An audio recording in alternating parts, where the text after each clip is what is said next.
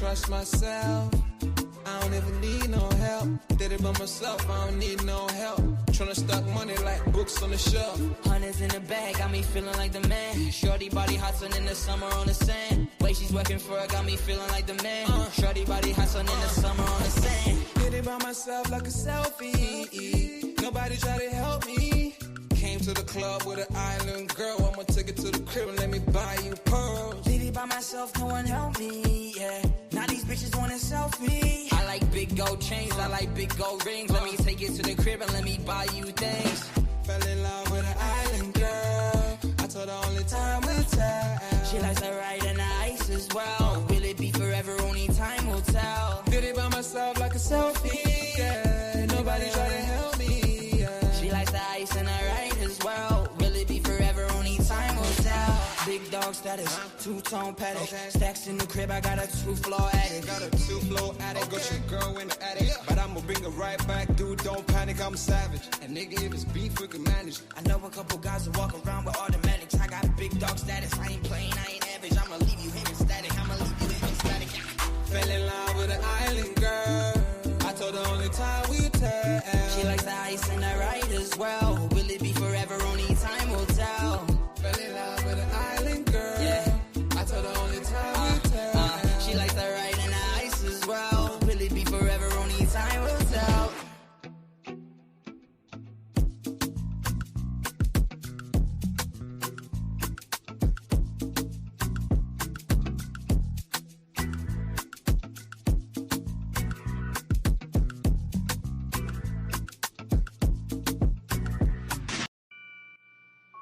Take note.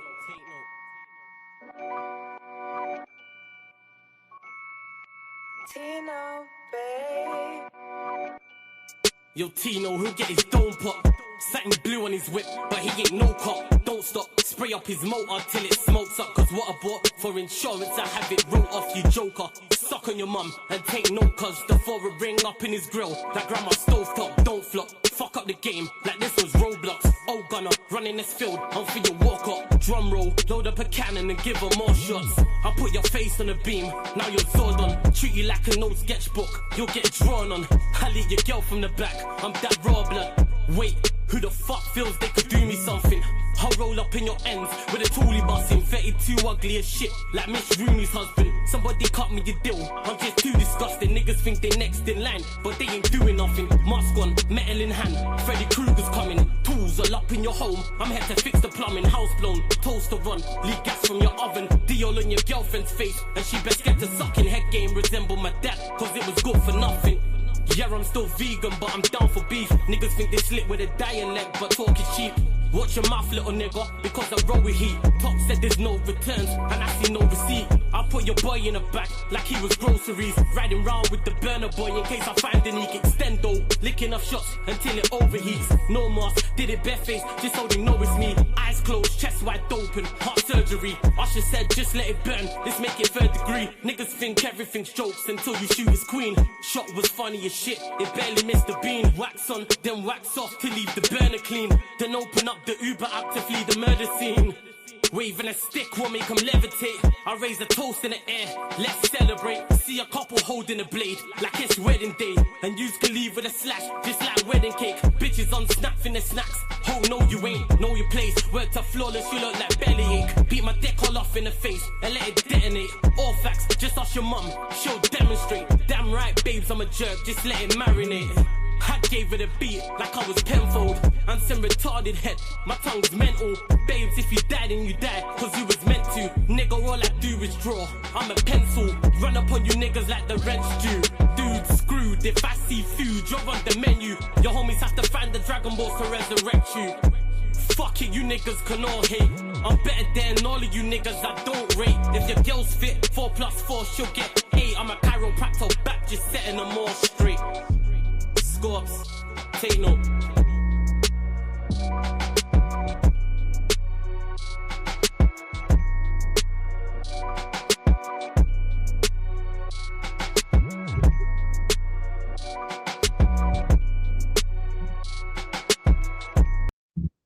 Yes, people, we are back live. We are back live on the Sarcasm City TV YouTube, and we are live for the 17,000 subscriber live stream celebration. We recently hit 17,000 subscribers, so big up to the whole entire city. Everybody supporting Sarcasm City TV. So it's only right we celebrate these things. Yes, it's road to 18,000 subscribers. Yes, we want 20,000 subscribers by the end of the year. By 2027, we want to hit 20K, but we're still going to celebrate this. So big up to everybody supporting Sarcasm City TV, no matter how long you've been here, whether you're new, you're a year down the line, 2 years down the line, whether it's 5 years, whether you were here from the very beginning, people. So big up, love to everyone who is supporting. I cannot stress this enough. Each and every one of you lot, man. So all the regulars, all the moderators, who else? All the members of the channel, people who regularly be in the chat, people who be watching it back, the audio listeners, everybody, man. People who be following on the socials, retweeting, sharing, all that good stuff as well, man. Everybody who be putting my name out there in regards to other shows as well, and just keeping the individual brand good and bigging up myself as an individual content creator and the channel as well, man. And you lot support elsewhere. Big up to all my co-hosts as well, and they will be on shortly as well. But big up to all of everybody who contributes to the channel. So all the people you see on each weekly show, all the people you see on the Q&As as well, man. We all built this, man. What's that Drake meme when he's like, look around? But he's like, look around. We built this. Like, that's what that is. So again, man, and we're gonna continue to also, but it's only right we celebrate Sarcasm City TV. And make sure, people, you've got a cup right now with a drink in your hand. It doesn't have to be alcoholic. I'm here sipping on this wine thing. It's lovely. It tastes like juice. So I'm going to be faded pretty shortly. However, make sure you don't have to be drinking alcohol, but make sure right now, everybody, go get a cup, go to your kitchen, go get a cup and put some drink in there. I don't care if it's water. It can be water. It can be apple juice, orange juice, Coca-Cola, whatever the case may be, man. Just make sure there's a drink in there. Make sure there's a drink in there. Make sure you have a drink in your hand, people. That's what I'm saying. But again, 17K subscribers. Someone would have told me this at the start. I would have said, hell no. So as Q&As normally run as well, as usual Q&As, people, get your questions in. Members' questions do take priority as always. And make sure, and if you're kind enough to super chat, that will take priority. But we won't just be answering sporting questions. Anything in regards to the channel, you lot can ask about. Anything in the content creator space. I know you lot love the girl talk. I know you lot love films, what else, food, all that type of stuff. So you lot feel free to get your questions in as well. Let me actually write the banner. I forgot to do the banner. 1 second. I'm gonna get to the chat as well. And don't worry, I'm gonna send the link out to everyone as well. So them lot are gonna be on. But I thought, let me just jump on for like 15 to 20 minutes right at the start as well. That's what it is. But make sure you paying the taxes as always. Well, let me just finish this banner. 1 second. Make sure, but I see you lot active in the chat, man. Active. So I appreciate each and every one of you lot. There we go. There's the banner across the bottom of the screen. But hey, big up my guy Blank. Says big up Flawless. Congrats on the milestone. Appreciate you. Big up Vodge. Says big up, congratulations. Big up Trey. Hey, I appreciate you, Trey. Big up, man. Says big up Flawless. Congrats, huge milestone. Big up my guy Mike B. Big up Tan May as well. Esteval, my G Vikran. Good to see you as well. Big up Arsenal 130. He says big up Snow Bunny Slayer. Hashtag underrated. No, I didn't watch the Manchester United game today, but I heard we did play well as well. Tom May says, man like T'Challa. Yeah, this is fire. This. Shout out my big sister patting me with his teeth. Fire. Big up to my guy Sai as well, man. Family Tree says big up Flawless. Congratulations once again for 17K. I appreciate you, man. Banter aside, big up as well. Monty, big up to you. Coach Banny says big up Flawless for my cup of water before I hit the gym. Yeah, man, even if it's water, people. Even if it's water. I said, how many snow bunnies in a week, Flawless? I'm just chilling, man. I'm just chilling. I'm trying to get to where I need to go to, man, with the channel and everything else in life, man. But big up every single time. Ren says Wakanda forever. You already know Wakanda forever. Big up Fardeen says, congrats, you'll do great as long as you don't do call-in shows. Yeah, I had to scrap them, unfortunately. Unfortunately, I did. Big up to Tam May says, when's the next back again, Flawless? Troops put out a tweet that I retweeted as well. Monday. So that's when we'll be back. Big up Ren says, happy for your success as a fellow Caribbean. What island you from, Ren? Or islands, I should say. What island's your heritage? Just asking out of interest as well. Yes, 20K is loading. We're trying to get there before the end of the year. Like Vikrin said, 18K is pending as well. I don't even want to butcher your name. I just call you Vafar. Says, did you get to watch the United game today, Flawless? It was such a beautiful scene. No, I didn't. I didn't watch it, but I heard we played well. That's cool. Man poured himself a tea. It can be a hot beverage. It might be tea. It might be coffee. It might be hot chocolate. Whatever, man. Maybe you got a latte. Whatever the case may be. Just make sure you have a cup with drinking it and celebrate people. You lot get your questions in as well. Vikram saying Shay Lacey is the future. And before I continue as well, big up to everyone. Make sure you pay the taxes. This will probably be the last time I do this.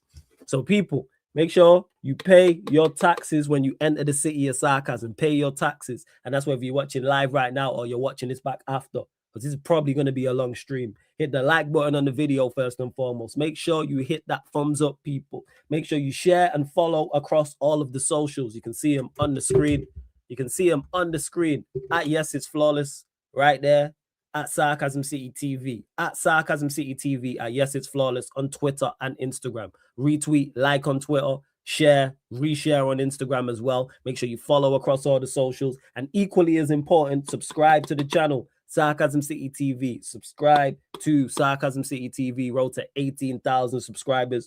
20K subs by 2027 is the aim, people. So make sure you're doing all of these things to help us reach the goals of 18K, which is subscribing, and an overall goal of 20K by the end of 2027, people. So let's run up the likes, all of that. Again, pay your taxes. It's free. I'm not even asking you lot to pay any money. Every tax I'm asking for is free. So big up. And you already know, yeah, let me get to that. I didn't even mention that. Great point, Ren. Great point. Hammer him out. Always hammer him out. Always hammer him out. The entire time. Right, let's see what's going on. What is the tax? I just said to you there, this is the tax.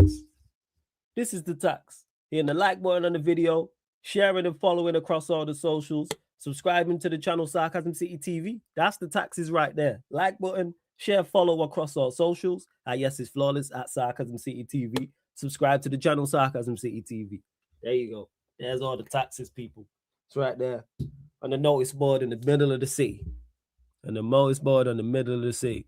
Big up to Trey, who just dropped a $2 super chat. Hey, I appreciate you, man. Appreciate you. And what's this Jules thing as well? I was actually gonna activate it, but I didn't know exactly what it was. So I need to actually pattern that and figure that out.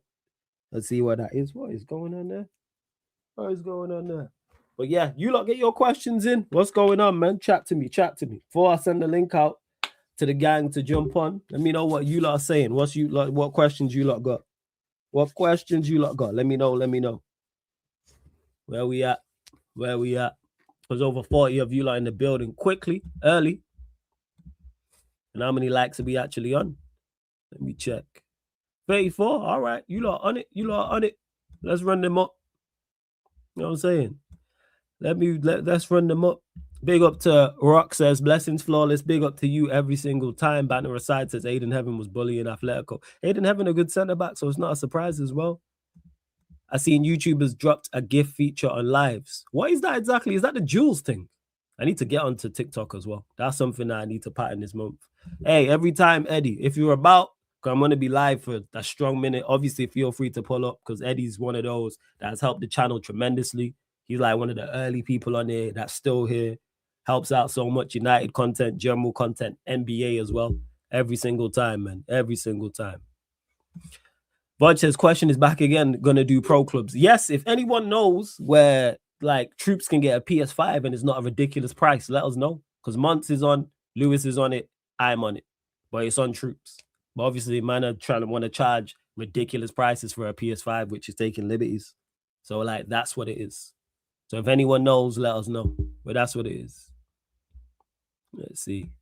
No clue, seen Monts talking on it briefly. All right, I'm a hit him up. Hey, King, big up, man. Every single time says big up, Flawless. Congrats on 17K again. Big up, man. Every single time. Shouts to Proper Chelsea.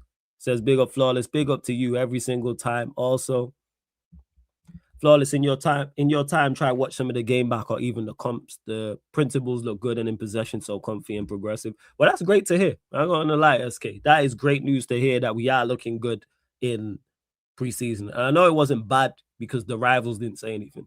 Because if we would look bad, I know the rivals would have been on our case. I'm fully aware. Big up my guy 10 as well. 10, big up to you. Navin says, congrats, bro. Appreciate you. Thank you very much as well. Let me know. Send me a link, Vudge, about it. Send me a link. Let me know. Where else you like saying? How you got 17K subs? Wait. How you got to 17K subs? What will you give advice to your younger self? If I could go back and talk to me, start earlier. That's what I would say. Don't wait on people to do things. DIY. I was saying, do it yourself. That's where I'm at. DIY settings, do it yourself. That's what I would tell myself. Rather than wait on people to set things up or wait on the perfect situation, just do it. No Nike. You know what I'm saying? But that would be the advice I would give to myself. But you learn by making mistakes and stuff. Like, I wouldn't be how I am now if I didn't do what I did when I was younger. But that's what I would say. Like, being older now, when I look back, I'm like, why don't I just do things? To my credit, though, I did. Like, with music and battle rap and hosting shows and podcasts before this and radio shows and stuff like that. But just do it by yourself. Do you change anything if you get the chance? Dealing with certain people. That's what I would change, Sai. Dealing with certain people. Like, having arguments with certain people and like going back and forth with certain people, which is all dead. I should have just let them things go. But like I said, you learn. I'm saying you learn through your mistakes, and I've made plenty and still continue to make them. Still continue to. So yeah, that's what I would say. Yeah. That's what I would say, Sai. If you're starting out on the YouTube scene again, how would you go about it again? It's great in hindsight, Trey, because of what I've learned now. But back then, it wasn't really like something I was like, all right, I'm going to take this serious and it's a career path and it's a goal. I would just enjoy talking football with people. And I got to work with people who I was fans of and still am. So like, that's where it was. But then man managed to figure out like, all right, let me structure this and do this properly. I can actually make something out of this. That's where I'd be at. Big up, Colin. Appreciate you. Says, congratulations, bro. Honestly, you deserve a lot more. I look forward to you hitting the next milestone. Thank you for the kind words, Colin. Appreciate you. Big up. Big up to my guy, Anis, as well. Says, big up, Flawless. I watched the game today, and I like the way Lacey has good ball control. He's a good player. I've only seen him, I think, twice, or however many games he's played in the first team, and I'm happy that he's a part of the first team squad, 100%. I think he can definitely be an effective player in this coming season and seasons after. Big up my guy Lucian every single time. Says, big up my G Flawless. Congrats on the 17K subscribers, my G. Celebrity settings, fire emojis. Appreciate you. No celebrity, but big up Lucian. Appreciate you. Chinlu, my guy, says, big up Flawless in the chat. Well done on the 17K subs. Appreciate you. Big up, man. Every single time. You know, do be asking some good questions. Tamme says, I would just say keep your intentions right in anything you do. Also that, yes. Also that is what I would say. Big up Jay as well. Says, big up and congratulations. Well deserved 20K. Thank you, man. Appreciate you on that one. Appreciate you on that one. My guy Canal in the building as well. Says, big up, Flawless 17K. Thank you, man. Appreciate it. For real. Chat, everyone, congratulate Flawless, then hit the like button. Yeah, man, let's make sure we continue to run up the likes as well. We're at 40 likes as well. Of course, like I say, members will take priority, but I get to all the good questions as well. But if you see me going to members, you know why. And see, I was right. Even Papa Joseph saying that United done well today. I can't lie. That's how I know that we played well, because I didn't see the rivals saying anything. So I do take preseason with a pinch of salt. No injuries. We look good. Fitness. United got players to come back. United got players we're going to sign. So, yeah. Congratulations on your 17K as well. Appreciate it, Anis. Tamme says, this Christmas we celebrate 20K. Yes, Tamme, we do. We do celebrate 20K at Christmas. That is the aim. We're trying to get to 27. We are attempting to get to 20,000 subscribers by the end of the year, people. Make sure you're hitting the subscribe button right now. We're at 17,103. We need 7 more subs. I know there's at least 7 people who have not subscribed. So get us to 17,110. Make sure. And we're 8 short. We'll get up to 50 likes, people. Let's get up to 50 likes as well. And continue to follow. I need to get my Twitter back up as well to where it was at. So yes, it's flawless on Twitter. Yes, it's flawless on Instagram, people. Retweet, like, people. Yes, it's flawless. Twitter, yes, it's flawless. Instagram.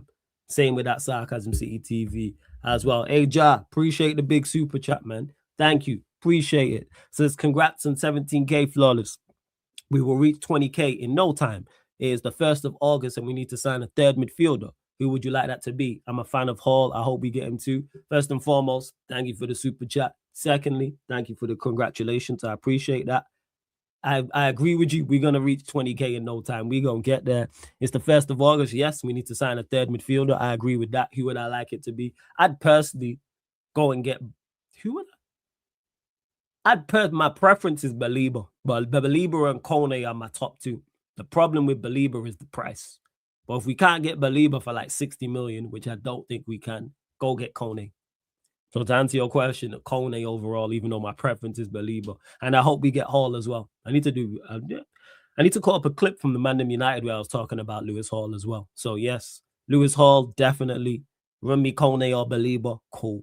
Go get a centre-back. They probably ain't going to sign a centre-back, and we go from there. Make sure everybody's drinking as well. Again, not necessarily alcohol. It can be, like someone's in the chat said, I'm drinking tea. It can be tea. It can be coffee, apple juice, orange juice, water, latte, whatever the case may be. Just make sure you got a cup with some drink in it, people. You don't have to get lit up like me. No, I have to. Let's see what else you lot saying. What else you lot saying? What is that? Flawless. We're back again. Have our own studio for you to do like that so you can also see each other face to face. But Big Brand got our approach troops. We'd love to do that. And we've already seen Troops get big brand deals as it is. We all seen what he did with Barstool. So that's just on hell is on this cup. That's just on what's it called? Vudge. That's just on a big brand to come and say, all right, here, let's set this up. A big brand's gonna invest in Troops though. He's too influential. We got YG, my G, probably one of the best pro clubs player I've ever seen. Yes, congrats on the 17K family. I appreciate it, man. Appreciate it. Big up. Unrulius says, yo, big up. Should be 120K. You've been grafting for years. Blessings every time. Thank you, man. We're going to get to 170K at one point. 100%. Congrats, G. Big up. Mercy. Me and the cat drinking water. Yeah, make sure your animal, if you got a cat, make sure he's drinking water too. Make sure he's drinking something. Andy made an interview today after the game, kind of showed United are really moving for Hull. As he said, the player likes United and Chelsea have just signed a left wing back. Who's the left wing back that Chelsea have signed? Who is it? Who is it? Money, I'm drinking some wine thing. It's called Gallo Family Spirits. Pineapple and passion fruit. Slaps, yo. Slaps. Because it tastes just like regular drink. Trust me, it slaps. It is so nice. For real. I was going to drink JD. And then I was like, you know what? Nah. Let me go with this instead. Congratulations, Flawless. Road to 21K by the end of the season when we're lifting 21. I hope you're all right, Kev. Appreciate the congratulations, and I hope you're all right. I don't see it, but I hope you're all right. Jeremy says, Flawless, how you feeling about the United window? So far, so good. United still need to do more, but I like how we've gone about it so far. I hope you're good. It's been a while. It has been good to see you. Hope you're blessed. I'm all good. So, yeah, I hope you and yours is all blessed as well. Oh, is it Palestra? Okay. I thought he was a right wing back. But you lot will know better than me. You lot will know better than me. Yeah, because Josh saying he's a right wing back. But I thought maybe they had signed someone under the radar because the Palestra one just snuck by me. I'm not going to lie. You have a solid platform now. Honestly, you're destined for much, much more. Appreciate the kind words, man. Appreciate the kind words for real. Big up Trey, because Trey's new here. See what I'm saying? I love this seeing people who have been here for so long, and then you got someone like Trey who's over, boom, supports in the chat, active, all that good stuff. Says, obviously, I've only become active in the recent chat, but I've been watching all you man for time anyway, and appreciate all you man to do entertaining us every week. Nah, I appreciate it, Trey, man. Appreciate it, even though you wasn't active in it. It's good to see you active in the chat, but the fact that you was watching is enough. Say this to people all the time. Even if you're not active in the chat, hit the like button, share and subscribe. Because you might think, oh, I've only got 5 followers or 10 followers or 20 or 100 or whatever. It helps. It all helps, man. That's why I can't stress it enough about you lot sharing it out. Because if 10 of you lot all have 10 followers and 10 of you lot share it, it's 100 followers that goes out to, which can help. And 20 of them subscribe. And then they share it out to their guys and so forth. And it's a snowball effect. So I appreciate it. And thank you for the super chat as well, Trey. I appreciate it, man. Super chats and everything helps so much, man. Like, for real, for real. Helps so much. Let's see. Do I really think Vinny to Arsenal happens? No, but it's more likely than I thought it was going to happen. Because there's a chance. There's a bigger chance now. Like, it's probably 50-50 now. To me, it's 50-50. That's what I would say. 110% is 50-50 right now. Because it's like, it's literally a take it or leave it offer from Real Madrid. Will he sign with Real Madrid or will he go to Arsenal? So I would say 50-50. So could it happen? Yes, but I'm fully thinking it's in the balance. It's firmly in the balance. Let's see what else you are saying. Big up RS says, big up on 17K. Been following you since P110 and Swagger Cat Media freestyle days. Found you by chance. How did you manage to cross over from music to football content and what inspired it? Yeah, man said P110 and Swagger Cat Media. That takes it back. How did I manage to cross over from music to football content? It was really an accident because we were still kind of doing music, but with music, there's not really. It's tough to find an end game like entry into like making music. Like, what can you do? Keep making tracks. Hope you blow up our music videos, freestyles, etc. Music's expensive as well. Like, if you're an independent artist, like, music is not only is it time consuming. It's expensive and you don't really get money back. Oh, shit. You don't really get money back like that. So the crossover from music to football came from being on radio.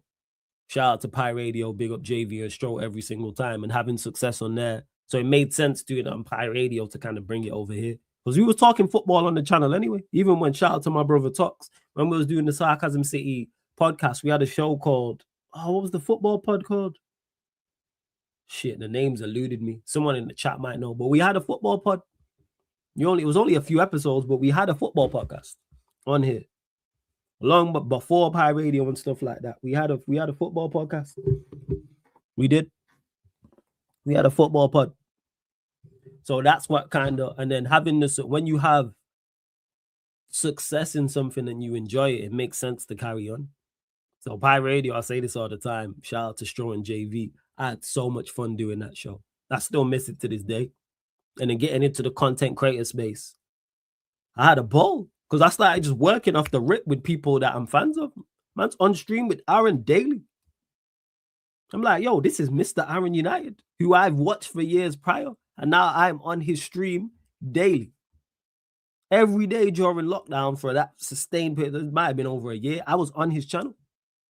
And then Saeed's there. It's like, oh shit, this is Saeed. And then Nuruddin's there. It's like, oh, this is Nuruddin. This is the gang. And then through them, I met everybody else. So yeah, that's kind of what inspired it. That's what I would say. What else you lot are saying? Let me see. But big up RS. That's a good super chat. I mean, that's a good question. Sorry. Big up to Chinlu says, haven't supported for a while. Keep grinding flawless. Appreciate the daily content. Big up, man. You always supporting, man. You're always supporting. Chinlu. You know why because you're always here. You're always here. You're always active in the comment section. You're always liking the video. Like, you are a constant in the chat. Like, I know anytime I go live, I'm going to see you at some point. I know 110%. Whether it's at the start of the show, end, middle, and you always add as well. You always add to it. So, yeah, big up to you, man. Like I said, the regulars, you lot are mainstays here. And you're one of them. Mainstays. Flawless, what is your 5 most enjoyed debates in this Sarcasm City? I can't pinpoint one. All of them. You know why? Because I always learn something new. Like, me and you go back and forth side, but because you know football, I'm going to learn something new. So like any of them, because I don't have anybody on here that I don't rate their footballing opinion. Even if I disagree with whatever we are talking about, But yeah, probably with, you know what? Probably with Vader. Probably with Vader. Because we are very, very similar in the way we debate. He's just more of a troll than me, that's all. But outside of being a troll, he is very, very meticulous. He picks his words carefully. Like, Vader is brilliant. I say this all the time. I think he's one of the most underrated content creators in this space. I think he's an exceptional content creator, Vader. And I don't think he gets the plaudits he deserves. Because not only is he extremely knowledgeable, he's extremely entertaining. And no matter who he's with. So shout out to Vader, man. I'll probably say the ones with Vader, man. They've been my most fun, yo. They've been my most fun. Shout out Vader, man. Yes, I do. Flawless. Remember you rants Aaron, then Saeed fell asleep on stream. Yeah, because he got the jab. Yeah. He had when the coronavirus, they was giving out the jabs, wasn't he? And he had one. I do remember that because I was talking as he fell asleep. Big up to Saeed every single time. And Rants and Aaron. Big up to Yusuf, says as a Barcelona fan, love your channel, Flawless. I appreciate it, man. Appreciate it. Big up.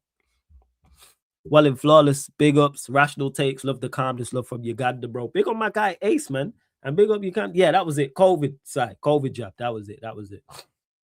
Rational takes, love the calmness, love from Uganda. Hey, big up, man. See, this is why I do this shit. Because you get people who are just tuned in from Uganda. Like, and that's crazy to me. That might seem normal to others, but that's mad. That Ace is in Uganda and he's here watching. And he's saying rational takes, love the calmness. So he's been watching and I've seen him in the chat before. Uganda, you know, mad. Big up to all my Ugandans in the chat as well, man, and everyone watching. With Flawless, there's no clickbait. It's just his name. And us with brains come to hear his views. Great streamer. Appreciate it, Colin. Appreciate it. Thank you. And yeah, I never wanted to be that. I never wanted to be. So I'm glad that you lot get it as well. Like clickbait and all that type of stuff and did-a-dare and all that stuff. Congrats on 17K, Flawless. Big up Gold for real. Tamay says, a question, Flawless. Why is your background always dark? Because if I turn on the light, it's going to beam off the camera. That's why. It beams off the camera and then it's going to shine in my face and it's going to look awful. It's not ideal, but that's why I was like, I should stream with the light on. And my bed's to the right of me as well. And more time is a mess. And I can't be asked making my bed for you lot. So no, I'm like, yo, hit the lights and do. But they saying I want to move on, like want to improve going forward. But I get to it. Big up, Trey. Appreciate you, says Flawless, a real one. Big up, man. Big up every single time. Let's see. Yeah, shout out to Saeed, man. That's my guy, yo. Again, someone else who's just supremely entertaining. Big up, Pre, says congrats, my G. Big up, man. Big up, Pre. Appreciate you. Thank you. Just making sure I didn't miss any comments or anything like that. Do you still do NBA streams and how's Ryan, the Liverpool fan? Yes, we did a courtside commentary when LeBron went to the Philly News, when he went to the 76ers. So we did that. There's a playlist for it on here, courtside commentary podcast. And when more news breaks, we'll definitely do more courtsides. And we did the whole finals on here. And then we did other games as well in the playoffs and stuff. So that will continue going forward. Yeah, Ryan's good. He messaged me. Was it last week? Yeah, it was last week he messaged me. Yeah. 100%. Question, Flawless. What do you think of Chelsea signings that you've made? You lot have made some good signings still. Yeah. You lot have made some good signings, 100%. Who's still a pagan? You calling me a pagan? Who's a pagan? Who's still up? Let me know. Yeah. Flawless, if you put a background up like Gunnar or Rant, your subs will rise rapidly. It's crazy what a little change can bring. I agree, you're right. I don't think not in regards to it rising rapidly, but I do need to pattern the background. I might even just move the desk that this is on slightly to the right and then turn the light on and then run it that way. But I'm definitely going to, this month, have a look at it and have it changed. If I turn the light on, it just don't look good. I turn the light on, it don't. The NBA streams are mad fun, 100%. Big up my guy CV. Big up. Let's see what else you lot are saying. Where else you lot are at? Let's see what else you lot are saying, sorry. What's not a real answer? What did I not answer? I'll answer it again. We're at 62 likes. Can we get up to 70 likes, people? 70 likes, pay the taxes, and we're still 6 short of 17,110. We need more subs. Need more subs.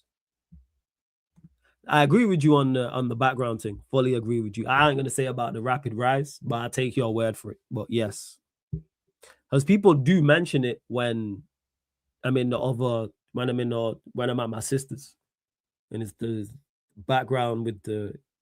It looks like I'm in a jail still. I can't lie. The buildings and that, because it's old school buildings. I'll be there next week as well. Let's see. Kong Shah says, congrats on hitting 17K subs, Flawless. Appreciate you, man. Big up. 100%. Get that green screen, brother. I ain't gonna lie, I'm not a fan of me on a green screen type of thing. But a background change, yes. But the green screen, nah. Not for me. But the background, yes. Hey, big up to my guy SB, says big up my boy, man. Congrats, my G. Therefore, well deserved, long overdue, the coldest United content creator. Big up SB, man. You lot, make sure you subscribe to the catch up. Big up SB. Big up Catch as well. Make sure you subscribe over there. Appreciate the kind words, SB, man. Big up every single time. Every single time. And sorry, what did I not answer before I send these lot the link? Ah, okay. Okay. Yeah, I even pay him no mind, man. I even pay people no mind. It looks like I'm being held hostage in that background. What with this? I'll be all right. No one ain't holding me hostage. Do I ever go on holiday? Yes, I was in LA last month. Actually, was it this time last month? Almost, because it's the 1st of August. So I flew out the 2nd of July. So I was out in LA. Big up Sheik. Big up TJ. Big up, I'm trying to think who else you lot know. Big up Dal. Big up to Cubed. Who else did I meet that you lot know? Big up Peter. DJ Paul 703. LA was lit. Yeah. LA was fire. LA was fire. Fire. Yeah. Said he fears me because of the dark back. Man, a joke. Because now I get what you're saying. He said he fears me because of the dark background. That's a funny joke, actually. I can't lie. That's a funny joke. I don't know him, never watched him, but fairs. Let's see. Yeah, you deserve a freshen up in the office. It's a good idea. Something definitely. Pardon me. I'm always looking to improve the channel and stuff like that. So it's definitely on the cards. Like I said, I may just move the desk. He's just figuring it out in here. This guy jumping with chain around his neck in the streets of LA. Oh, that was fun. I had a ball. I keep saying this. LA, shout out to my brother Sheik, because he made sure I was calm the entire time, man. Like, that trip would have been nowhere near how good it was without Sheik, man. Sheik made sure from when I touched down till I left, I was good. So you lot, make sure you go subscribe to Sheik TV as well. Sheik made sure I was good and patterned like we had the same surname. Nothing but love for that guy, man. That's my bro for life. Shout out to Sheik. He was my bro before that. We just held it down. What do you think of today's performance? I didn't watch. Marrakesh, is it good? Tell me about it. I've never, but I've got plans to go on other trips. LA vlog would have been lit. I was too busy enjoying myself. I can't lie, man. They film my vlog and all that. I was too busy just enjoying myself. Flawless, you and Tech Zeno need to do a show with Staffy and Leon. You guys are all chill. We're tuning for sure. Which Leon? Who's Leon? Shout out to Tech Zeno. I think, did I meet him? Or spoke? Did I speak to him? I think he was with Months when he was on his way to Rance's fight and we spoke, but I've never actually been on a show with him as well. Shout out to Staffy. I know Staffy, if it's Staffy TV you're talking about. I'm not sure which Leon you're talking about, Ace. Congrats, Flawless. Hey, big up Blank. My guy Blank, man, who's been supporting regularly. Man drops super chats daily. Trust me. Hey, everyone in the chat right now, stop what you're doing. Stop what you're doing and big up Blank. Because Blank, ever since he landed, dropped super chats on a regular. Support on a regular. In the chat before the live stream starts. Big up my guy Blank. Every single time. Big up my guy SBO2 as well, as he's another one. Him and Blank landed at the same time, man. Always supporting with super chats constantly. So big up my guy Blank, says congrats. Flawless, big up. Wishing you the best and success in the future. 20K by the end of the year. That is the aim, Blank. Appreciate you, man. Big up every single time. Every single time. Flying over the Grand Canyon is an experience flawless to LA. LA was lit, man. I need to go back. Shout me if you go Toronto, flawless is a vibe. I can't lie. Toronto is high on the list because I know a lot of people over in Canada are over there. Vega's over there. Alam's over there. CP's over there. Barnes is over there. Crab's over there. You're over there. That's like 6 people, and there's more. I know there's people I forgot who are over there as well. So Canada is 110% on the cards, without doubt, man. Shouts to Hannah, says Flawless, do you think Arsenal are a cert for the title next season? When are we going to get LFC, MUFC title race again? Currently, yeah. You're odds on. You're the best team as everyone is currently constructed right now. So I would say so. Where's this fly just come from? That's what I would say. This damn fly, I need to go shut the window. So yes, I would say that. And secondly, I don't know, because we don't get United and Liverpool title races. I've been watching the Premier League pretty much since the beginning, by like the first 3-4 years, like properly. The only one we ever got was 2009. When they had Torres, it was Torres and Gerrard. It was that team. But so in regards to it, it seems when United are good, Liverpool are bad, and when Liverpool are good, United are bad. So I don't think so. I don't know, because it don't look good for Liverpool. But all it takes is a couple good windows and a good manager, and you can shoot up the table. But I don't want no Liverpool. As much as Hannah, you're cool, I don't want no Liverpool United title race again. Not in the slightest. Nah, forget all that. I don't need all that. That title race was one of the worst. Even though I was confident we'd win, it was one of the worst. That because you lot beat us 4-1. I never forget. Sick, no. Big up to Kun, says, congrats, bro. You're one of the hardest working guys out here. Appreciate it. Flawless, you tipsy. You look mad sober. Nah, I'm just sipping lightly, man, because this is going to be a long stream. That's why. Once I invite all these, I'm going to send them the link in a second. It's going to be a long-ass stream. But I just wanted to get to the chat. Flawless, we roll in Toronto Carnival next year. When is it? What's the dates? Flawless, with Rodri coming in, do you think we can win the champs? With Madrid? Yes, 100%. You always got a shot because you have enough talent. Say this all the time when it comes to the Champions League. If you have great individual talent across the pitch, you always have a chance. Pardon me. You always have a chance of winning the Champions League. Always. That's why I never write Real Madrid off, even if you're not the best team. Or is it July? All right, we'll talk closer to the time side. Who would you enjoy a title race with next time United challenges? Just for shits and giggles, Spurs. I'd love to see how United Spurs title race. Just to see how the London rivals act. So how Arsenal and Chelsea act. And to see Liverpool fans backing Spurs as well. I think it'd be great. I think it would be absolutely fantastic. Especially content. I'd be trolling. You might see me in a half and half shirt. Never mind a half and half scarf. You might see me, I'll be like, I'll win either way. So I did with the Europa League. I was like, I'll win either way. I don't lose. It'd be hilarious. See, man is saying that's dark because man, no. Shit'll be hilarious to see Liverpool fans, Arsenal fans, Chelsea fans, and City fans all pissed. Oh, it'd be great. It'd be all great. Can we get an all London title race? Hopefully not. I ain't trying to see that shit. I'm not trying to see that shit, to be honest. Hey, my guy, Eli, big up. It's big up, Flawless. Congrats on the 17K, my brother. 20K soon come. I'm at work at the moment, but I'll be lurking in the chat. Big up to my guy, Eli. Another one, OG in there, who's been here for the longest, always supporting. Catch him on Chic TV as well on Mud Bros. Big up Trey, says this guy, man. Exactly. Trey just heard what I said and was like, yeah, fuck that. That's what I would say. I said, nah, half and half shirt is diabolical. I'd find one. Just for the shits and giggles of it, yo. Definitely would. I know people would be livid.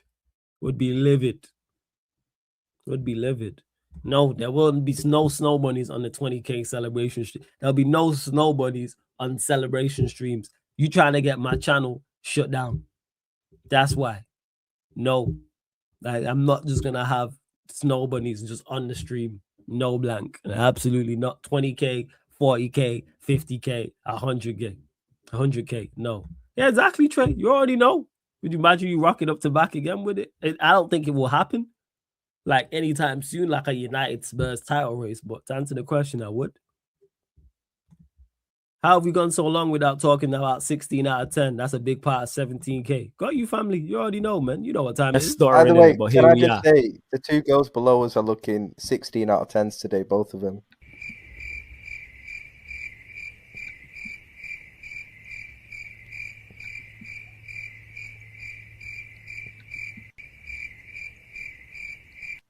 Right, big up the panel. I told as for he's such an idiot.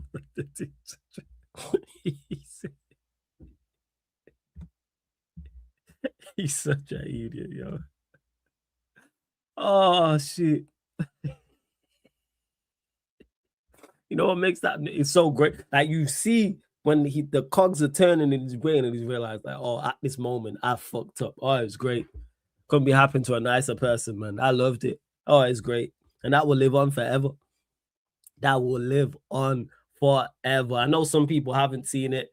Others have seen it. I sold t-shirts, people. I sold 16/10 and 16 out of 10. So when the Sarcasm City TV shop comes back, I got you lot, man. Don't worry about it. When the shop comes back, I'll shout you lot. I'll let you lot know. Yeah, man, it's gotta keep it moving. Yo, it was great. Yeah, the smile at the end killed it. It's always good to see new people's reactions to that because it goes to show there's new people in the chat that haven't seen that. So that was Ryan. He was a Liverpool fan. He was a regular on there. So you lot bullied him out of space. Shout out to Yan City fan. Still talk to her. Shouts to Eleanor, Spurs fan. Still talk to her as well. They're just not as frequent on the channel as they once was. But big up to Yan City. I was trying to get her on last week actually, but it just didn't work out. But shouts to Yan City. Shouts to Eleanor as well. Big up that idiot Ryan also. 16 out of 10 dickhead. Wow, fool. It was great. Oh, it was great. Oh, shit. First time I seen that was I'm back again sub from them. Oh, shit. That's funny, yo. That is funny. Oh.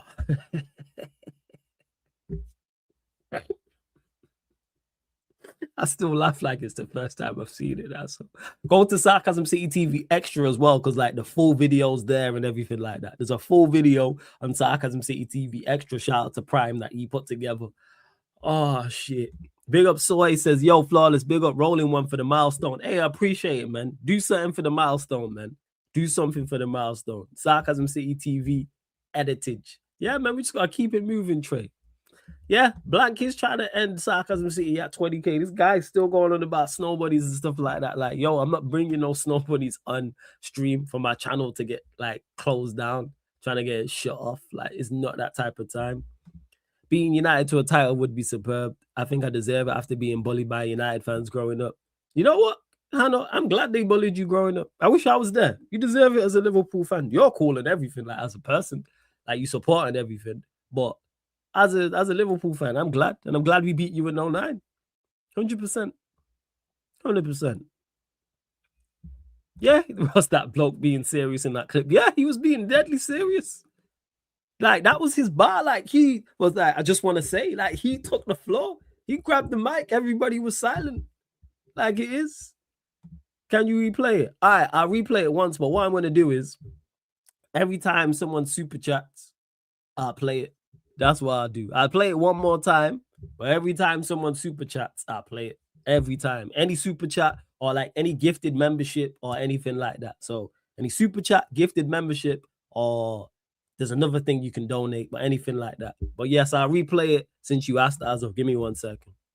Let's start. By the way, can I just say, the two girls below us are looking 16 out of 10s today, both of them.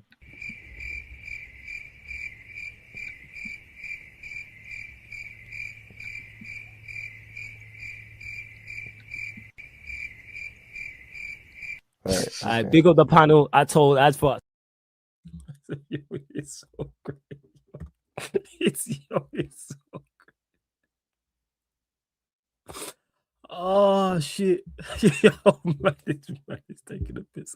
All right, I'll play the other one. There's another one. Here we go. Here we are. Say, the two girls below us are looking 16 out of 10s today, both of them. Brother, what's that? What's that, brother?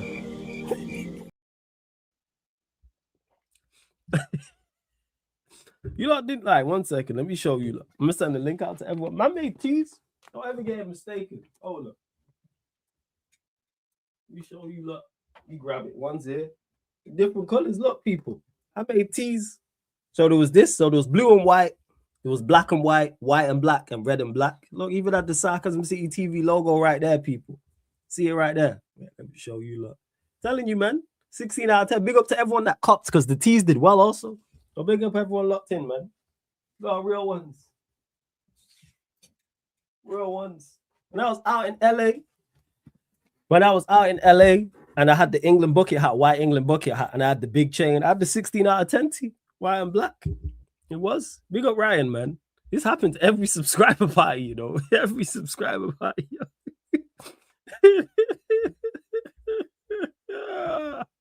Again, any super chats, any donations, I'll run the clip. I'll alternate. Why you want, yo, Hassam's my guy. Why you want Hassam's case blank? What did Hassam do? I fucks with Hassam. Big up every single time. Big up for the super chat, but Hassam's my guy. What did Hassam do blank? That was so crazy. But hey, we're running it again. By the way, can I just say, the two girls below us are looking 16 out of 10s today, both of them.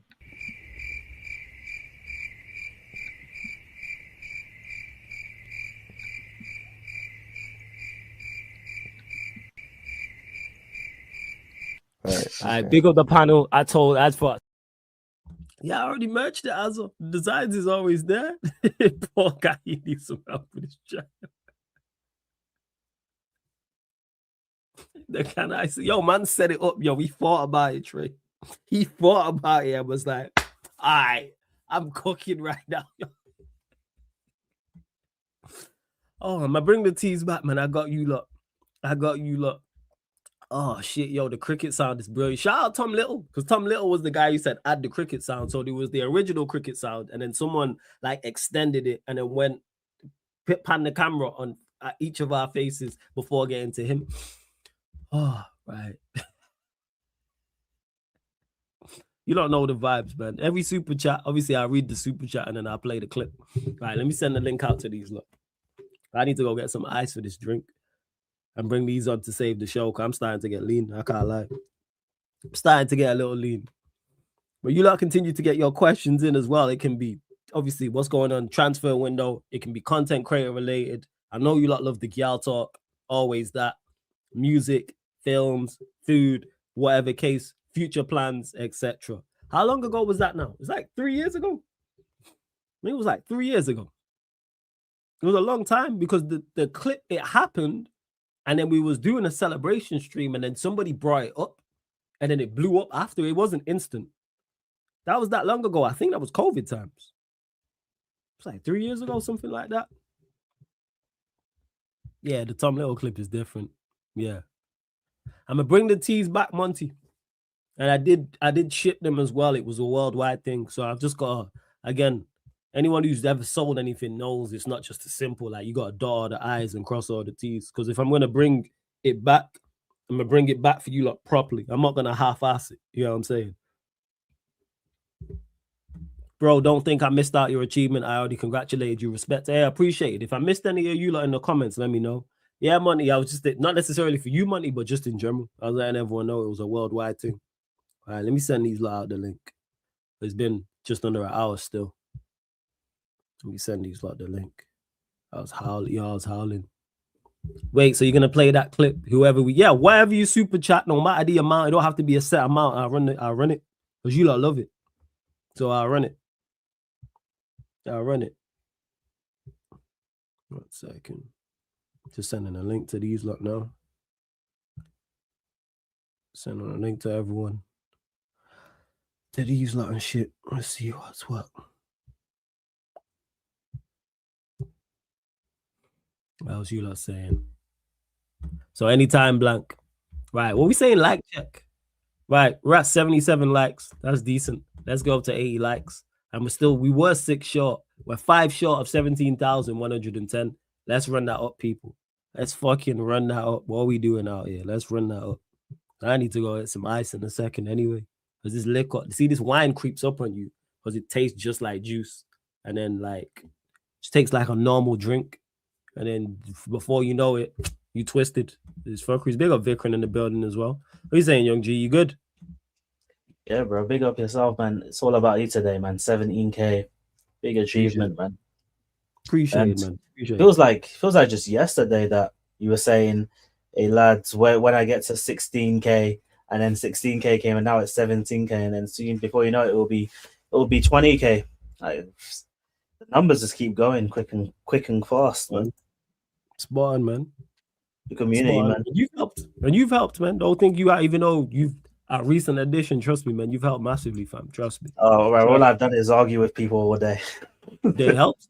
You know what I'm saying? Debates help, fam. You entertaining with it. I keep telling you, Vikran, if you was terrible, I wouldn't invite you on it. I can't stress that enough.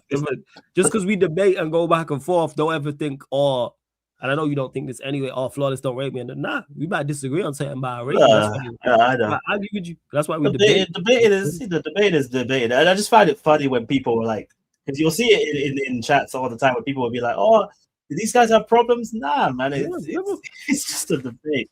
You know what it is? People are so used to like not being able to debate without. Well, I don't even call it debating. Whenever they can't attack the argument, they just attack the person. Oh, this is what people do. No. You think I got beef for me and Vikran are debating about something, and then I'm doing a show 2 hours later and he's on it. If we had a problem, we'll be there 2 hours later. That's what you're telling me, man. We got good, man. Oh, good. You brushing your hair for, yo? No one, because my hair is long. We've been working together. Like, for those that don't know, Fats has been here pretty much since the beginning. Like, when the first brick got laid in Sarcasm City, the first building was built, he was here. I have never once seen you brush your hair. Who you brushing? Who's in the chat that you brushing your hair? No one. My hair is long. All right, we gonna find out, man. I think you know what, this guy is crazy. Yeah, and Blank, that is true because people just like drama. I've realized that people would just want people to go back and forth, and they want shouting matches. They want all of that. I get it. It does add to the YouTube appeal. When it's genuine, that's what it is. I hear that. When it's like a genuine debate, like it makes sense. When people are just doing it just because, like, to be a contrarian, that's when I'm like, this is tedious. But if it's a genuine debate about something, you tell that. I hear it. Sai, what you saying, man? Big up, Sai, man. All good, flawless. All good. Yeah, man. What you saying, man? What you saying, baby Ryan, man? Good. Fuck off. Hope all good, flawless. Hope all good, Vikram. Hope all good, Fats. Chat the like button. Don't the likes. You sounded like baby Ryan first and foremost. Secondly, okay, you're good then. This guy's, but you lot, yes, run up the like, subscribe. You lot continue to get your questions in as well. Make sure you do so. Big up everybody's locked in, all the regulars, members, new people, everyone returning, etc., etc. Is Fats a Chelsea fan? LOL. Looks like he's wearing the Arsenal top. 1 second. This guy running a trap line for though. He's a Chelsea fan. I know. I think he's brushing his hair for you. You know. I'm not gonna lie, Hannah. I was trying to figure it out. I think you the only female that's active in the chat, so I think it's for you. This guy brushing his hair, you know. Never seen him do it. Yeah, I don't know who he's like. I've never seen him. Let me know. Have you ever seen this man brush his hair? Never, ever. But hey, shout out to Fats. Definitely not on stream. And Azad, it's pre-season, bro. Like I know people have been, in the chat talking about how amazing the pre-season performance was. Guys, it's a friendly. Like, I hate to ruin everyone's hopes and dreams, but it's a friendly. It's a friendly. Bro, people keep getting too carried away. Like, I've seen it all over the timeline. You got Chelsea fans crashing out over a friendly manner saying that, oh yeah, these tactics and because they lost to 10-man Spurs, and it's like, people, it's a friendly. It's a non-competitive game. There's nothing of any note to take. No, I'm wearing Ferrari top. Other than players in fitness. That's it. That's what it's for.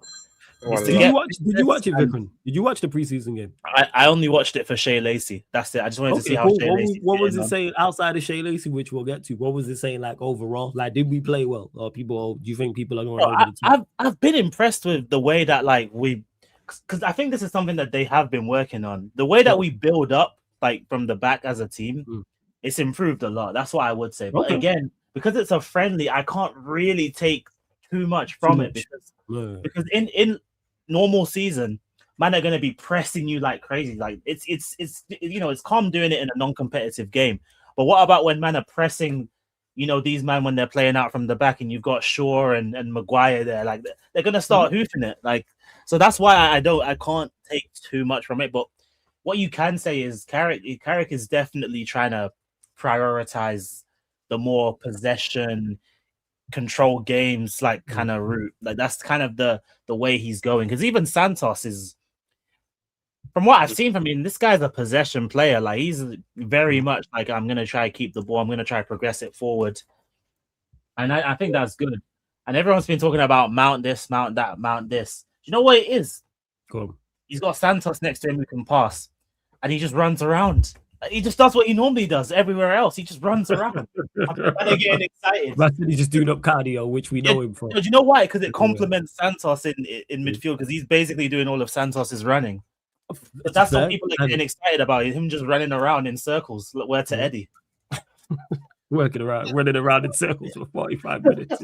I can't believe you disrespected Kante like that. Yo, it annoys me, but it was funny at the same time. And just to clarify, people, anyone who super chats, before I get to the super chat, we run in the 16 out of 10 clip, by the way, people. So any super chat of any amount, people, so you don't know what time it is. Before I get to it, let's get to it. By the way, can I just say, the two girls below us are looking 16 out of 10s today, both of them.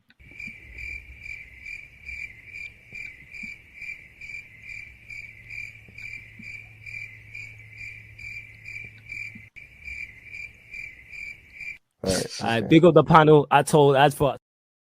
Yo, big up to that clip's never. I'm sorry, man. That clip's never not funny. Big up SBO2, my guy. I was bigging you up before I carry on. Everyone, make sure you big up SBO2 in the chat, because again, another regular, very much like Blank, super chats on a regular basis. Always supporting, always here, always interacting, and I appreciate it. So everyone, make sure you big up SBO2. SBO2, big up to you. Says, shout out Flawless and the gang, 17K Rude Boy. Big up Santos as well. Those line breaking passes like me in the driving test yesterday was fire. Hope the driving test went well, first and foremost. Secondly, I like what I'm hearing about Santos. I expected it as well. And thank you for the big up and the congratulations about the 17K SBO2. I appreciate you, man. Thank you very much. For real. I really do. And we're going to keep it moving as well. Blank with another super chat. So, hey, Fats, what does that mean?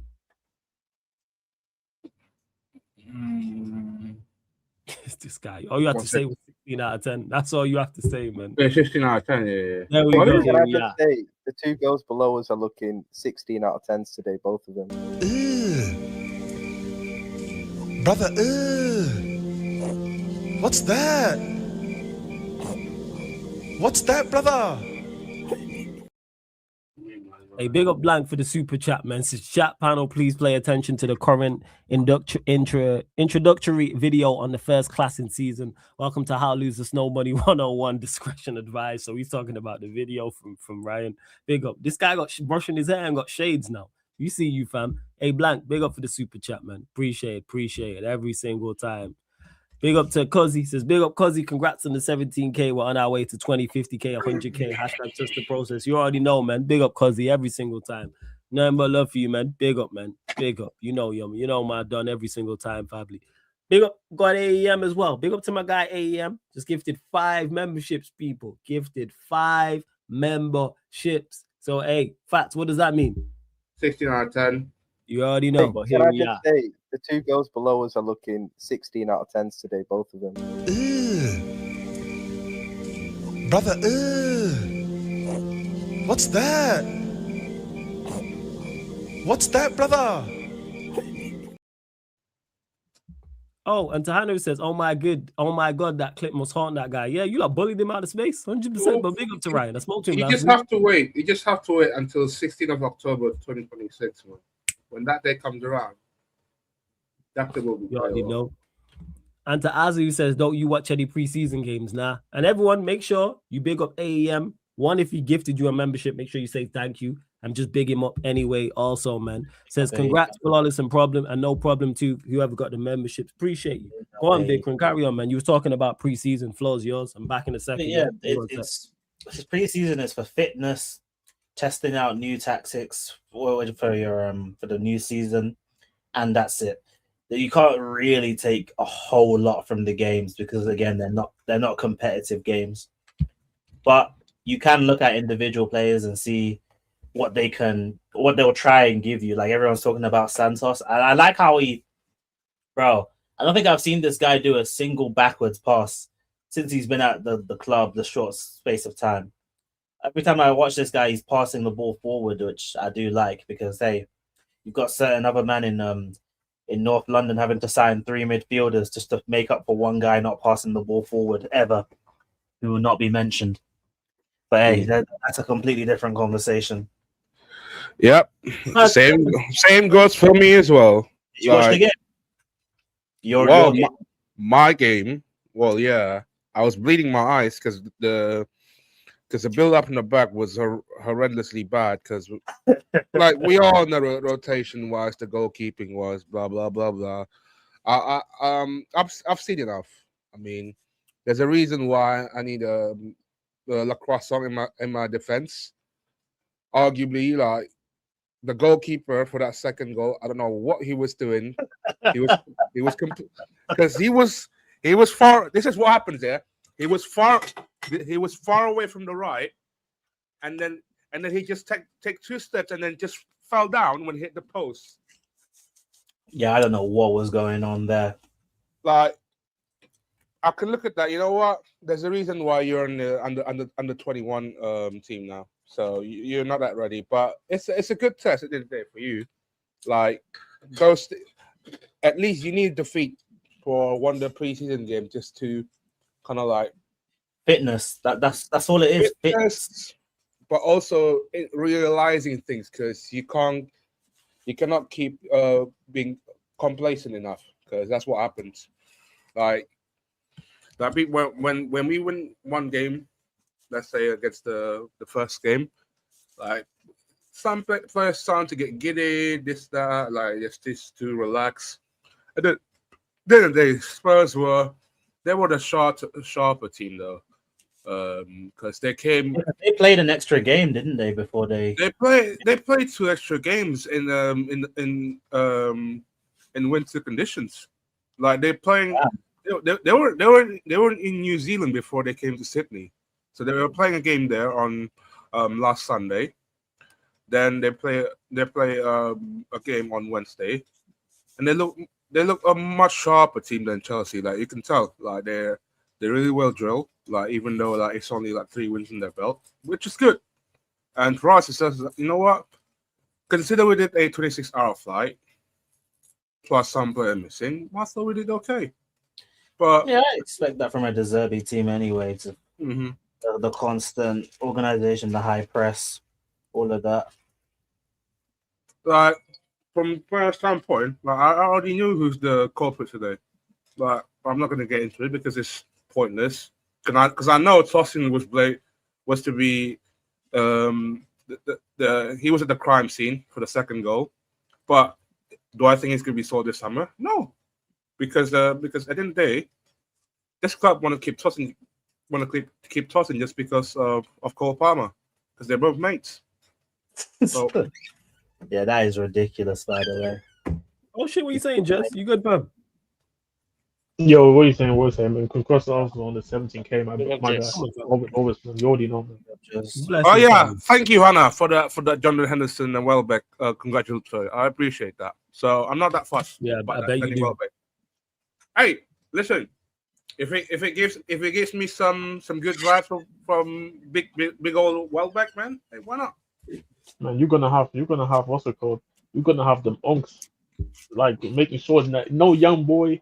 No NBA young boy. No. Oh, did you see that video, by the way? No. Which video? Did you see that video announcement they said about Unks in the radio FM and that? Now, what do you say? No, I didn't see that. No. Let me send it to the group chat actually. But I saw the Bournemouth one. The Bournemouth like the FM Wonder Kid announcement video. That shit was cold. I got that shit as a football manager, a fusionist. Sorry, that shit was cold, man. Go and watch the Antonio Silva. For Antonio Silva, right? He's for Antonio Silva. Yeah, for Antonio Silva. Yeah. Nah, that was good. I'm not even gonna lie, man. I'm not gonna lie. Hey, man. I hope he does well at Bournemouth. I'm not gonna lie, because yeah. It didn't. I think before 2 years or before 1.5 year, he quoted as like 100 million or 70 million defender. Yeah, like, he was one of them. The young Portuguese players. Yeah. Both big money. And this is what he said, by the way. Go This is on. what he said. Angst, I cannot wait to link back up. I'll see you soon. I like That's that, man. hilarious. I fucks with that, man. I fucks with that. It's only right. I fucks with that. You reckon Michael Carrick is the worst Big Six manager? I mean, on paper, yeah. On paper, yeah, isn't it?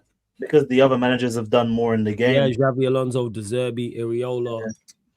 This week, the question is: are we talking about worst? Are we talking about worst? Are we talking worst manager in terms of just like what they have achieved, or in terms of what they did last season, or like you can only go off what you can only go off what they've done in their career, and based off of their careers, like the other managers have just done more, innit?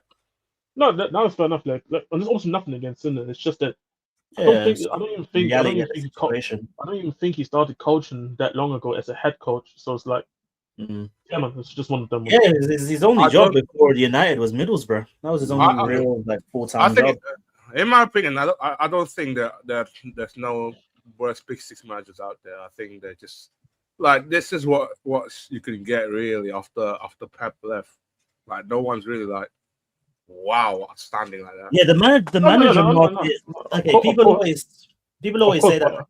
Yeah, go on. So now, of course, but obviously, but you can still rank them based on what they did in their careers and everything. You can still rank them, even if they're not as glamorous and stacked. Like there was a time where the Big Six had like stacked as managers and stuff. Even if some of the teams were mediocre, they had stacked as managers. So it's like, so it's what it is, to be honest. You know what? The crazy thing is that all the managers that we've previously seen under like in different leagues like Zidane, Tuchel, Pep, Guardiola, and then Klopp, now they're gonna manage international games now. So I think you know what? In 2 years' time, like international games might be the ones that I look at. I don't know. You know what it is? I just think that all these managers you listed as well are all managers that literally did everything in football. Yeah. So it's like they have. So this is what incentive does, for example, a Pep have to come back to club football. What incentive does have a club have to come to club football? Like Mourinho. Like, let's be honest, man. That dude shouldn't be at Madrid right now. If I'm being honest. Yeah, the fact that he's at Madrid is crazy to me. I'm not gonna lie. Sorry, can you guys see in the future? It's not crazy. That is crazy. That is crazy to me. It's crazy. It's crazy. I think Madrid is definitely crazy. It's only crazy if you didn't look at the manager market. It's not. That's why he's crazy. But I think this is what makes it for me crazy is because if I was them, I would have tried to resolve the situation with Javi. If I'll be honest. Even outside of that, I'd go again and try and get someone who's not him. Like, I'd go and try and get someone. I'd run a risk. The manager market is not like the player market. There are actually no managers. You telling me there are actually no managers out there. No. You telling me that Real Madrid institution can't find a manager. They have to bring this failed manager There are no managers out there. Name me a manager that is going to take over Real Madrid. Name me one. I'll wait. To be fair to Rickman, I understand where you're actually coming from because it's not like you're walking. I think Madrid is one of the weirdest football clubs ever. Like, I feel you need a certain type of manager, status, and also personality on you. That's why I was saying they should have just stayed for Alonso, to be honest. Like, if the players will behave like Pratt, off you pop them. Like, especially the fact that there's not that many managers out there that you can sit in and say, you know, this is a Real Madrid manager. Obviously, you have to adjust to the. You have to adjust.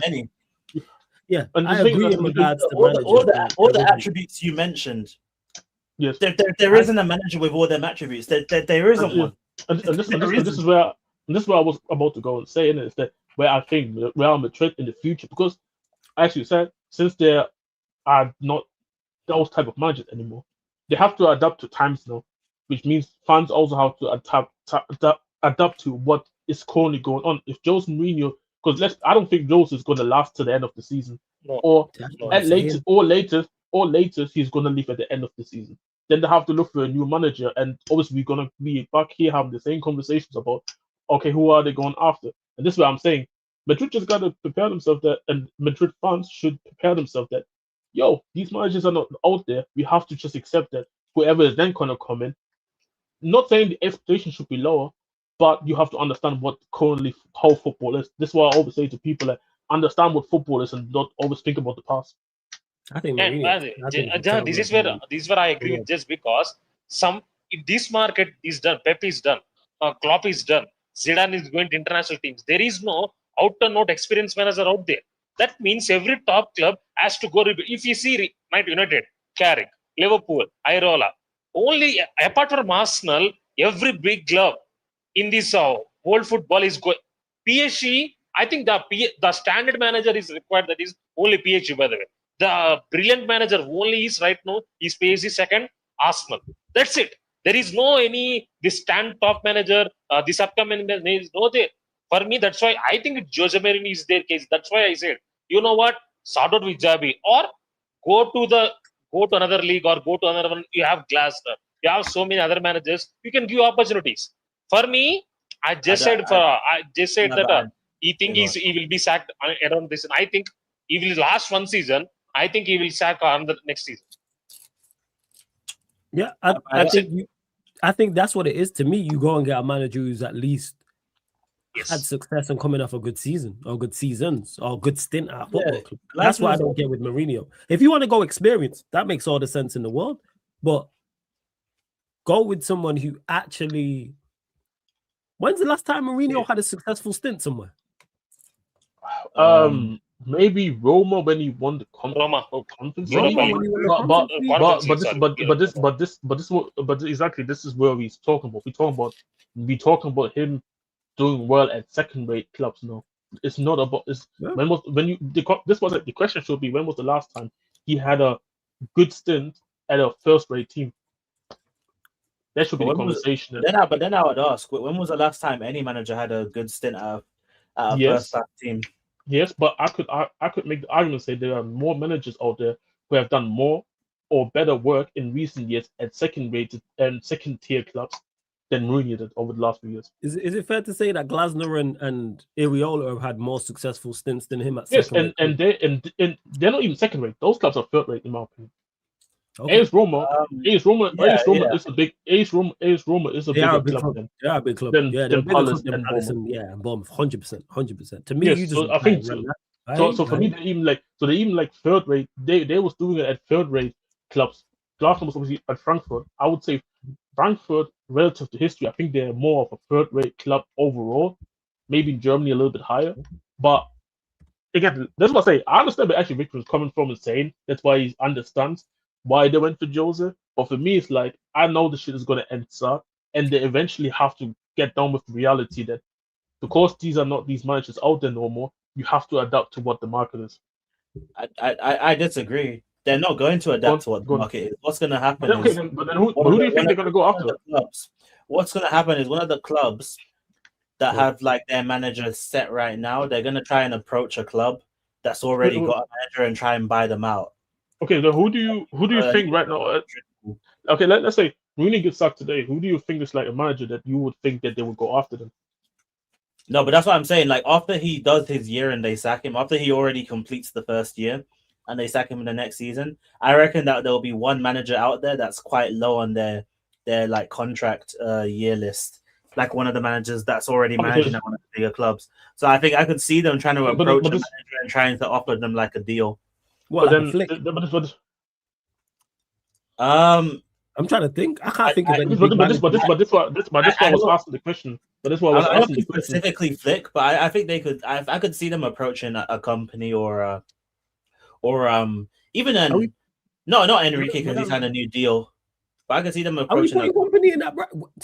Yeah, but this is the issue. But it's the issue though. The bracket of manager, obviously, companies obviously doing Bayern Munich, right? But in terms of what he is as a manager, I still think he's a second-tier manager, though. Like, even though he's doing it at a first-rate club like Bayern. No, but I would argue there's no first-tier managers, period, apart from Enrique. Exactly, and this was my argument. But this was my argument. Madrid got to adjust to the fact that this is what they have to then go to that second-rate. Yeah, I could see them getting a tier 2 manager, but not a tier, not a tier 3. That's the point. I think they should have won. If Mourinho's the option, go tier 2 now. And this is where I agree because I think Joe's just washed, man. Apparently, obviously, I know it's preseason. Man, I've seen Madrid fans question out already about the performance and that. I don't buy into this all because again, it's preseason, but in the same time, I'm like, I don't need to see friendlies. I know this shit is gonna just be ass, bro. I said already, man. If Madrid win the La Liga, Flick should be sacked in my opinion. There's just no way. I've seen Joseph's Benfica team. They're terrible. They were not great. They're not enjoyable. Not all that. Like Mbappe or if Winnie stays, all these guys that are signing, they have to do a massive carry job for him. Yeah.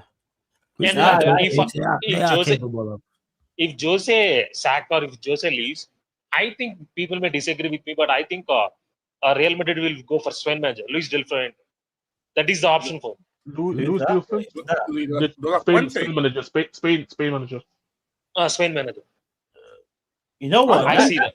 That's a shout because I think I can see that. Obviously, he's not a tier 1 manager, right? But in their eyes, based off of what he's won, they would probably class him as the tier 1 manager in today's game. Bro, he won every tournament he played apart from National League.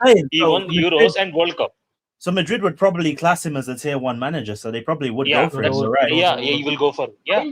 For me, the realistic options will be Del Fuente, Glasner, and company. That's it. Yeah, but those are the three. I think the only question that I would have is maybe you know the whole Catalonian stuff and all that, right? And how because of that, if he is that, if he is, obviously I don't know, but if he's that, maybe he wouldn't go to Madrid just because of it. I think that's woke nonsense. Offer him enough money, he'll go. It's all of that. I'll be honest. The reason why I'm saying this is because it is very technical. Like when it was the last player that you really see have like this whole Catalonian thing on them, and they ended up going to Madrid. There wasn't enough money back in the game back then. That's it. The amount of money that's in the game now, if you offer anyone a good enough pay package, they'll go. It doesn't matter. Then I ask the question. Then I ask the question. Okay, who did in recent times then? They haven't been offered enough, including players as well. They just haven't been offered enough money. That's all. Would they offer him enough money? That's the thing. They would take. If you offer anyone enough money, they'll take. Like I said, I'm not saying that this is will be the deciding factor, but that's what I'm saying. I didn't say that he's not gonna go and take the job, but I'm saying it plays a factor. It is a real factor. Like you can't just ignore history, even if the money's right. Yeah, that's what I'm saying. Like it's tough to do. Let me get to these super chats. Big up to AEM for the super chat. Says Iriola football will be like club football, but with one big difference.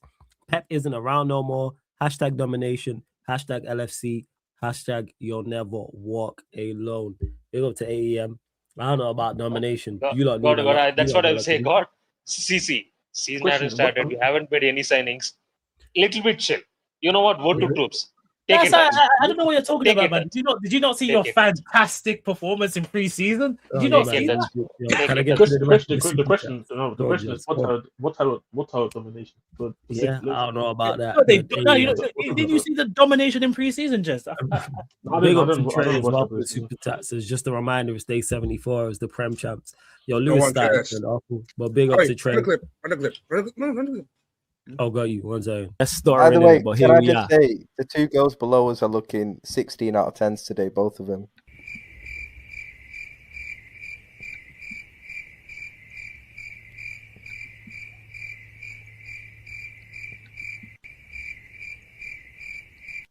Right, big up the panel. What an idiot. Big up time to shine. Big up time to shine. My G Shine, man. Says big up 20K soon. Congrats again. Hey, I appreciate you, man. Big up time to shine, man. Good to see you in the chat. Big up everyone locked in as well, man. Big up to everyone tapped in. I see you lot. Big up Brioche says big up Flawless. Well deserved. Appreciate you every single time, man. Big up Max Smith. Not sure where Lex is at, but big up to my guy Lex every single time as well. Big up to everyone with the congratulations and big ups and all that type of stuff as well. I appreciate all of you lot. You already know LOL 16 out of 10, but don't forget people as well, yo. Pay the taxes when you enter the city of sarcasm, people. Pay the taxes. Let me full screen this. Pay the taxes. So make sure you hit the like button on the video. You can see it right there, man. Hit the like button on the video. Follow and share across all the socials. Follow me, man. At Yes It's Flawless on Twitter and Instagram, people. At Sarcasm City TV, also on Twitter and Instagram. Follow and share across all the socials to be active so you know exactly what's going on. And subscribe to the channel Sarcasm City TV as well. And it is 20K subs by 2027. I need to get my numbers up, people, especially back on Twitter. So yes, Twitter and Instagram at Yes It's Flawless, at Sarcasm City TV on all the socials as well, man. Big up every single time. Let's get back to the show. Big up to Blank for the super chat. Says AEM Mason Mount will be the perfect for the domination. Hey, shout out to Blank because he's actively been trying to sell Mason Mount for the longest. So big up to you. AEM. He can cover. Can he cover right wing though? That's the real question. You can play right wing. You're thinking about just shut up. Just shut up. I'm fully with Blank here. AEM, you see Mason Mount. He is the preseason Pirlo, bro. He will transform that midfield. He'll help you dominate like you've been claiming. You need him in your life. I'm telling you. Blank's putting you on right now. Hold up. Hey, I don't nah. It's still Amorim. Let me just clarify this. It's still Amorim out till the day I die, and even from beyond the grave. It's always Amorim out. There's no update. 1 second. Let me just say this. It's consistently Amorim out. Always. I will continue to say Amorim out, even though he's already after what he did. Amorim out forever. Right. Sorry, they play Inter this week and my team as well. Yeah, man. Yo, fuck Amorim. How about that? Go on. That's the thing, because she said it, and I didn't actually know that United actually play AC Milan in the preseason. Yeah, we play AC. Shout out to Ashton from he said it about the Spurs friendly. There's no friends.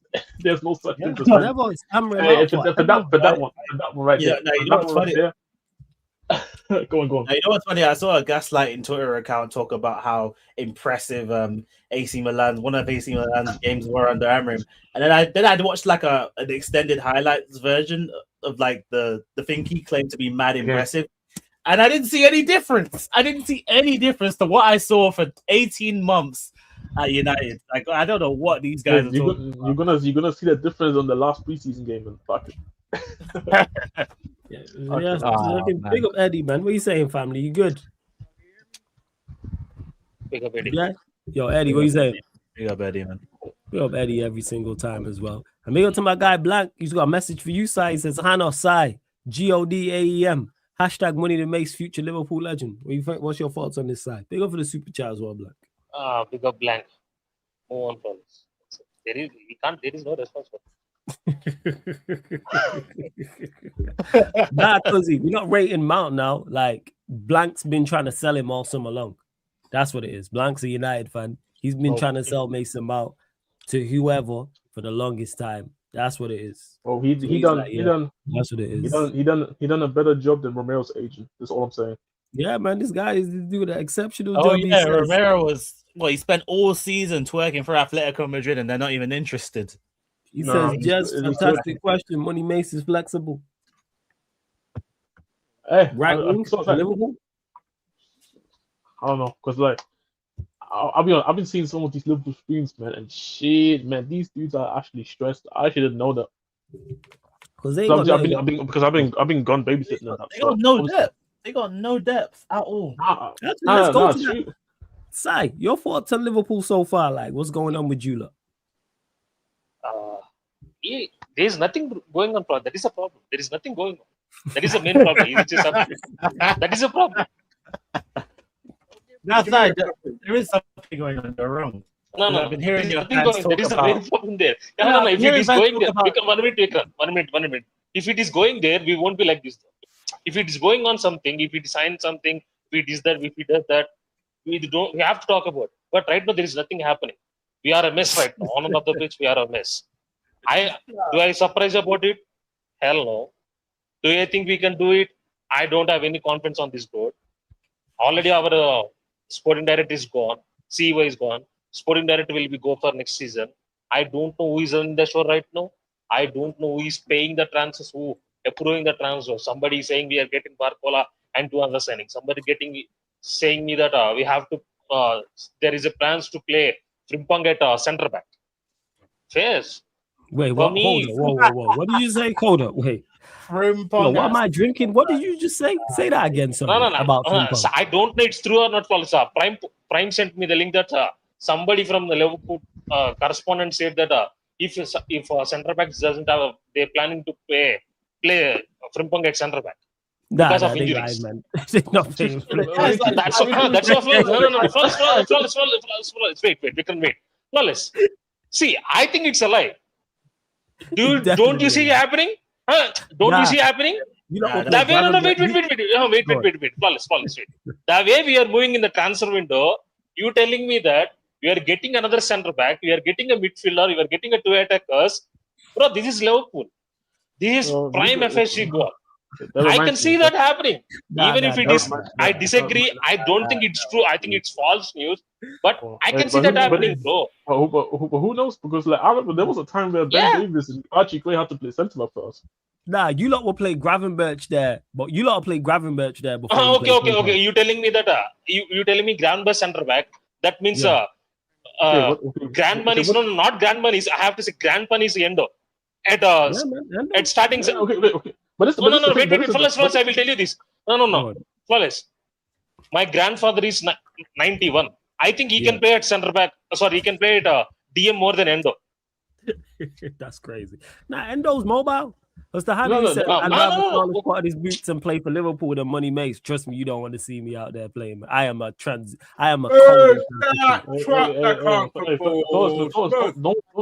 Don't expose yourself. Just drop the 50K per week. And if they offer me the money, I will sing You Never Walk Alone for 20K a week. Don't ever get it mistaken. I would play for Liverpool in a heartbeat for that money. However, I'm just saying, Areola system. Yeah, I don't have the lungs. That's why That's why I said. That's why I said Endo can't play. Bro, on serious note, it's August 2nd right now. Irola said I want players. I don't know we will get our players or not. I agree with Gordon. He's a good backup for downwards. That doesn't mean we have to improve though. We have to need a physical monitor where they can play that. For me, Gravenberch and Szoboszlai, it's a okay midfield, but doesn't count for me. I want Trey is a very good backup. I rate him so high. We ain't just talked about it funnily in the group chat like a few hours back that he's young. Young players can't start week in and week out. I need a player who can be competent enough to come and replace. So, see, Flawless is same. Flawless is asking Santos, they can play 6. He want Kone because that is a backup. They have got Maino. They got Telemans. They got Shale AC. That means options.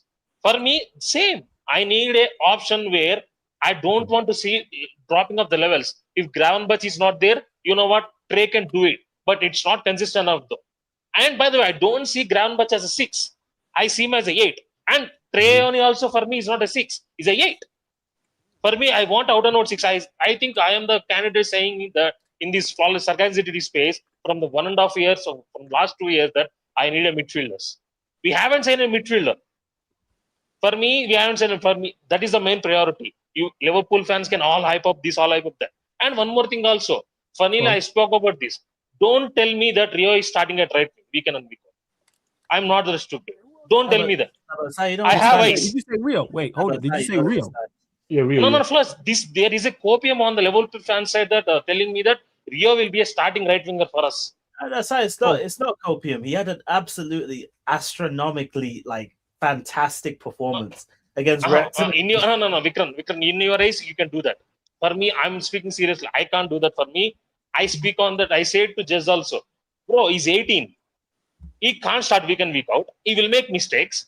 Bro, you don't know. Right now, he's doing so many mistakes. Me and Barnes and Pops, they did a watch along for a Wrexham game. I told them in chat also. You have to learn so many things. You have to learn when to pass. You have to learn when to take on the defenders. You have to learn when to be patient. He's doing so many wastings on the ball. He's wasting so many times. Bro, you are getting three defenders are there. You don't have to take on them. Pass to other players. We have to learn. That's why I say we can be started. For me, we needed 2 competent right wingers. I'm asking, give me 2 wingers for me to start at left wing and right wing. And one more thing also, I've seen that so many reports Spurs want Gakpo. Fairs, take him. You know what? Take him. I don't rate him. Take him. But I don't have 1 minute. I don't have any confidence that sit here and tell. I can tell that. Can we replace Gakpo? I don't. Who we are getting? I don't. Yeah, If you are selling Gakpo, do you think Liverpool will make signings, sir? one signing, yes, flawless. For me, the I can sit here and tell we will make one signing. That's it. Oh, so remaining, I don't know. Winger and that's it. So just like a Barcola, for example, and that's it. Yeah, that's. I think for me right now, hand on my heart, I can say Barcola. And by the way, Barcola also, I'm not confident. I'd already tweeted if Barcola doesn't happen, who is the wingers is coming on there? Who is winger? You know what? Go and get Sadio Mane from Saudi League there. That is the option now. Nah, but weren't you telling me about? But like, weren't you the same guy telling me about all these available options that you can that the scouts should be going and getting? Yeah. And now you're telling me that they can't go and get any available options. Vikram. Vikram. I can sit just me or Steve, Kaneki or Lex or I can tell the names. But if I tell the name, that means Liverpool won't sign though. Flawless want too many. That doesn't mean United sign though. Yeah, but he's actually of a certain level already. You're going to be talking about. No. It's not certain level. It's not about that. You said scout doing the job. I can sit here and tell me 4 to 5 names. No, I said Hani Ajmusa is linked with Newcastle. He's saying the scouts. He's saying the scouts. If the names he mentions, he's saying the scouts won't go and get them. Is what he's saying. Yeah, that's what he's saying. Yeah. He's saying he's got names he would like them to go and get, but he won't go get them. Bro, I see. Vikram, you're telling me that if I know so many names. I want so many names. You can ask just I will take Goetze. I will take Akaliush. I will take Malik Fofana. I will take Ani Ajmusa. Fofana is a shout. But all the players you mentioned, apart from Akaliush, are not ready to start week in, week out for Liverpool. Oh no. In this market, bro, Vikram, you have to understand. This is the market, though. Yeah, Akaliush, I agree with you. The others, yeah, this is the market. I'm saying. I think Fofana could start for them week in, week out and be fine. Fofana is injured. He's coming back from injury. And one more thing before Jess goes, bro. That's why I'm saying I don't. For me, Barcola is not a scrub. He's not a elite. He's just average player. That's it. For me, I think we can get another competent winger for 45 to 50 million or 60 million if Scout did their job. That's it. Scout didn't their job. That's why I'm saying Barcola. And we are August 2nd. We are trying to sign another right winger or a left winger we don't know any options by the way. And apart from Barcola, we haven't been linked with anyone. The another winger is Fernando Pardo from Lille. He's a left winger. Who is a right winger option? Y'all gonna do all that work? Yes, Eddie. What are you saying, family? What's going on? Yeah, we can hear you, fam. What up, though? Yeah. What up, though? Yeah. Side, put a number on it, brother. Are we talking like 8th, 9th place, 10th place? What are we saying? Right now, Eddie, as things stands. There you go. What you saying? As things stands. I'm saying as things stands. With all the work you guys, let's just put into account you've done some work in the window. I will say 6th or 7th. He did say we had the conversation earlier. We had the conversation earlier because he did say that he doesn't think that potentially Liverpool can't even get top 6, which I still think they're good. I still think they're good enough to go and get it. But I do understand where he's coming from, and even with the argument just right now with the winger thing, I'll be honest. Because even though yes, I do think even if the wingers that Sai or myself could maybe think of that Liverpool could go and sign, that Liverpool aren't going to look at. Yes, I don't think they're necessarily starters, but in the same time, it's Liverpool's fault for not planning ahead, knowing that Salah is getting on age, knowing that guys like Virgil and Alisson getting with age as well. So it's like you kind of put yourself in that own situation where you kind of like, if it's not Barcola, you have to go and take that. No, all of a sudden, let me play devil's advocate. Somebody has to go and get forced into the situation. Let me play devil's advocate here. Go ahead. Pick up as well. You're a year. Imagine, people, we are a year removed from them winning the title. Not 5. We are just a year removed from them winning the title. Do you think FSG forecasts this type of drop-off? Could anybody see it? No, I don't. I seen it. I don't think so. No, you're talking about FSG though. FSG. Oh yeah, I seen it. Yes. Yeah. Right. coach's first year, he wins the title, and you're telling me that the team is going to what? You could have saw that side. Eddie, in Like terms of this?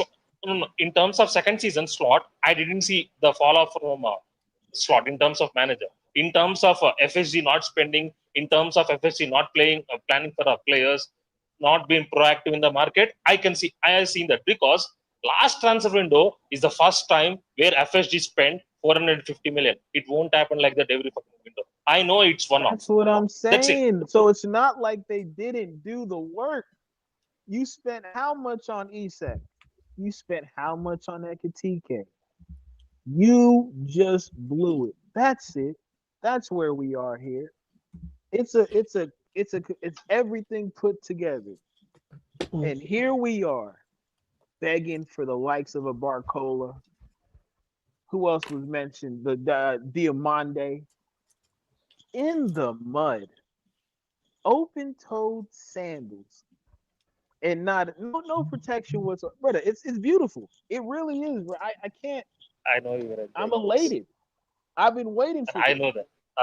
I really have. I know I'm this. telling you. But it's like same feeling when you have Amrun and Tanaka. It's like same feeling. It's like same feeling. To hear you say it, oh my gosh, yeah.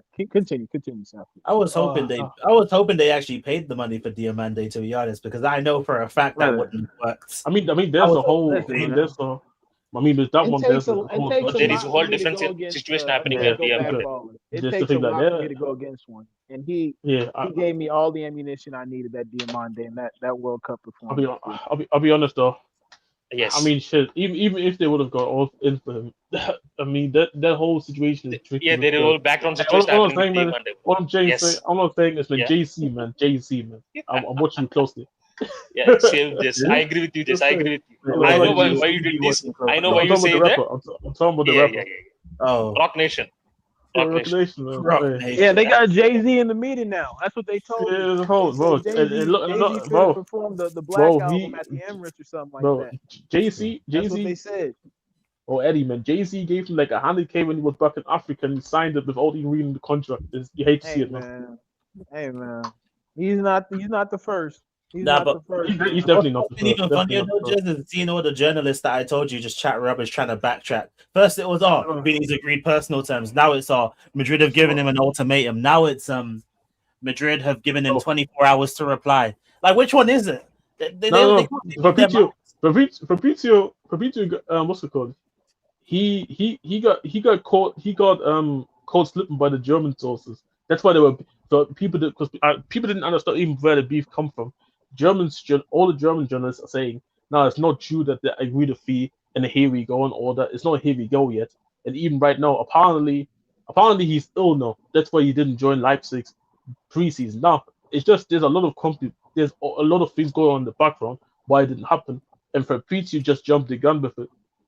That's why he had this whole here we go going on on his page, but he definitely jumped the gun on that one. Yeah, and the German sources are actually one right on that. We gotta call it the issue. The issue is real quick, man. It's literally he signed with Rock Nation. Fabrizio got is Shaq in the Celtics jersey, man. It's done for my guy. It's done for my guy. No, wait, he's in what jersey? What jersey? He's Shaq in the Celtics jersey. Ah, man, he's cooked. He's cooked. He's cooked, bro. Play the saxophone. I say, this is egregious behavior. And a long line of people just let him get away with it. I can't tell you how much glad I am not on Twitter to see that. You know what it is, Eddie? With PG, it's because he has built such a big platform to the point where, like, obviously, it's basically Bible, isn't it? So it's like he had some holders. Like, people forget that he had some holders even himself, right? But I think the one thing that I dislike him about more so is the fact that, you know what, he can't just admit that he was a bit ahead of the curve and when he sometimes jumps ahead. Nah, like, when he was beefing the German sources, bro, I'm looking at him and saying, like, brother, it's okay if you jump the gun. Like, it happens. Even Ornstein earlier, he posted something about Winnie again earlier today, and when you go actually to the actual source, the guy left out some information too. Like, so even Ornstein doesn't really know. So even Ornstein doesn't even know what's really going on with this Vinny situation, which kind of makes sense. Is we talking about Vinicius Jr., one of the biggest superstars. Like, y'all gotta chill with that superstar word. Y'all did too no, much. no. Y'all did way too much. Hey, Eddie, you might not. Eddie, Eddie, you don't like it. Again. Hey, Eddie, you got. Hey, Eddie, man. Eddie, man. He like that, man. I know. He's not. I know he's not a superstar. To me, he's a Galactico, man. He's a Galactico. That's what he is. He's a super duper star. If he stays with, go ahead. If he stays with Madrid, if he stays, if he stays, you guys don't get what I'm saying. If he stays with Madrid, for me, he's a Galactico. If he goes to Arsenal, he's worse than Jack Harrison. Forget all of that. You just mentioned Galactico and Vinicius Jr. in the same sentence. That is blasphemy. No. But you guys are missing the point. He's not just the Galactico. He's Captain Galactico. Let's go. This is what I'm saying. Like, you guys are missing the point. You guys are missing the point, man. He's Captain Galactico. If he stays in Madrid, if he stays in Madrid, bro, he's the greatest player of all time. Two-time Champions League winner. Just two-time Champions Champions League. Whoa! We're not gonna bypass that, are we? That's the greatest of all time. Of course, he's the greatest. If he goes to Arsenal, he will be pointing to the zero UCL badge. Like, you know what I mean? Like this is what he would. I'm saying, like, for me, he's worse. He is worse. If he goes to Arsenal, he's worse. He's worse than Dwight McNeil. Right. Let me get. He's worse than Dwight McNeil. You know why, Eddie? Super chat. Don't even know. Let me get to these. Super chat. Super chat, please. AEM, who says Trey is a top 2 midfielder at Liverpool and he's not 2. You know what's crazy? Jesus. Liverpool fans have consistently been saying this to me. Krabs mentioned it. Mons has mentioned it. I've seen little. Hey, Pops, you're in the chat. Let me know your thoughts. It seems Liverpool fans are pretty high on Trey. Do you rate him? I rate him. For me, he's a very, very good player. I can be play 6, he can play 8. For me, the most consistent I will say is with young players. So you're good. You can be future player for us. But I'm not seeing consistent enough to say I don't want to see him start week in week out. For me, the whole concept was I rate Treyarch. For me, that is not the main priority. He can be a deputy. He can start FA Cup games.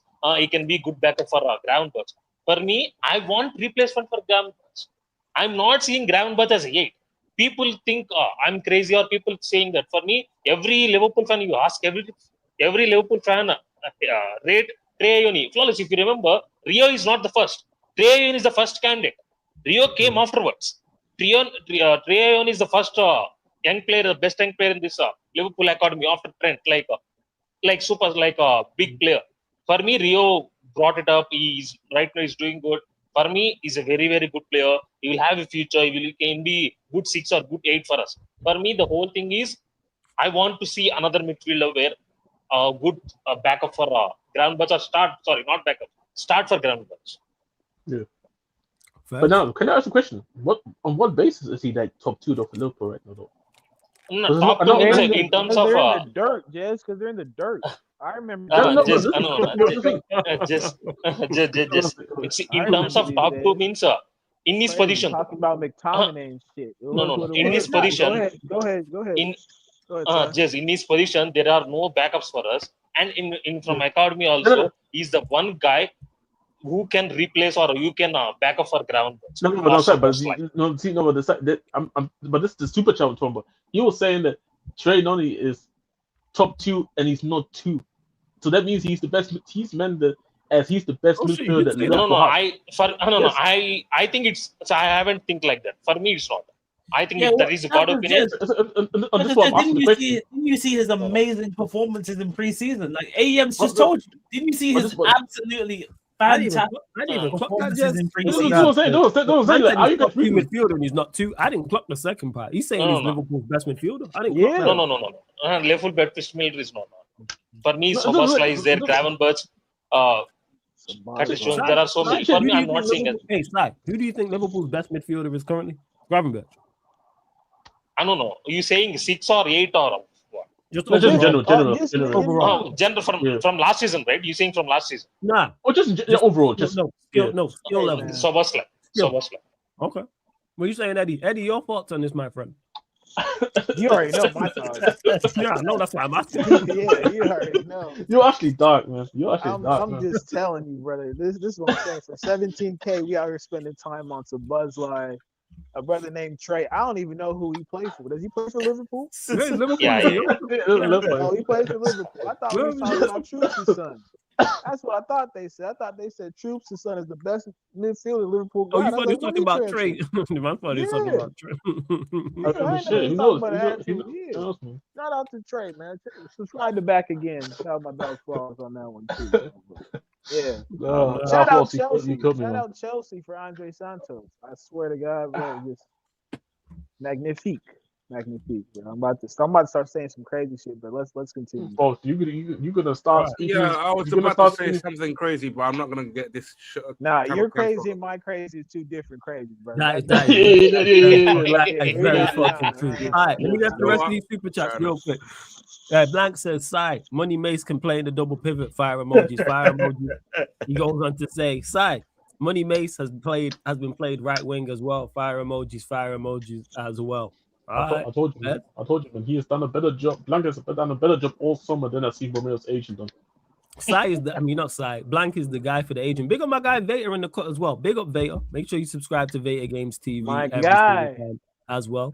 Shouts to Vader. Big up Hannah in the building. Hannah, how you doing? You all good? All good, thank you. How are you guys? Yeah, all blessed. Nice to meet you guys. Nice to meet you too. Hope everything's well. Hope everything's blessed. Since we're talking Liverpool, talk about your thoughts on Liverpool. Give us your thoughts, Hannah. I am so worried about Liverpool. I think we need to sign about 5 players. I think we look really, really bad. Like, honestly, we look really poor. I think if we sign Barcola, potentially that'll be a good signing. But yeah, we just don't look good. We don't look good. I love. What do you guys think? Liverpool, yeah, you lot do look really bad. I'm happy. She's probably the first. Flawless, I wouldn't shut up. Flawless, fuck you, Flawless. No, fuck you. You can shut up. No. You can say that. No. The way you're smiling, the way you, the evil smile, not like. No. We're not gonna bypass. You said, what do you mean? Fuck him for that's your rival. What's wrong with that? No. See, I know.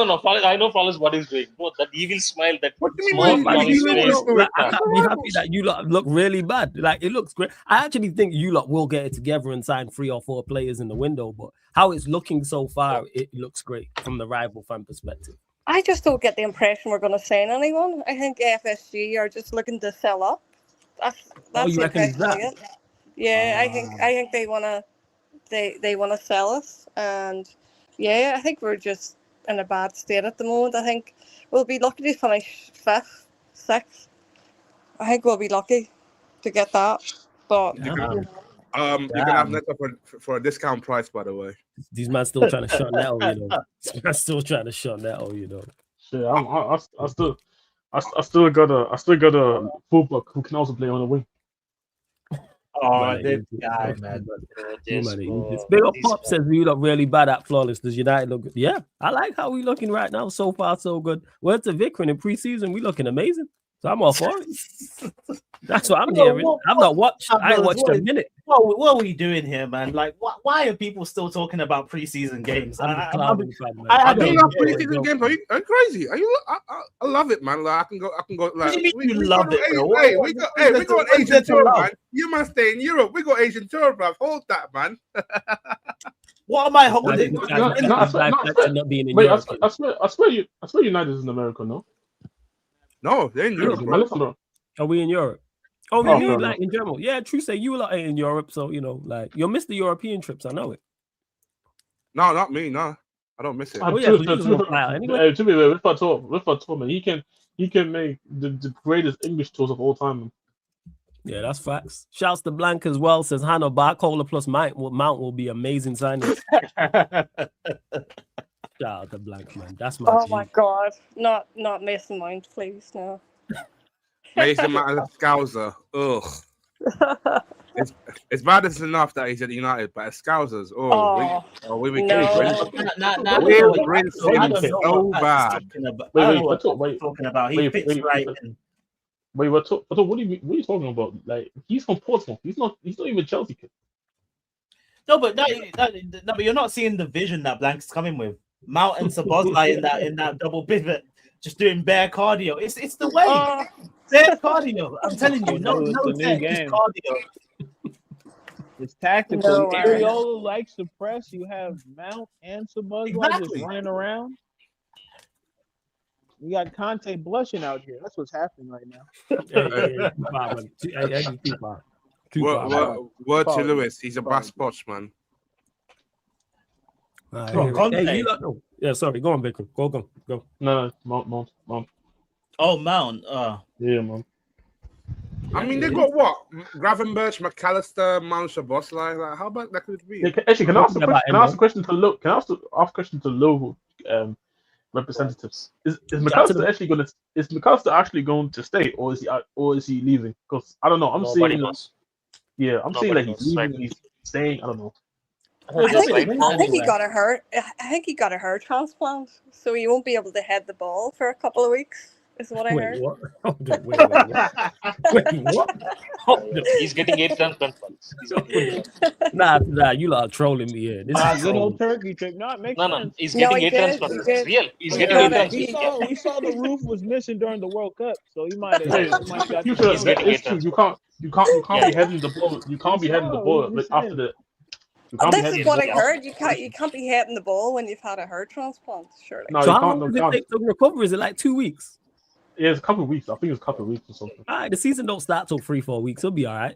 And as for this question, currently the only midfielder I see leaving is Curtis Jones.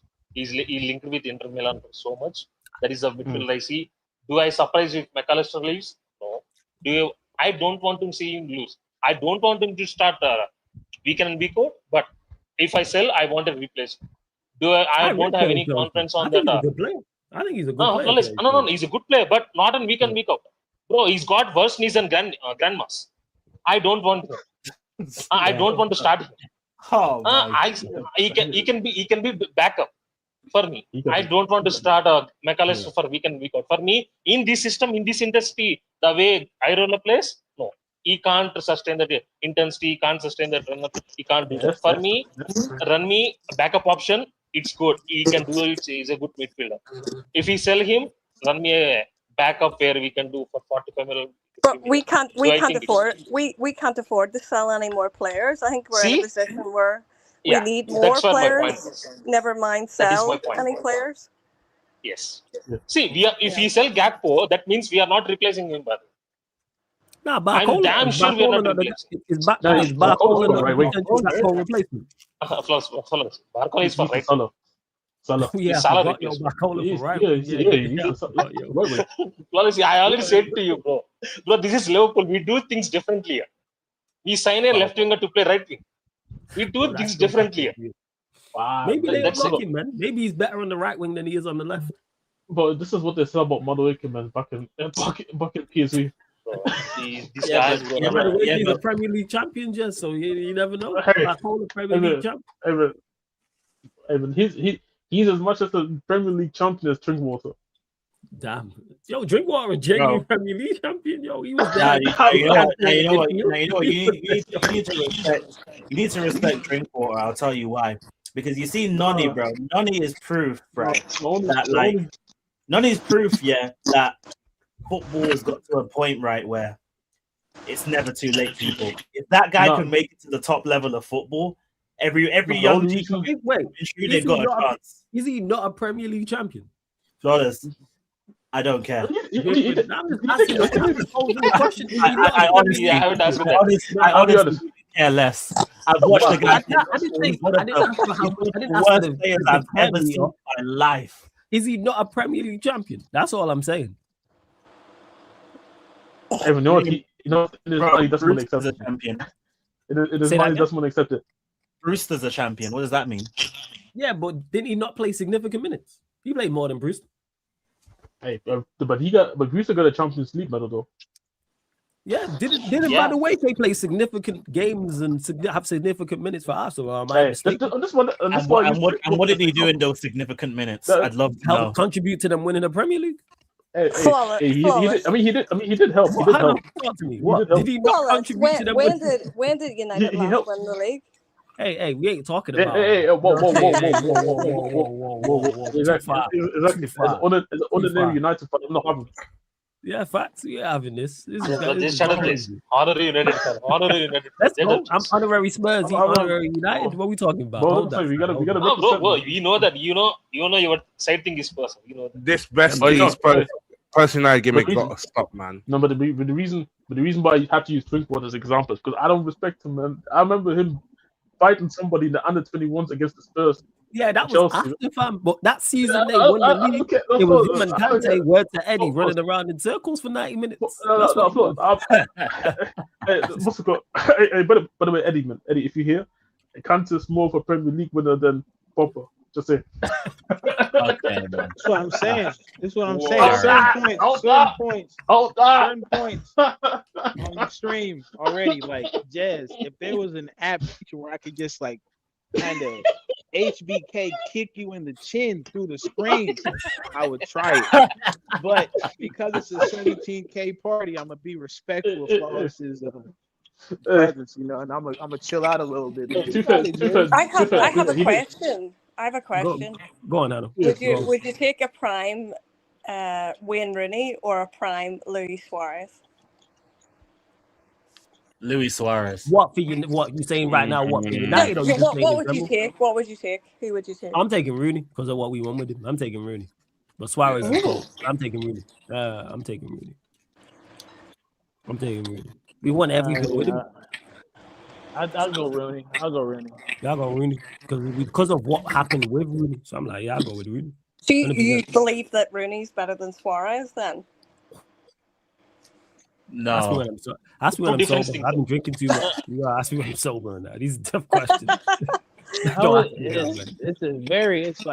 It's tough. Because I'm just trying to I don't think it's tough. The Liverpool fan don't think it's tough. Surprise.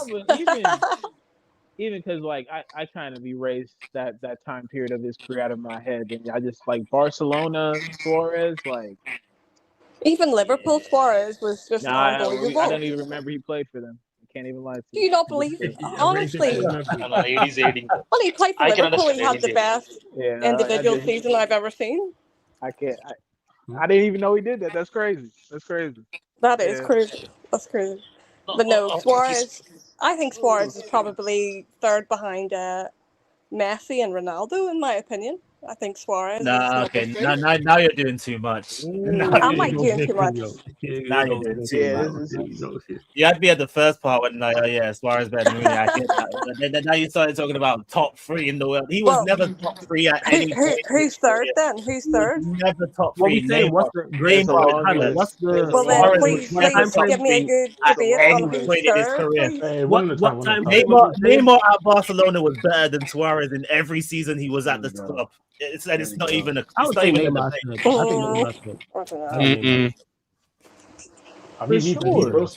Me personally, I'm taking Danny Rose over any of them. Oh yeah, of course. What are we talking about here? Man, like done that. It is big up blank for the super chat as well. Says Romero, the perfect centre back, world's best red card specialist. I don't know who he's trying to sell him to, but big up blank. Maybe it's you lot side. Maybe it's you side. I should have said maybe best striker. I think. He's right up there. Striker wise, if someone has Suarez over Rooney or whoever else, like he's right up there. Pops, really? This guy's using the stats argument. I was talking about performances, and you're talking about Suarez in one season. Well, what are you doing here? You watch Neymar with your eyes, bro. What are you doing? Hey, Pops, if you want the link, let me know. Big up to AEM man for the super chat. Appreciate you. The sell Gakpo to Spurs, Teeth Vinny from Arsenal. What the Liverpool lot saying about that? I mean, I will slowly overline. When I see the reports, then I will respond. No, but you're saying, would you like this? If Liverpool was to sell Gakpo, would you be like, go and hijack Vinny? Flawless. I want to go and meet Denzel Washington. That doesn't mean happen. I'm telling you. Wait, what? I want to go and meet Denzel Washington. That doesn't mean it's happened. It's not. I'm just asking hypothetically. This is a hypothetical. No, I'm also saying hypothetical though. I'm also saying hypothetical here. Liverpool fans are hot, man. Hey, after the window they had. You sounded like Baby Ryan, man. This is why I call you this name. And to someone who says who's the Arsenal rep, he's right here. Big up Dunsey. Right what are you here, saying, family? You good? Oh, here he is. Big up, About Dunsey. time to What look you saying, at you. Dunsey? Look at you come back for the reggae land party. What Look you at you saying, now. Dunsey, man? You good, Hey, family? blood. Hey, Why are you blood, my cheesy, boys. cuz? You're right. Hey, Right, you yeah. you was partying hard, wasn't you? You was partying. I can tell by the Hey, voice. hey, Look at you. You can I tell mate, you man smiling. was drinking out here, blood. I swear I down, see. blood. His I've got voice alcohol. missing now. His voice missing now. Right, look here. You man missed a fucking shindig. Oh my. It Where was was you? the Where'd you go? national colours of Milton Keynes. Okay. MK, man. MK. Yeah, bro. Any reggae fans out here, Beanie Man popped up. It was sick, blood. Morgan Heritage, TOK, Barrington Levy. This is what I'm saying. It's pure nostalgia. Pure nostalgia, blood.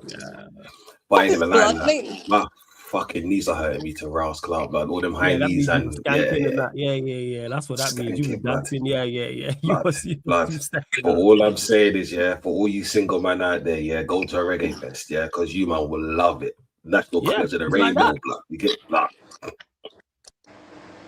I don't understand. I didn't understand the word of that, but it was nice. It was lovely to see you. Hey, you know what? I got it. I hear you, Dunsey. Big up my G Northside for the raid as well. Hey, Northside, big up, man. Shout out to my G Big up Northside for the raid. Hey, chat, what's Northside saying about the Vinicius Jr. thing? What's he saying? I need to catch his videos, but you lot give me like a quick, like long story short type of information on it. What's he saying? I need to catch his videos though, because I know Northside will have info on that. Does he think it's happening? Does he think it's not happening? Let me know, etc. Big up to my guy Daryl as well in the cut. Big up Daryl every single time, man. 100%, man. Big up every single time. Says big up Flawless. I need a new Black Panther. Yeah, they cut back on the budget. You know what I'm saying? Marvel had the budget cut, but they tried me. So yeah, big up, man, every single time, man. I mean, shit. Let's call him the Snow Panther. Let's call it the Snow Panther. Yo, I'll be all white. You feel me in that? Yeah, but on the real Flawless, yeah. Cheers, yeah, and happy 17K, blood. You get what I'm saying, blood? Yeah, I like that, blood. Yeah, man, all time. You know what I'm saying? Fucking hell, he just blanked out on me. Yeah, there we go. Hey man, I'm like, it's not gonna be starring in Africa. It's gonna be starring in Sweden, man. Yeah, man, be in a Scandinavian country or something like that. You feel me in that? Skakanda or some shit. That's where it'll be, man. All snow. You feel me? That's what it'll be. Yeah. Big up to Barrio, man. So 17K for Flawless, 18K soon. Hey, I appreciate you. You lot know. Continue to run up the likes, subscribe, get your questions in, all that good stuff as well. Yo, Eddie, what you saying, man, about United in regards to this Lewis Hall links and everything that's going on? Chat to us. We ain't spoken a minute, so we'll go there. I don't even know if Eddie's there. You? Yeah, even there. We meet right now. Vinicius Jr.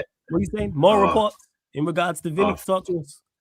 I think Eddie's watching that video I sent again. This is what I'm saying. In the group. Hey, they see the video in the group. Which one? I did see it. No. I see that. The Flawless. I said to you, Donzi went for exploring first.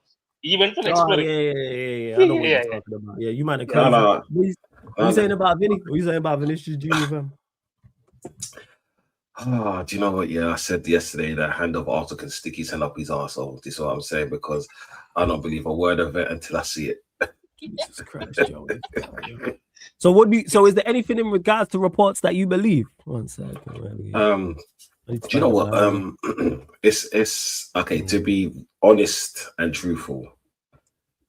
This is a strange one. This is a real strange one, because it's like Real Madrid are playing cat and mouse with him. Either sign the thing or you can go away. And I don't even think we'll get Vinny. I'm not too sure about it, to be honest. Okay. I don't know. I don't know, because are Arsenal willing to pay the? It's not the actual fee to buy him. That's totally fine. It's more of what we're gonna pay him a week, because what's it gonna be like, 480? And I've never seen Arsenal even think about splashing the ball out like that. Because if you check it, Saka is our highest paid signing at the moment. Well, highest paid player, but he came through the ranks. We've never actually bought anyone. I think apart from that was Havertz on 275, right? So I can't see Arsenal splashing the cash like that. Not the weekly cash anyway. So this is why I find it very strange if we was to get him. But I don't know. To be honest, today I haven't kept my ears down to the floor or to the Arsenal thing at all. I was just partying. You know what I'm saying? But if he does come to Arsenal, that kind of player will change us. Will change us from maybe winning the Premier League to seriously talking about the Champions League. Jeez, saying champs. Yeah. I'm real like that, bro. Because it's like every single year we're getting further and further forward. We're a team that's very hard to beat in the Champions League. No matter what obstacle comes before us, we beat them. Apart from PSG, obviously twice, and that's the next hurdle that we have to go past. You know what I'm saying? And that's just me being like totally honest with you. Just because Vinicius Junior is that kind of player, I'm not saying he's like the best left winger, but you don't have to be the best left winger to have moments, and that's what he is a moments guy. And he is actually a Champions League bad man. In the league, not so much, but a Champions League bad man. And I will stand by that, and all the rest of the blood class. You hear what I'm saying? Yeah. So he's the missing piece. He's the missing piece. I wouldn't say he's the missing piece. Yeah, and it's so ironic that you came back at that part, you pussy. I'm listening. I'm sorry. I was eating some food, and I just wanted to be clear. Yeah. Good flow. Keep flowing. Eddie, did your mum ever tell you about manners? Like, you shouldn't be talking with your mouth full, you piece of shit. You know what I'm saying? He joked. He joked on the. Whoa. Why are you getting aggressive already, man? I saw your horses down. Hey, facts. No, facts. Eddie's a big boy. Chill out, man. You know what I'm saying? You're the biggest fraud on there, to tell you why, because you will back anyone that's relevant at that point in time. You know what I'm saying? You pussy, so shut the fuck up. Yeah. But don't you know what? Hey, don't you know what though? You know, the funny part here about the league form, right? Even though, yes, I think over the season since Mbappe has joined that he hasn't necessarily been the greatest in the league, but he's very productive even with the down years that he had over the last 2 seasons. So it's like even if we can say this about the league form, it's still very good. It's probably even better than anyone in the Premier League right now, even with him down. And that's the thing why you see so much. That's why we see so much, like, and nobody wants this to happen. Like, everybody would love him to go. Care less. I mean, I know you don't. I'm talking about the majority here. I'm talking about the majority. You stay on the majority. Gonna have him at left back I'm saying the majority. But the thing is here, like, he doesn't even walk. Like, he doesn't even have to walk. He's crawling like a little baby into the Premier League, and he becomes instantly the best winger in the league. Me personally, I think so. Do you know, that's the thing. That's the thing. Sorry, I'm muddling up my names now. Like, the drink is not good for me today. No. I totally agree with you, bro. You know what I'm saying? Yeah. Each and every time, like, I totally agree with you. This is what I'm saying. Like, he will hands down be the best winger in the league. Like, Eddie's just pissed off because, like, he was the carrot cartel to do something this season because he's a part of that shit. This is what I'm saying. He's backing his boys to finish second. I heard him talk. You get me? Like, yeah, so that's all good, man. Oh, is that what you said? No, don't see. He's the founder. Sorry, he's the founder of Carrot Cartel. Not remember, he's the founder of Carrot Cartel. No. You have to say careful, brother. He's the founder of Carrot Cartel. Can we talk about Saka? That is a great thing. Don't get it messed up. Yeah, I mean, you could ask Doncy or whatever you want. Like, what about Saka? What do you want to know? I just want to talk about Saka. Okay, we're going to know about Saka. I'm very intrigued. What was the worst look? His haircut or the World Cup? Yes, ask him, Hannah. Ask him. I'm very intrigued. Like, I think a lot of Arsenal fans are trying to compare him to Mo Salah. He is not Mo Salah. He couldn't even compare to Mo Salah if he tried. He couldn't lace his boots. So please tell me how good he is, please. I'm guessing you're a Liverpool fan by just the accent and the fact that you're spitting so hard against Mo Salah. Yeah. First and foremost, Eddie, I'm gonna address Eddie first. Eddie scored a hat trick, so there's nothing you can say no more, you bitch. What? No, that's to Eddie. Don't worry. I speak to Eddie. What, you call me a bitch? I wouldn't let him do that to you. Eddie, why are you being rude to her, man? We apologize to her. Didn't say That's it. I'm sorry. I haven't anything about Saka and Salah. Salah is clear. Salah is No, clear. That was to me. That was to me. Salah, Hannah, that was to Eddie. That wasn't to you. I was just addressing Eddie first. That's what I'm saying. Because Okay, you sorry. as well. Anytime he gets kind of crazy, just know I put him. Yeah, put him in no, that Hannah, Don't be I rude. don't. Don't be rude. Don't be saying rude words. Yeah, No. Yeah, don't be rude, Eddie. Don't be rude, John Z, man. Yeah. Hannah, Hannah, I'll always be rude, but not to young ladies. Is what I'm saying. Only to the CEOs of the man that's on the stream. Is what I'm saying. Yeah. Calm down.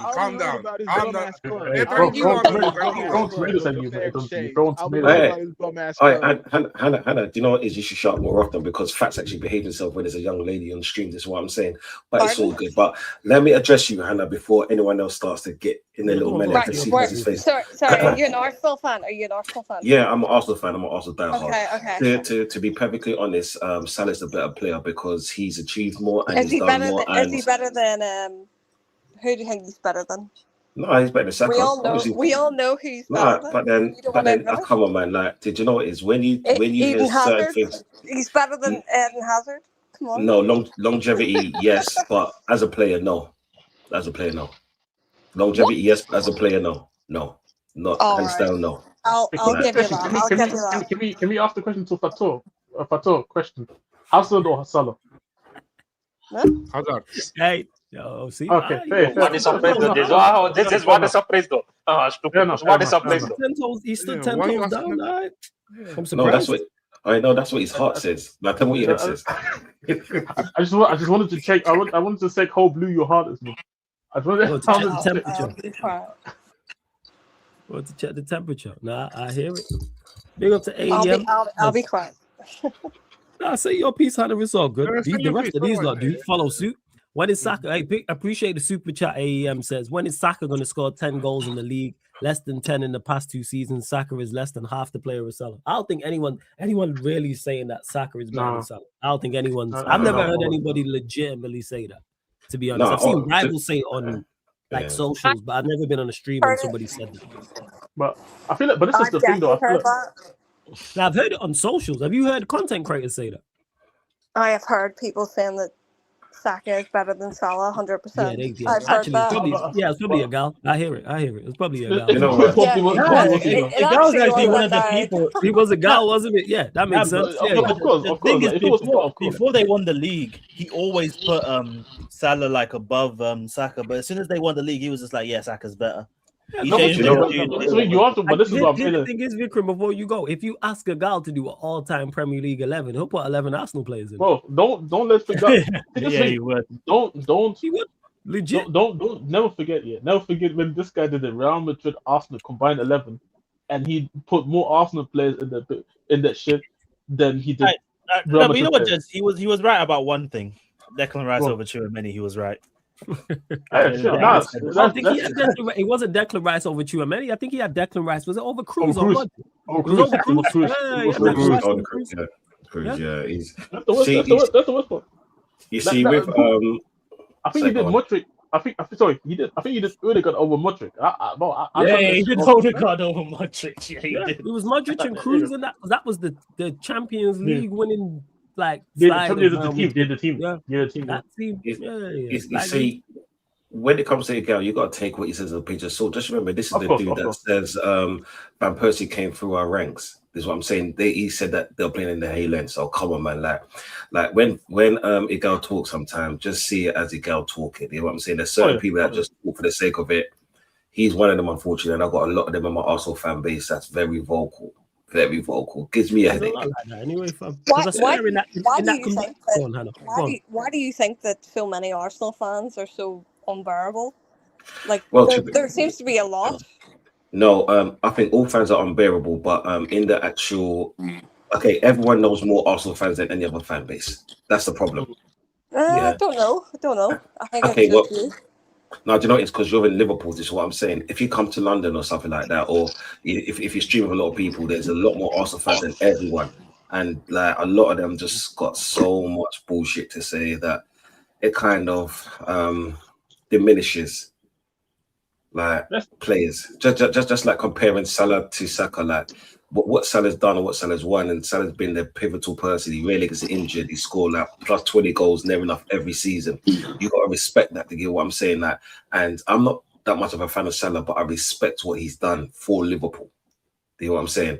So I will never put Saka above him until Saka actually shows level season after season. For Arsenal, yes, he's been great just because he's been the most consistent player for Arsenal because we've been shit. That's it. Yeah.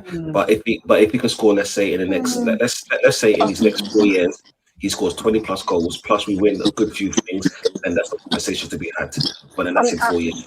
Yeah, no, that's fair enough. I just think you've got a lot of mouth for someone who's not won a Champions League. Your club's never won a European Cup.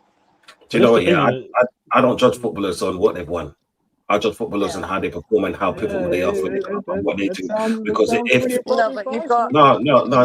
Do you know why, Eddie? Because you know what, Eddie, you bitch. I actually like footballers. Is what I'm saying. I like footballers that do things. You get me? Because in the club, yeah. If I told you that, talking to you, Hannah. He's not. He was talking to you, Hannah. Eddie. Yeah. So Eddie, you bitch.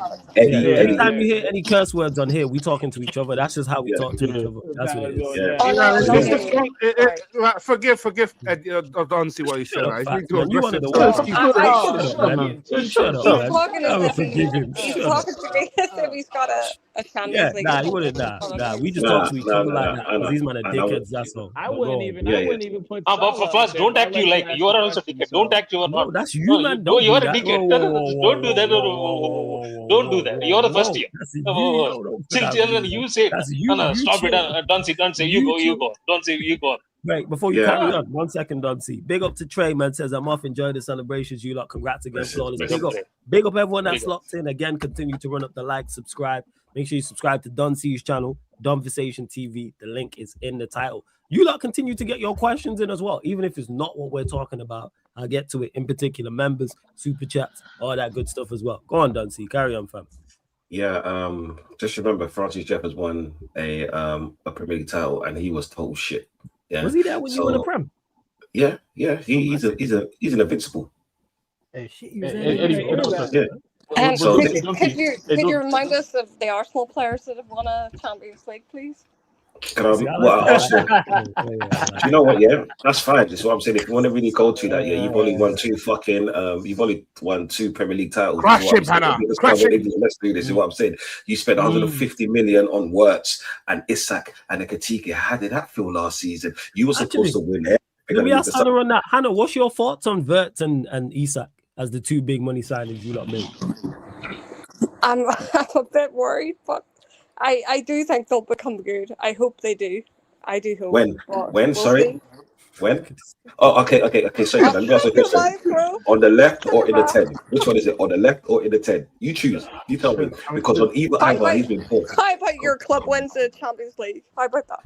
No. I'm okay. I got a Premier League title. If the skill's big enough. I mean, I got Premier League title. I can show you right now. Yeah. I've got it all, baby. I've got it all. Hey, Arsenal fans will be. Why are you flexing that? Why are you flexing that against me? Yeah, but I'm saying none of you guys have a Snapdragon Cup though. So I mean, why would you flex that? Why would you flex that against me? All I'm saying is, there was a lot of people working hard for their plastic, man, to use it for that rubbish. Man. I can't believe it. Where's your European Cup? I love this. Sorry. Where's my European Cup Winners' Cup? Next question, please. That is the default. See, you're not understanding the question. Where's the European Cup? Why are you saying Cup Winners' Cup then? Because it is a European Cup. That's why I flex. That's why you gotta say Champions League. I feel European. Cup Winners' Cup is a European Cup. Big on my guy Blank for the super chat says, why are there Arsenal fans that say Saka over Salah? The same reason why the United fans who think Mount was a good signing and they wanted 10 hard longer. Fans just ain't the brightest. That's why. Exactly, but there's just a thing right there. The sentence literally stopped at Arsenal fans. Is Arsenal fans saying it? I'm so embarrassed.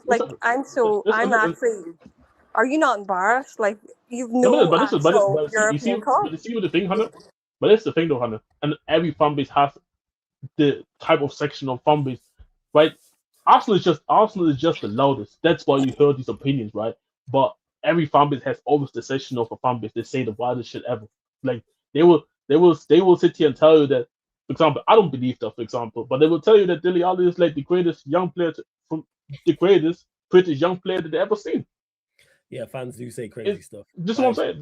So that's the thing, innit? It's just that Arsenal, because of how big Arsenal is and the fan base, it's just that they have a bigger audience who are gonna say a lot of crazy shit. So that's really what it is, to be honest. Like I say it all the time.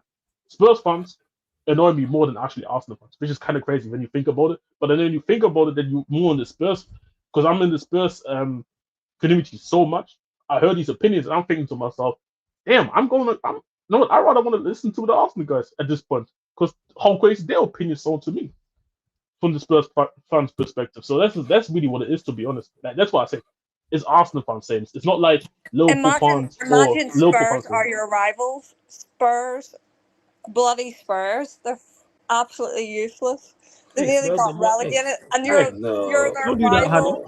Spurs got more European trophies than Arsenal. Let's not do this. Okay, let's not do that. Yeah, Oh my Spurs. god, I know that's true. To be fair. But imagine that's your rival. Imagine Spurs are your rival. Talking European trophies in North London. We know where to go. Ain't a One second. Who says Spurs are rival? It's just a local derby, man. That's shit. It's just like me saying Everton your rivals. You know what I'm saying?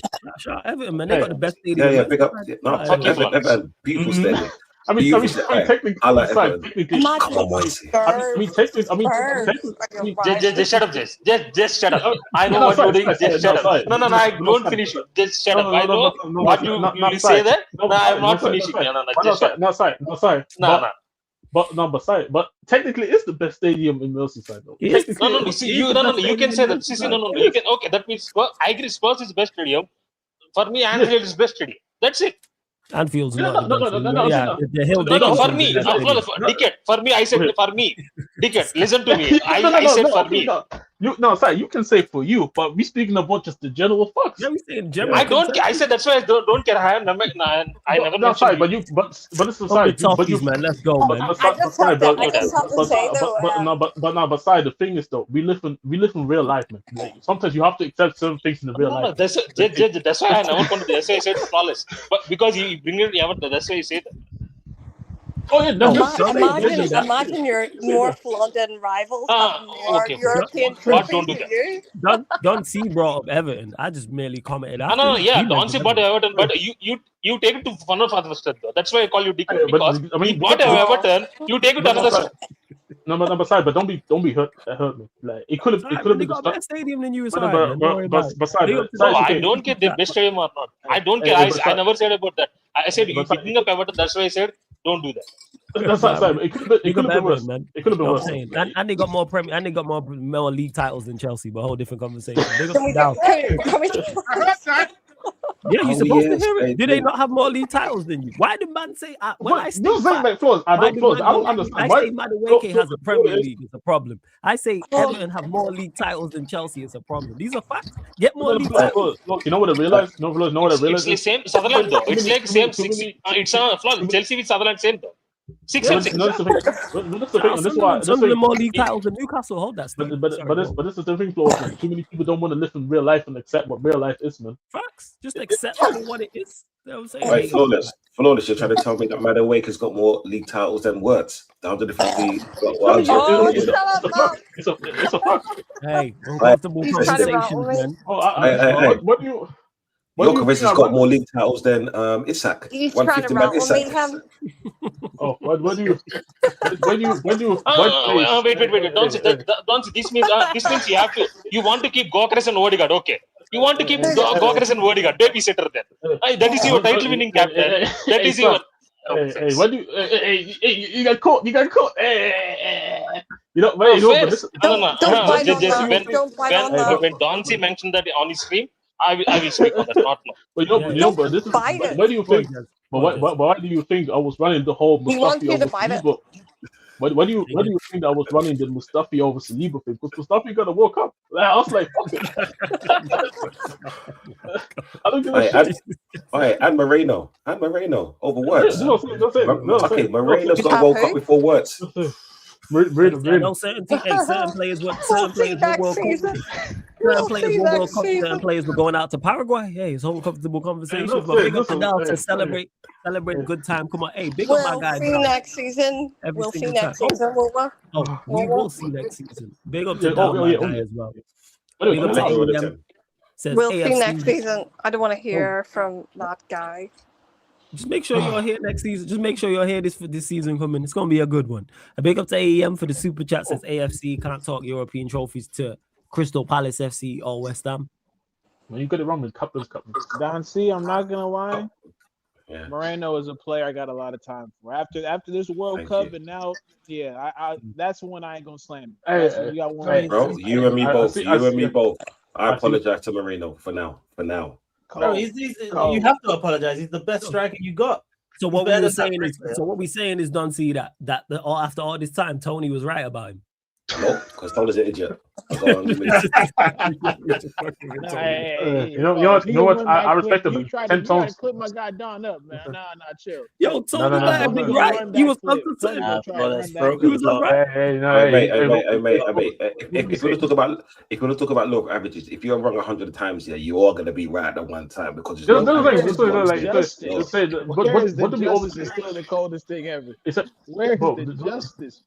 Kai Havertz, brother. I love the where is the justice. But this is what we always say. Yo, where's the justice? The justice. But this is the thing. This reminds me in the chat. We was running the justice thing for another 10 minutes in the chat. Oh yeah, you lot had me howling in the chat. I was dying in the chat. You lot had me howling. I have to think that Americans are the smartest people in the world. Yeah, Thank you very much. Thank you very much. Look at this Eddie guy here. What I will say is, like, as much as people critique them in regards to, like, oh, they don't know football, the Americans I've come across know football very, very well. No, they do. They very, do. Very well. That wasn't what she said.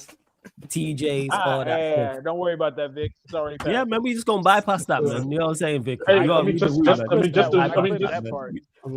Eddie getting any more credit than he deserves. I rate it's never enough. Well, for me, they America got the greatest person that they ever brought out of the country, man. Russell Westbrook. My God. Russell Westbrook. We're good for something. Hey, I know. As a Laker, he was a bum, but as Thunder, no. Yeah, I don't hate Russ at all. But yeah, shout out to Blank, man. Tell him again. Talk about Eddie, man. He says, "Big up Man United, Snapdragon champions 2026." Talk to us, Eddie. Certain select people can say it on the panel. Shout out Flawless. Nobody else. Let's go, man. Rick and me's on the panel as well. What do you mean? Now that we're in the new year, we only count trophies from this year going forward. We're actually the first trophy holders in the Prem. Yeah. This is monumental stuff, people. Monumental. What trophy did you win? The Snapdragon Cup. Snapdragon. Mate, it sounds like a kung fu film, bro. What are you talking about? Listen. Again, it's another trophy you don't have. So allow me to break down what's going on here. Mate, I don't want it. I got a Premier League title, bro. Not invited. I've got a proper. No, I'm okay. Bro, I'm signing again by Trump's party. To be fair, United had to beat Atletico Madrid. So it's prestige. Jazz, it's a friendly. It's a prestige. Now the Snapdragon champion 2026. Allow me. The big boss sent me over here to let you guys know what happened. So, you know, again, half of Spain's going through some things. So is Argentina. Oh, the station is crazy. Not too many people around to play this. So they had the kids out there. So here we are. We're just Eddie, can you turn up your mic? You sound a little quiet. That's all. It's all good. Can you hear me now? Yeah, that's that. Yeah. No, so you know, Spain and Argentina got some things going on. They can only put the kids out there. So we was teaching lessons. Little Mount on the half turn, little Andre Santos. Thank you, Chelsea. What more can I say? Buemo 2 goals. Wakanda Homer is looking like the real Wakanda, and I love to see it. And Buemo looking good, yeah. Yeah. The bald spot was shining, brother. It was shining in that Norwegian sunlight. It was shining. Oh my God. This is what we're here for. And 21. I'll let you guys think about that how you want to. I'm just saying 21. Don't worry about what it means. We're gonna get to the LA date. Yeah. Don't worry about it. Someone mentioned that in the chat. Actually, have you mentioned this before? Because someone mentioned you in 21 in the chat, but I didn't know if you had said something prior. It's catching on, is it? Yeah, some of my guests. Maybe it's you and Sheik with the CC over No, there. it's You know, Saeed, man. character. Saeed. It's definitely Yeah, Saeed. Saeed's on it as well. Actually, he is. Yeah, man. I have talked about I've talked about setting that connection up. You know, the CC could all use endorsements. They could all use endorsements. So the Saeed brand, the double C's, it's a good look. Everybody involved. We're big business over here, man. We'll talk soon about the transfers. Again, yes. Yuri Tillman's the best transfer of the window. An actual transfer. We're not talking about it endlessly. You know, Bro, the best transfer was Ronald Ferguson leaving my football club. No, it actually wasn't. It was Yuri Tillman's putting on the red, the real red. The only red. It was Zinchenko leaving Arsenal. But yeah, shout out to my Snapdragon Cup, man. Wait, Eddie, can I ask you a question? Actually, no. The best transfer was Brennan Johnson for 35 mil. That's a good sell still. That's a steal. What we say? The Spurs fans been cooking them all pre-season. It's been crazy. Okay, who's the bigger club, Man United or Liverpool? Oh, in your Oh, opinion?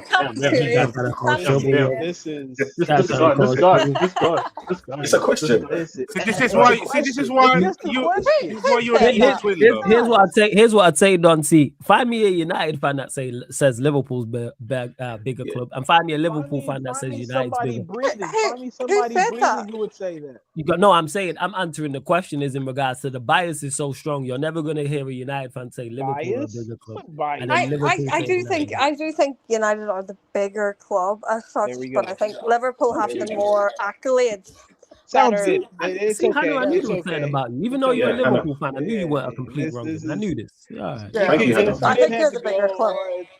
The biggest Now, Si, club answer right the question. there, right there. Yes, I. Yes, I. Oh, flawless. You can move on, flawless. You know me. You know the answer. You can move on. I don't know. I got quiet all of a sudden. We can't hear you, man. No. From I never say United are bigger club. I never say that. For me, it's I'll never say it. Oh, so you used to know. Liverpool. Fair enough. What does your pop say? For him, it's Man United. Yeah, do it again. This is Shout out Side Senior, real one. Shout out G-Pops, man. Shout out facts. They got blank for the super chat. Appreciate you. Says just speaking facts. Spurs franchise spicy. This guy always going on about always crashing on Tobes and Fuad as well. Says chain snap for relegated and gambling problem ballers SMH. You know what though? I can't lie, man. I needed some criminals, man, because my team was so soft. So fuck it, man. But hey man, no blank. Thank you, man. At least somebody's saying something nice to me, man. Fuck it. I'll take it. Can I ask an Arsenal fan? Why does it always come back to Arsenal fans, man? Okay, what is it speak between Liverpool I and want to ask Arsenal? an Arsenal fan who is the bigger club, United or Liverpool? You're asking me? Okay, if you're talking about recent history, then We're it's talking about United. bigger club, sir. We're just talking about who's Because the bigger club. okay, in my lifetime, yeah, it's Man United because I've seen them win a hell of a lot more trophies than you lot. In my lifetime, a lot more players have come out. They've done more things. They got more of a decorated manager than you lot. This is what I'm saying. In my lifetime, if we're talking about trophies, we've probably got a few more than that. But you lot are a massive club. Like trophy wise, I agree with you. But in my lifetime, it's Man United. They're the biggest club in England, and they are the poster boys of England. I don't think they are. I think we're the biggest club in England, but no problem. Come on, respectfully. We know the truth. We know the truth. No He was bigger. Man I United think they've got a bigger fan base and stuff. I think they are. They're a massive club. I'm gonna just leave it there. Can I ask the wood question? Who's bigger, Man United or the Lakers? Huh? That's a tough. United for sure. United for Good sure. question. United is for sure. United is like global. Like Yeah. it really is global. Much as I'm Lakers fan, I would say United still bigger. If I could go to somewhere remote in Kenya, right? Yeah. And ask somebody about the Lakers, they have no clue who the hell I'm talking about. If I talk about United, they do. The fuck would Actually, anyone no, else fair do? enough. Because I do think that from the African, if you speak about just the African market, I do actually hear that. But From even the if you go in outside Europe, part. I'm sure if you go some places in Europe too, it's the same thing. But that's the thing No, about that. you're being very, you're being But I do think. biased. I think you're being very biased. No, I'm But I think telling you, no, like, the thing- let's think about it here, right? Let's Yeah. think about what's No, go the on. thing about? who watches basketball compared to who watches football. Yeah, true. The whole world Yes. watches football. The whole Yeah. world watches football. Basketball is a very niche sport. It's a very niche sport. Okay, what's your point?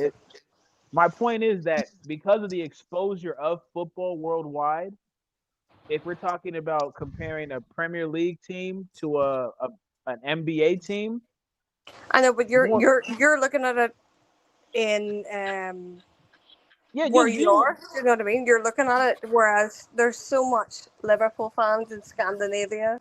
Oh no! Everywhere. We're speaking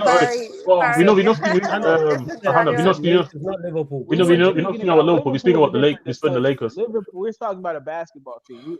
Yeah. I pivoted because I was know what thinking. you're getting at. I know what you're getting at. I know what you're getting at. Liverpool is a different discussion for sure. Like it can be, it's an argument, but basketball, and football, no one gives a fuck about that. Hey, that's my problem. That's my problem. Nah, basketball. We care more about basketball here than we do Psy. What are we talking about? Like on the power rankings. Crazy. Yeah. Hey, Psy, fight back. Comment. Yeah, you slid down the power rankings. I apologize. Hey, Psy, fight back. Psy, back yourself. Let's go, everyone lashing out. Somebody in the chat said Liverpool has been relegated more times than Everton. That's crazy. I didn't even know that. I didn't know that. Boston actually didn't know. I actually didn't know that. That's actually. How many relegations does Arsenal have? I don't think they've ever been relegated. But even like Liverpool's best run in the recent years, bro. Like, I'll be honest, Pep ruined all their joy. Like legit, like they were their best ever period. Pep was just snatching their chain left, right, and center. Like Klopp was there trying to you know rack up his prems, and Pep was like, nah, bro. What's that Debo meme where he's like, bro, that's my bike. That's what Pep was doing the whole time he was here. You know what keeps him respectable is those damn Champions Leagues. I tell you that right now. You take them off the table. It's a dark conversation. And it looks a bit spooky. Actually, can I ask a question? Actually, how would we have felt about Pep's City era if he never won that Champions League against Inter? Underachieved massively. He would have underachieved, yeah. Would have said that's what he's the first. He was the first. They were like they did something. They were the first to do what? They did something. They broke some record. They won 4 So they had 100 points. They won 4P. Yeah. I would think what did you say, sorry? Because every manager who was here of a certain level picked up a champ. So we would have looked at him and went, how don't you have one? What did he say? The question is, my question was how would I feel win the Champions League at City? How would we look at him? Yes. How would we what? How would you look at Pep if he had never won a Champions League at City? Oh, okay. I get you. Yeah, it would definitely be different because I think if Wenger had a Champions League, as much as we praise him, we'd rate him more. If Mourinho would have got one at Chelsea, we would look at him more. But the thing is, he got one else. You got one elsewhere. Yeah, he got one. He did. He did. I don't know. I think I'm the only person that thinks that Klopp is probably one of the best managers we've ever seen. I think Klopp. That's still fair. That's fair. I agree. You don't think it's fair? He's top three. People say to me like I'm talking shit. Like Klopp is one of the best managers I've ever seen. I mean, Klopp's general career, if you just put Liverpool aside, just his general career before that. For sure. Any manager that takes a prem off of Bayern Munich, sorry, not a prem, a Bundesliga off of Bayern Munich. You have to respect it. And I know the argument for some people would be, this is not where they were at their best when they were able to go and repeat it. It doesn't matter. They did, but Bayern was still a very accomplished team even at that time, and even before Dortmund, his time at Mainz was also really good as well. No, it This is wasn't. what Yeah. makes him. This is what makes him He won going to back-to-back coach the. Bundesliga. He won one. He won 2 in a row. I He just, won 2 in a row. Don't forget Champions League final. He lost, but Made the Champions League. But he made it, and that team wasn't like, the team was great in my opinion, right? But it wasn't of the standard of like especially in that era where you thought that team get into a Champions League final, right? Like he did a phenomenal job. I do think that Klopp's Liverpool probably wasn't that good. It was underwhelming. No. I think we were probably not great, but I think Klopp, compared to Pep, I think Klopp actually done a outstanding job. I think Pep, he's always had to work with money and stuff. In my eyes, like I think he has. But no, I think my earlier comments. My earlier comments were just to rattle Pops, but in all due respect, but respectfully, like if it wasn't for 115, Klopp would have won more league titles. Yeah. Whoa. Who said that? Who said we don't? He would have. We've always because of 115. That's what like makes his Premier League career not look as good as it could have looked. But yeah, if it wasn't for them man cheating down the lane, he would have won more time. Well, but don't do that. We've always rated Klopp. But the thing is, he's still got windows. He's still got windows. Hey, Vic, what are you getting at right now, man? Vic, what are you out here doing? 115 charges. That's what I'm getting at. Man, hey, again, nobody hear that shit. Charges though, like nothing ain't gonna happen. Ain't nobody, man. Hey, yeah, man, look at Chelsea. We don't want to see that. There was one team that was second place for all of that. You want to rewrite the history books to give them all that? No. All right, Tree say about Chelsea now because Eddie made a statement earlier on saying that they won the Super Dragon Cup or whatever the fuck it's called, yeah. And he called it.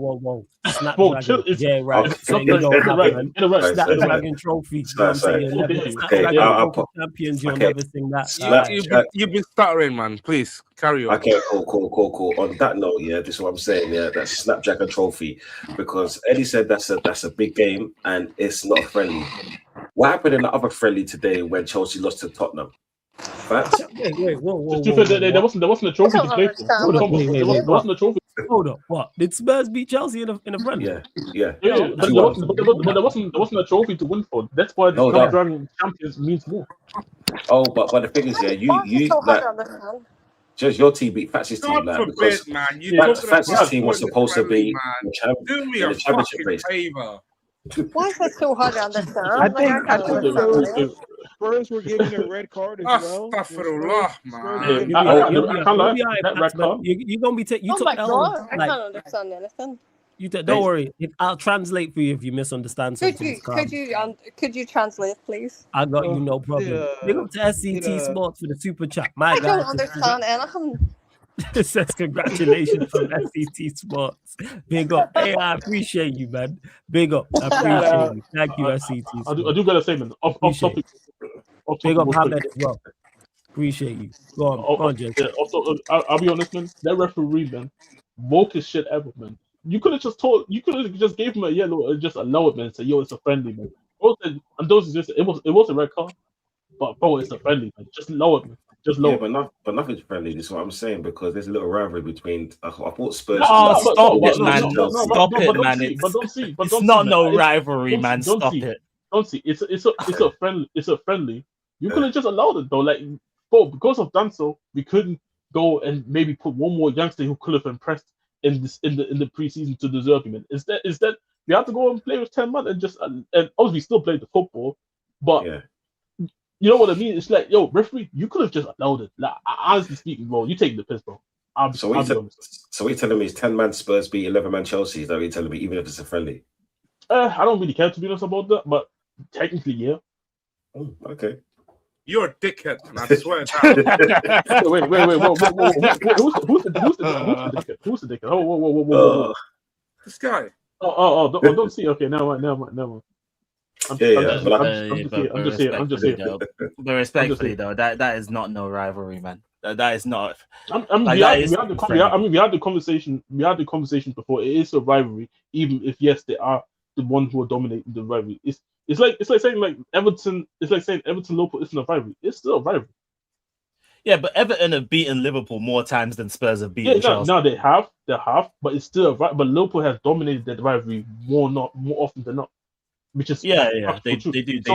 So technically it's still a rivalry. That's why you see so much more attention when the game goes on. You see how Stamford Bridge is. You see how the Tottenham Stadium is. It's a rivalry. I can't lie. Like, Seeing those pre-season Chelsea fans rattled was a sight to behold. I'm not gonna lie. Because when you go and play against one of your rivals in pre-season, there's always going to be there's going to be people who are going to pretend and say they don't really care, but then they're still going to have. This reminds me of, I think a couple of seasons ago, I think Spurs, Arsenal, and Chelsea. No, it wasn't even a couple. Together. It was last season. They played Arsenal, and I remember expressions was getting excited because they beat them in pre-season.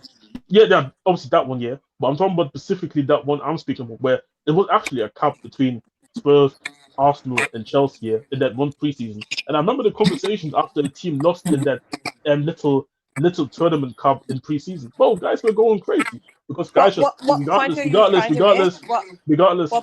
we're just talking about how Chelsea and Spurs, how that it's not a rivalry. Technically, it's a rivalry. It is a rivalry, even if Chelsea are the dominant one. No, this is the point I'm talking about. This one I'm talking about is how. This one I'm talking about how. Even in preseason matches, when you see I'm getting there.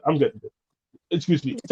English is my second language. Excuse me. But my point is that even in friendlies, when you see the fans go into the games, they are invested even those friendlies. So this is what I'm saying. How much is even if it's friendly, this is still a rivalry, and that's why guys are getting invested. Even though I disagree of getting invested over friendly. Even if you go, fair enough. I do think you have missed the first part of the conversation, but that's okay though. Yeah, no problem. But anyways, yeah. We carry. Hey, shouts to Big Up Black says, how you man spend 250 million plus and lose to 10-man Spurs? Some thoughts, facts. No comment. There we go. You got your answer, Black. There you go. Appreciate the super chat. Hey, shout out to Hassan for the raid as well. Big up everyone joining over from the raid. Run up the likes. Make sure you subscribe to the channel. Hit the notification bell as well. What was Hassan talking about, by the way, you lot in the chat? Make sure you subscribe to Conversation. Probably transfers. Probably the lack of transfers. In the chat. Transfer, yeah, it might be that. I need to ask a question here. Obviously, I know. Obviously, I'm not content creator here, but at one point, gets it to the point where like you don't get bored of like the same conversations, like, you know what I mean? Like, I understand it's content, but at the same time, it feels like it's getting really competitive. Repetitive. They get drawn into the journalists that chat absolute rubbish on the timeline. So of course, like I've told you, I think they take the same 2 weeks ago, but because it's been worded differently, it's a new point to make. So like the Barcola saga has been dragging for like the whole summer, but he managed to turn it into fucking 10 live streams because there ain't fuck all else to talk about. So I heard it. It's just for me. It's like I just couldn't do it. Nuance. I'm like, I'm there when actually breaking news is actually there. Like you know when the thing is like there's news but nothing ever happened. Like that's what it feels like to me. That's why it's like I find it just hilarious. Obviously, it's not enough to content creators. And there's no football to watch as well, like you just said. There's no World Cup the World Cup's there though. Like that's what. We talk after. It's finished now. It's finished now. Yeah, because during the World Cup, I promise you, I did not see a single transfer news. Obviously, there were a couple here and there, right? But during the World Cup, there was way more. Just watch about the World Cup conversations and that. Like, that's what I say. That's why I love when there's a summer tournament going on, is because it distracts everybody from transfer rumors. Because I'm so sick. I'm just so sick and tired. Like I don't even follow. Like funny enough, I actually got Patricio muted. So unless somebody sends me a tweet, into my GCs, I don't see Patricio's tweets because I couldn't care less. Facts. I couldn't care less about this hand of Arsenal tweet as well. Is what I'm saying. This is why people are going crazy, because there's nothing going on in the transfer window. So whenever something pops up, everyone just tries to jump on it. Like it's just boring. This transfer window is boring. I want the season to start. Bring the season right now. Yeah. No, I agree, Victor, man. Like that's what for me. Like January is just more acceptable because it's just 1 month, and even that 1 month, a lot of football's going on during the period as well. So Yeah, you're not just stuck. it helped. Yeah, Even it then, helped. like, what are you trying to watch, especially like? Bro, I'll be honest. I'm just chilling. Like, bro, it's summer. The sun is out. Before, especially here in England, man. Especially here in England. Do you know how bored people are? Because there's nothing there's going more on. heat wave People are this week, doing man. Pre-season, More heat wave this week. pre-season match reactions and doing like tactical breakdowns and shit because they're so bored. Because there's nothing else to do. Oh man, I'll be honest, man. I've just been going out, man. I'm just chilling because it's like, hey, new Spider-Man dropped. Obviously, I didn't watch it yet, but new Spider-Man, bro. There's shit to do. There's shit to do. Like, yes, I'll say banging film, absolutely banging film. One of the best I heard it was amazing. A lot of people are saying that now it's been good. I'm planning to go there as soon as I can. Funny enough, somebody on Twitter yesterday posted the whole movie on the Twitter account. Oh yeah, I saw that. Oh no, I promise you, man. I can understand that it's dark, but you have to watch it on the screen. Obviously, no. I didn't watch it because obviously, just out of respect, I didn't watch it. Yeah. I just think it's just first of all, who's there on Twitter like watching it on Twitter, right? But at the same time, I'm like, bro, them black SUVs is gonna be in front of your house then if you don't delete this shit. Yes. and by the way, and one more thing is before you go to football, I hope Marvel continues this Doomsday. That's it. I just want to say that's it. Don't spoil it. You've done very, very good with Spider-Man. Continue this to Doomsday. I've already watched it. It's really good. Yeah, no spoilers. I ain't seen it yet. I need to go see it still. Hey, Odyssey as well. Odyssey as well. What is Odyssey? It's a Greek mythology Greek mythology story. It's already. See, before you watch Odyssey, you have to watch movie Troy. Then you will understand the Odyssey. Yeah, it's literally like made by Nolan again. Like he's one of the the GOAT out there. Like he made Odyssey, Batman, Inception. It's fire. Were you saying Eddie is good? Yeah, it's worth a watch. It's fire. Oh yeah. Okay. Both of them. I had a few. I'm not gonna lie. Go ahead. Okay. No. What you saying? No, I was saying. Is it good? Is it good? I want to go see it. I've been seeing people say it's I'm good. With you on that, Hannah, that's why I want to go see it. I had a few people say like how I want to go see it. It wasn't as good, but at the same time, I have to see it for myself and to have a real opinion. Yeah, you see it for yourself. I think if you've watched it before, if you watched Spider-Man before, you'll have an understanding of what's going on, and then it'll make you appreciate it a bit more. The Odyssey was the better movie, just like because it was like they shot it in a way where if you go see it in like an IMAX joint, that shit was different. So they're both pretty good though. Like if you'll probably enjoy Spider-Man more because the Odyssey is on some other shit. I'm not gonna lie to you. Okay, Eddie, rate them. Rate the Spider-Mans. Spider-Man gets an 8 and the Odyssey gets a 9. No. Sorry. I should be more specific. Rate all the Spider-Man movies, the new Spider-Man movies. Okay. Rate them. Talking about the animated ones too, or no? No, just the Marvel new ones. Just the Marvel new ones. The new one. Okay, so this one is the best one that they made with Holland. With Tom Holland, right, it's the good, best one. Yeah, it's definitely the best one. Yes. Jesus, Fullers. I was trying to kill this fly. It's all good. Hey, I'll be saying like, bro, I'll be reacting, man. I'll be reacting like crazy as well, man. Like shit is like right next to me, and I'm like, fuck. I know the one. That time that heat come, those flies come out too. But yeah, that's it. Can't stop that's it. It was super dope. I didn't have high expectations. They blew it out the water. Yeah. But you can bring Spider-Man, you can bring He-Man, you can bring whatever man you thinking about. Doom and 30. I'll wait for the Thundercats movie. Doom. This Doomsday is about to be what I'm waiting on because I need to see. I need to see people get slapped up a little bit. Yeah, I need to go see that myself. I need to go see Spider-Man, man. I need to talk about that. Do that for sure. For sure. Because I'm a massive fan of Spider-Man. I was talking about my stream the other day. I'm a massive fan of Spider-Man, and I just don't think they've done him the justice throughout the films. They did. You're gonna enjoy it. Trust. This one they did. Yes. Okay, and by the way, did you watch Obsession movie? Obsession. No. Mate, I've had the time because when we talked about it on Friday. Brilliant. For me, I enjoyed it. If you're a horror fan, go and watch it. Very obsession. Dosey, let me ask you, man. Who's the worst Spider-Man of all the Spider-Man?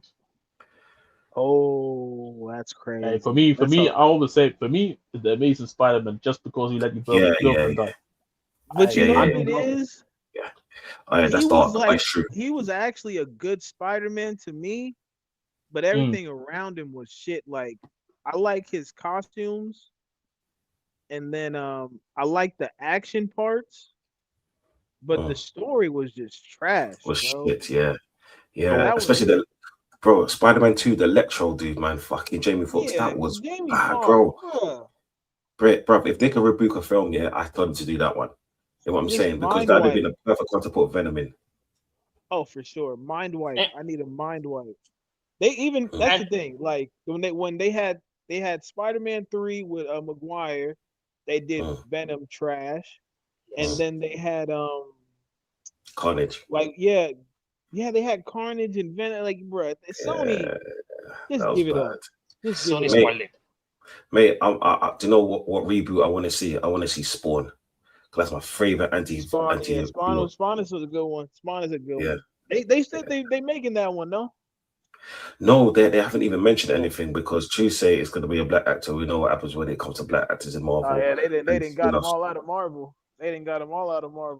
Bro, we know how it goes. People revolted. We got T'Challa, so you get what you can. I guess. Oh God, man, I don't even want to speak about that shit. I'm good. I had enough conversations about it, man. Yes, same. Yeah. First Iron Man was the best. I don't know about it's the best. It's the best Iron Man for sure. It's the best Iron Man, but I'm gonna just stick to Winter Soldier. I think Winter Soldier is probably Soldier or Infinity Winter War. Soldier Those I think that is an incredible film. Winter Soldier. I say this all the time. That's one I go back and watch on a regular basis. You see, to know the funny thing is there's two Marvel films I really like. One's Infinity War, and the one is Age of Ultron. It's the jokes in it. Like you got to see Age of Ultron. When I say that, I've watched that so many times just because it's so fucking funny with so much action. It's actually one of my favorite ones. It's crazy. Infinity War is cold because of just the whole new character. Well, not new character, but Thanos. But that's another one who was carries it. That's another one who was screwed was Ultron. He needed more time, but I heard they said he coming back, so we'll see. Oh, I hope so. I need Ultron back. You see when he made the omelet joke. Yo, when he makes the omelet joke in Age of Ultron, it has me rolling, yo. That shit has me fucking rolling, yo. For real. Big up everyone tapped in as well. I see you lot. Hey, who was it? Shout out again to Hassan for the raid as well. Let me get to it. Hold up 1 second. Yeah, man. Big up Hassan. Yeah, Chinley said, big up, gang. Congrats again, Flawless. More power to you, man. Headed out. Hey, I appreciate you, man. Big up my guy Blank says, Marvin, I fucking failures for not making Blade. Shaking my head. Hopefully they still get around to it still. No. They scrapped it, Flawless. They scrapped it. They scrapped it in total. Well, 2052. 2052 is coming out. 2052 people. Yeah, hell yeah. And by the way, did you see they bring in Ghost Rider to Marvel? Did you see that? Yeah, but I mean, bro, I'm not happy. Lie. No. Why? I'm okay with that actually. Because they just pretty much like they made all this shit. They made all these shows, the Moon Knights, all these characters, and then you have that going. And then they're gonna go all in with the X-Men, because that's what I think they said at X-Men, that they're gonna do like the X-Men next. So yeah, I don't. Hey brother, Black Widow had a spin-off before fucking Blade. Are you taking the piss? Bro, Black Widow, that movie came out so time. No. You're talking about the film. I'm talking about both. Word to month. Hashtag both of them. Capital BOFFUM. Facts. Right, mate, you just like I'm Black not gonna Spandex. lie. That's what you like. I'm not gonna lie. Oh, I'm a fan. I'm more of a fan of Yelena than I am old girl. Okay. That's a big statement. Because she's like, I don't know. I guess they gave her a bit more personality. Okay, okay, I hear you. Like he'll just sitting there silent and shit, hitting the same pose in every movie. Yeah, keep hitting that, but you know what? Never mind. You know what I'm saying? See, I got him. Ladies and gentlemen, we got him. We got him. Guy, man. Right there. That's what I'm saying. We got Just him. keep hitting that same pose. You acted like, all right, don't do that, Vikram, since you piping up and that. You man didn't like the pose she was hitting, no? Huh? Nope. I can either care. Now we're talking to you, Don C. I was talking in particular to Edwin. I was talking to Edwin and Vikram. That's who I was chatting to. Why is Don C being aggressive? Wait, hold up. I was talking in particular to Eddie and Vikram. What you man didn't like the pose she was hitting, no? Gentlemen never Bro, tell. I was just watching. I was just watching the film. I don't know what you're talking about. Say that again. Oh, okay, face. I was just watching the film. I don't know what you're talking about. You know this. You know that it's here. It's the same. It's the same thing, man. It's the rub and cut in and shoot, man. It's consistent and it works, man. It's the same move. It's consistent, but it works every single time, man. No, it worked. What are we talking about here? That shit worked. Because I see her in other films and I'm like, yeah, it ain't that. You feel me? That in particular. You know what I'm saying? And I see it like it's yeah. He was on the Twitch, I'd say much more, but you understand the overall point I'm getting. I ain't that in other films. I've seen it in other films, and I'm like, but see with Marvel, I'm like, the pose, like they said, man, it's the rubbing, cutting, and shoot. That shit works, man. And it's got nothing to do with Ain't that right, Vikram and Eddie? Ain't that right? Consistency. Yes, facts. Explain it. What do you mean consistency? Consistency. How she consistently filming film out. Yeah. It's the Solomon. Like so Salah might kick it to your chin, but it's gonna work every single time. Facts. It works. Big up to let's get to some of these questions as well. So I said this, I don't know why you say it. Flawless and Panel, who's your top 3 rival players? No, Flawless, it's top 5. Sorry, it's top 5. Top 5, okay, because you asked that again. Top 5 for me, top 5, no order. Xavi Alonso, David Silva, Thierry Henry, Patrick Vieira. That's 4. I got Yaya Toure. Let Flawless finish. Who's my 5th? As much as it pains me to admit it, Haaland. Wait, no Yaya or Suarez. No, fuck Suarez. Oh, I can't stand Suarez. Okay. So I can understand. Like elite footballer, but I can't stand him. Okay, yeah, that's my 5. Outside of football, okay. No Hazard. Not over those 5, no. Okay, thanks. There's other honorable mentions, but like him, like I could throw in a Carvalho and a Makelele and that, but yeah, they're the 5. Now you can go. Say Yaya. All right, thank you very much, baby Ryan. You fucking tit. But anyway, hey yo, what? Yaya, Ryan. Yaya, Thierry. No, I'll say Yaya. Yo, let it go. Aguero. Yo, let Eddie go fast. Go on, say again. Yeah, Thierry, Yaya, Aguero, Drogba, and just because this bro in his real fear, Petr Cech. Eddie, before he was before like, the fat sports. He was something different when it came to goalkeeping, other than like the regulars. Like I'll always put respect on his name because he was a dog for real.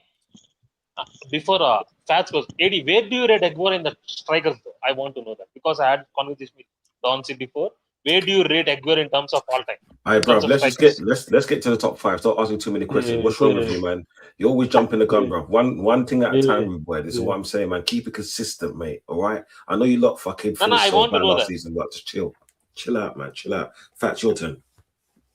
I'll go Yaya Toure. I'll probably go with Aguero as well. David Silva. A City rival to you. Surely it's more Spurs than Arsenal. That's the question. That's the question I'm talking about. No, I don't. You ain't hearing no City players. Spurs, Arsenal. That's yours. Don't do it.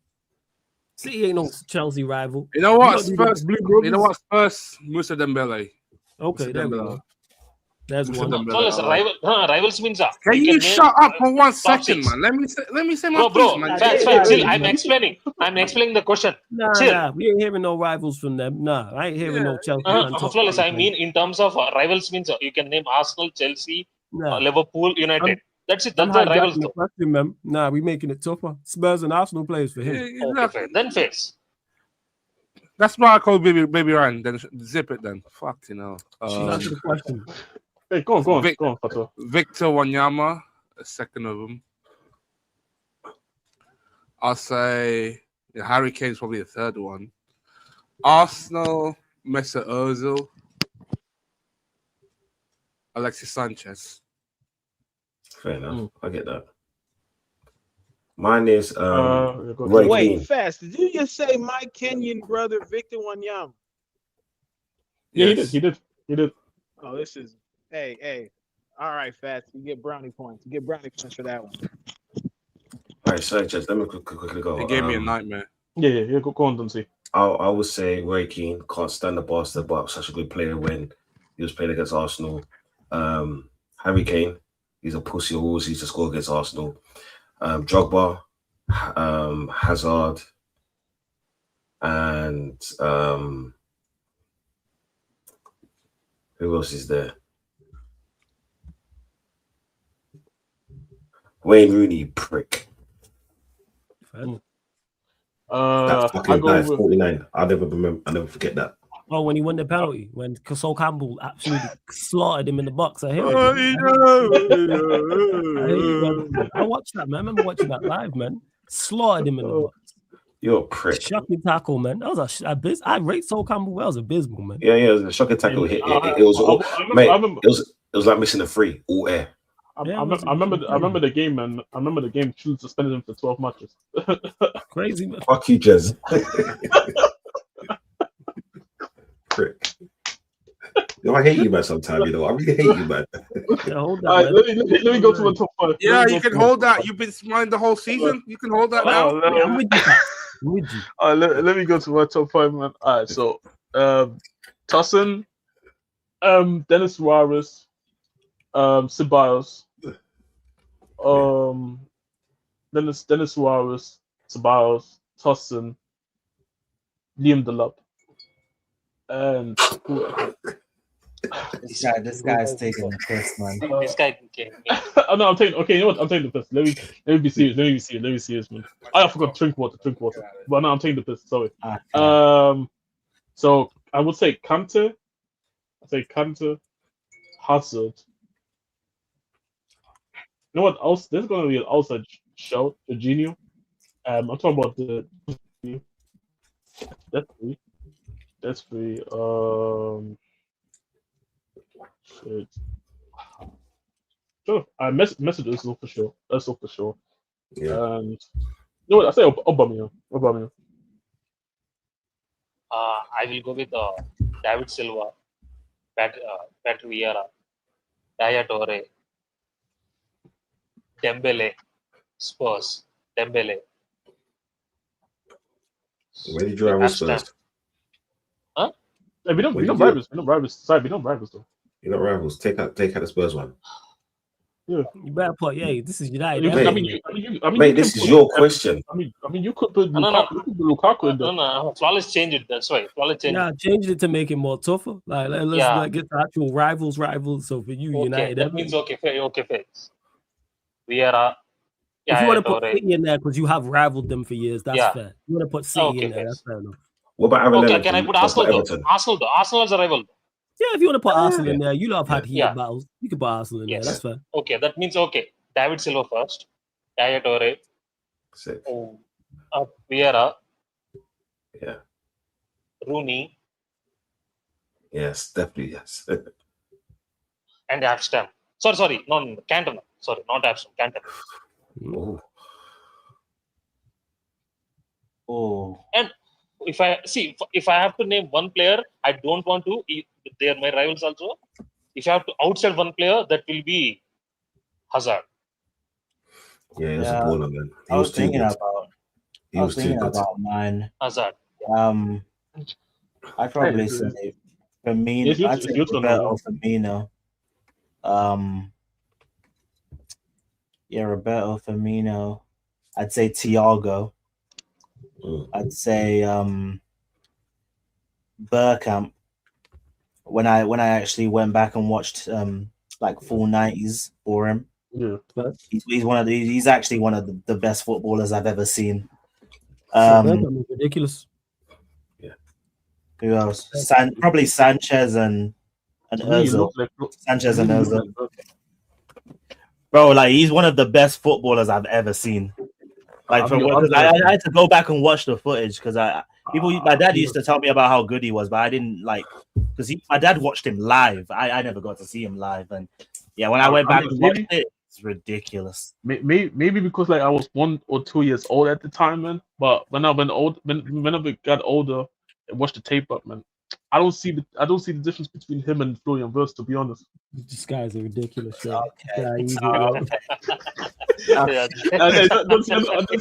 know you like the comparison. Okay, Jez, do you know what it is? As long as you don't talk shit about Cazorla, yeah, we're good. I don't care about anyone else in that. Cazorla was my baller. That was my baller. I kind of Bergkamp.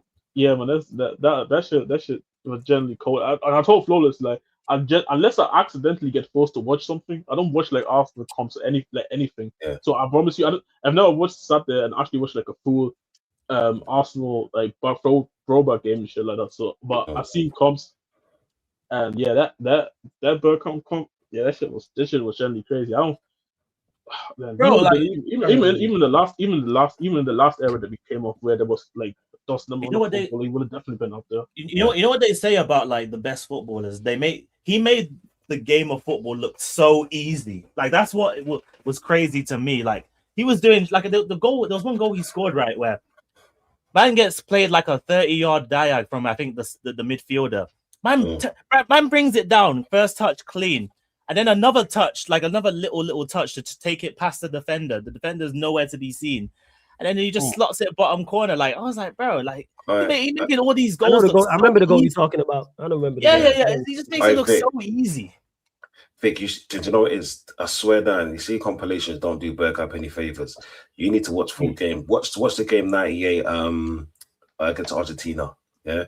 Watch an Arsenal game and just watch him because he was majestic. There was two ballers which are highly rated around that time was Bergkamp and Zola. You see those two players, what they did with the ball, and you see certain players compilations make them look better than what they are or at their level. With Bergkamp, you have to watch him in the match. It's his movement as well. It's like he was dark. Like I don't know. I want to say dancing. Couldn't mark him. And the thing is, he was slow as well. So he was like in that Zidane territory with speed. But the way his brain worked was amazing. You know what I'm saying? You have to watch the matches because he was an amazing player. I'm not even saying that because I'm an Arsenal fan.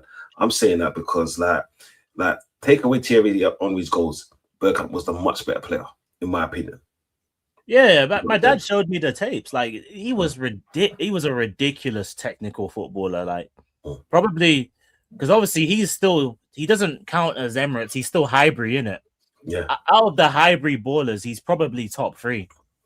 To be honest. No. Yeah. Do you know what he is? Like out of the Highbury ballers, yeah. Take away Henry's goals because obviously I've got an affiliation with Ian Wright. This is why it is what it is. But if we're talking just football only, take away Henry's goals. And the better footballer was actually Bergkamp, but the better player was Henry because obviously he was more devastating and he was more of a game changer as such. And what people didn't realize was Bergkamp was actually a winger first. Yeah. And then obviously that time, knees, and all the rest of it, and then they moved him as a second striker as they did, which is a number 10 nowadays. But what he did with a football is like. Because in those days, there was like Zola, Bergkamp, and Cantona. You see those 3 players, right?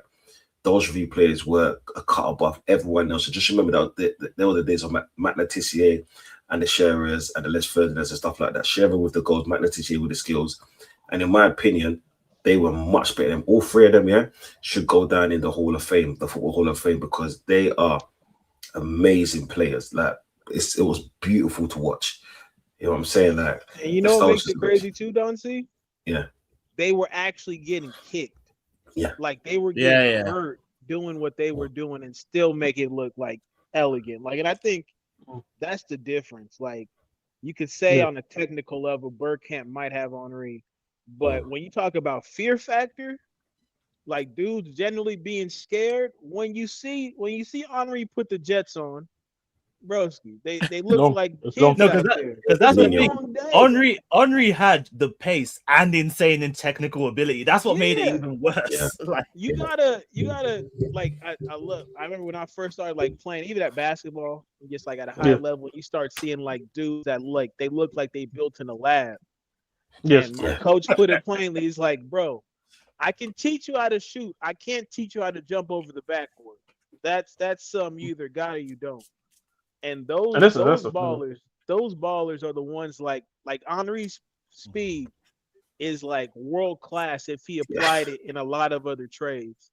Yeah, and he put it in the Prem and was just a murderer for years upon years. So but if you just love football, you're gonna say, oh yeah, Bergkamp was up there, but it's like, bro, Henry it's the fear. The fear is different. But the question is he the Dutch all-time leading goal scorer and like the Fires? this guy. This guy. It's getting late. It's getting late. Flawless timeout, fellas. Just timeout. Let me carry on, yo. Let me there. He's always gotta ruin it. Big up Chat Podcast says congrats to the 17K. Content always fire and the most consistent on YouTube. Hashtag respect. Hashtag smash the likes. Appreciate you, Chat Podcast, guys. I see you pop up in the chat on a regular basis. So big up, man. You lot, hey man. Everyone who's here for the 17K subscriber party, continue to run up the likes. Subscribe. Big up Hassan for the raid again. Big up to Northside for the raid. Also to Hassan who says question to Flawless, how can I be a superstar like you? You already know how to be a superstar. You know why? Because you're a superstar. How many subscribers you got? Like 90K? I'm saying it's kind of like 90K. It's not a superstar. It's being a prick. That's why. Two things can be true. For what Liverpool about to go through this season, he finna hit that 100K. Oh yeah, facts. All jokes aside, yeah. Hey, but you know what? Don't even be like that, Eddie. In regards to it, he was gonna hit that 100K before the season starts. 100K. Okay, we'll give him 150. We'll give him 150 then. Easy, man.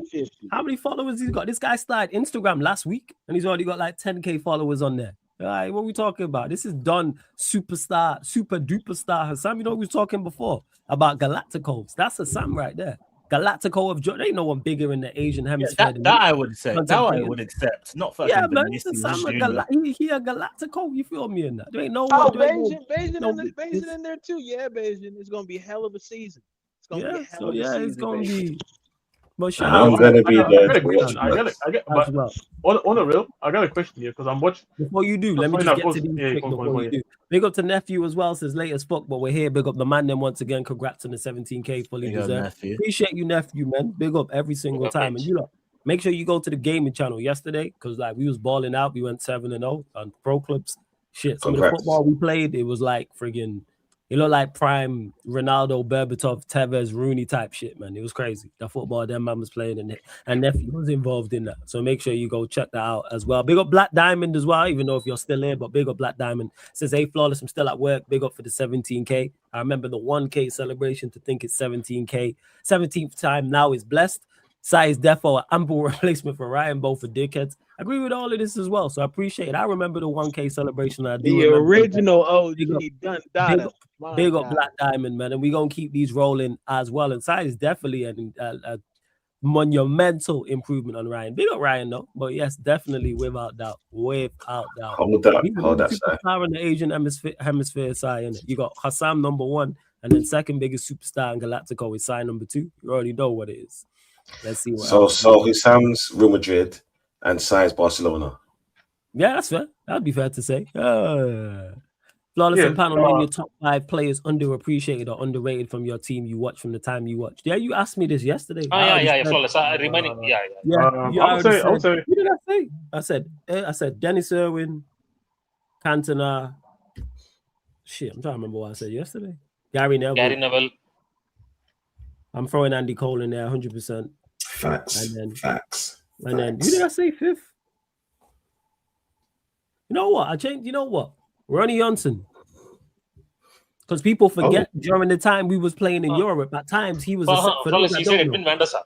I said Edwin van der Sar. He's up there. See, it's between that's a tough one. I go 6. Because what I say is about Ronnie Johnson. He was a centre back who played central midfield in Europe at times, and people just overlook that. Like he was a quality. You don't get named at all, to be honest, when people talk. Bear in mind he was a part of the treble side. So I go Ronnie Johnson and Van der Sar. It's 6. He was the original John Stones when John Stones did the whole I'm a midfielder gimmick and all that. Fam, you said it. Hey, when we see defenders play, and he actually played in midfield, like trust, but people just overlook that. I had to go back and watch him, like, oh, he's playing midfield. I know. Obviously, I've said a lot of wild shit on the stream, but this one, remember when Pep turned him into like, hey, I'm a centre back who can go into midfield from centre back and play in midfield and all that. Everybody was saying this was some revolutionary shit. But you told me he was actually doing it as a midfielder, so I'm just saying. Yeah, he was a centre back and he actually played in midfield at times. And how many times I don't know someone like Time to Shine will probably remember it a bit better than me. It's only when I'm a cut man, big up. Are you going Fats? Big up. All right, Fats. I only remembered like when what was I watching? I think I was watching something, and then they mentioned when United played Inter Milan because he was talking about R9 and like he played in midfield at times at points, and Gary Neville's mentioned it at points as well. But I go Van der Sar 5 and Ronnie Johnson 6. That's what I go with. Ronnie Johnson's a smart one. He's a smart one. He's a baller. Because he just dumped for someone who played centre half for Manchester United on a regular basis. Like he just gets overlooked. But go on. I'll put Carrick in there as well because Carrick didn't get the plaudits that he should have because he was a baller even when he was playing at Tottenham. Obviously, that's the reason why you lot bought him. But at Tottenham, he was cold legs. I'm not gonna say it. But when he came to United, he just stepped up a gear, and because obviously he had the Ronaldos and the Nannies and all of that around him, Rooney's. You know what I'm saying? He kind of got missed. You know what I'm saying? And that's no disrespect to him, but he was a baller. So I think you lot should give Carrick an honourable shout in that one day because he was. I'm not going to dispute that. I gave Carrick hell, so I hear you. Yeah, I would say Carrick for sure. Damn. I probably can't. I'm gonna be honest. I really don't think a lot of these players any shit worth a damn. So like for me, it's tough for me to say underappreciated. Shit. Yeah, I can't think of any. I really can't. I'll just sum up my mine with 2. Paul Pogba, Michael Carrick. Paul Pogba, Michael Carrick. Paul Pogba, Michael Carrick. There you go. I hear again, I thought that was too easy, but that's like, it's tough. It's tough. I think I would go with I think Victor Wanyama was massively underrated. I think the injuries didn't help at all. Funny enough, Yusuf Dembele gets massively underrated by the Spurs fan base as well. Yeah, he actually gets massively like if he's speaking about football in general, but also the Spurs fan base, there's still a lot of people who don't actually think he was as good as people say he is. So everyone talked about Toby, but out of what's his name? Vertonghen was good. Vertonghen was like them two as just a partnership alone. Like I feel like if this was any other centre back at the time, next to what's it called? The ratings that they would have been getting. It would have been different, especially if they played. Like I feel like a lot of the Spurs players in the team that played under Poch is because they played for the Spurs, right? So it wasn't like that. We wasn't out there actually competing for these titles and winning these titles, right? Like I feel like if a lot of these guys played at teams who were actually competing for shit and actually winning shit as well, I think a lot of people would actually speak about. Like I think Eriksen, for example, I still actually do think gets massively underrated in my opinion. I don't think people actually speak about Eriksen's time at Spurs at all. To be honest, like it feels like people forget how good he actually was at the time. Eriksen was one of the best. He was one of the best 10s in Europe, not just the Prem in Europe at the time. Yes. Like so for me, it's like I feel like he gets massively over. Same with Danny Rose as well. To be honest, like the attackers, I think the attackers all did get. Yes, thank you for that. Thank you for that. But Danny Rose. Yes. You mean the fullback Danny Rose? Yeah, left back, yeah, Danny Rose. I think Masters, He was an attacking fullback in it as well. Yeah, like yes. Danny got other Rose, guys. but he's one of the Eriksen best and fullbacks in Wout Europe at Weghorst. one point. Yes, Danny yeah, Rose and is a great defensively, shout. and defensively, He was very good. defensively he was also really solid as well. It's just that because of the whole Joseph thing happened, right, and the whole documentary, all the reputation just tarnished and everything, and then he just was going through stuff as well, and then it just ended very ugly at first. But Danny Rose was insane. Like I feel like he could have generally made a transfer to any top club, and he could have been perfectly fine, to be honest. I wanted him at United at one point. 100%. Yeah, I I didn't want him because he scored a bloody his first goal against my team. This is what I'm saying. Yeah. Yeah. Yes, I remember that. This was young. And this was a young Danny Rose as well. Bro, I wanted Eriksen, but not when he was finished. We got like his Eriksen in the latter stage of his career. We didn't even get to see the best of Eriksen, really. I still miss that team. I ain't gonna lie. We're going. That's it. Yeah, no, mine is my first one has to be Lundberg because I think he gets highly disrespected. People don't realize how much he did for that team in a team packed of stars. Yeah, to be playing on the right wing when you have a Henry, when you have a Bergkamp, when you have a Vieira, when you have a Petit, when you have a Lundberg, when you have a Ashley Cole, when you have a who is it, Campbell, when you have a Adams, Torre, and so forth. You know what I'm saying? He gets highly disrespected because people see him as like just a bit part player and he done so much for my team. So I've got to shout out Lundberg. He doesn't get the respect that he's due.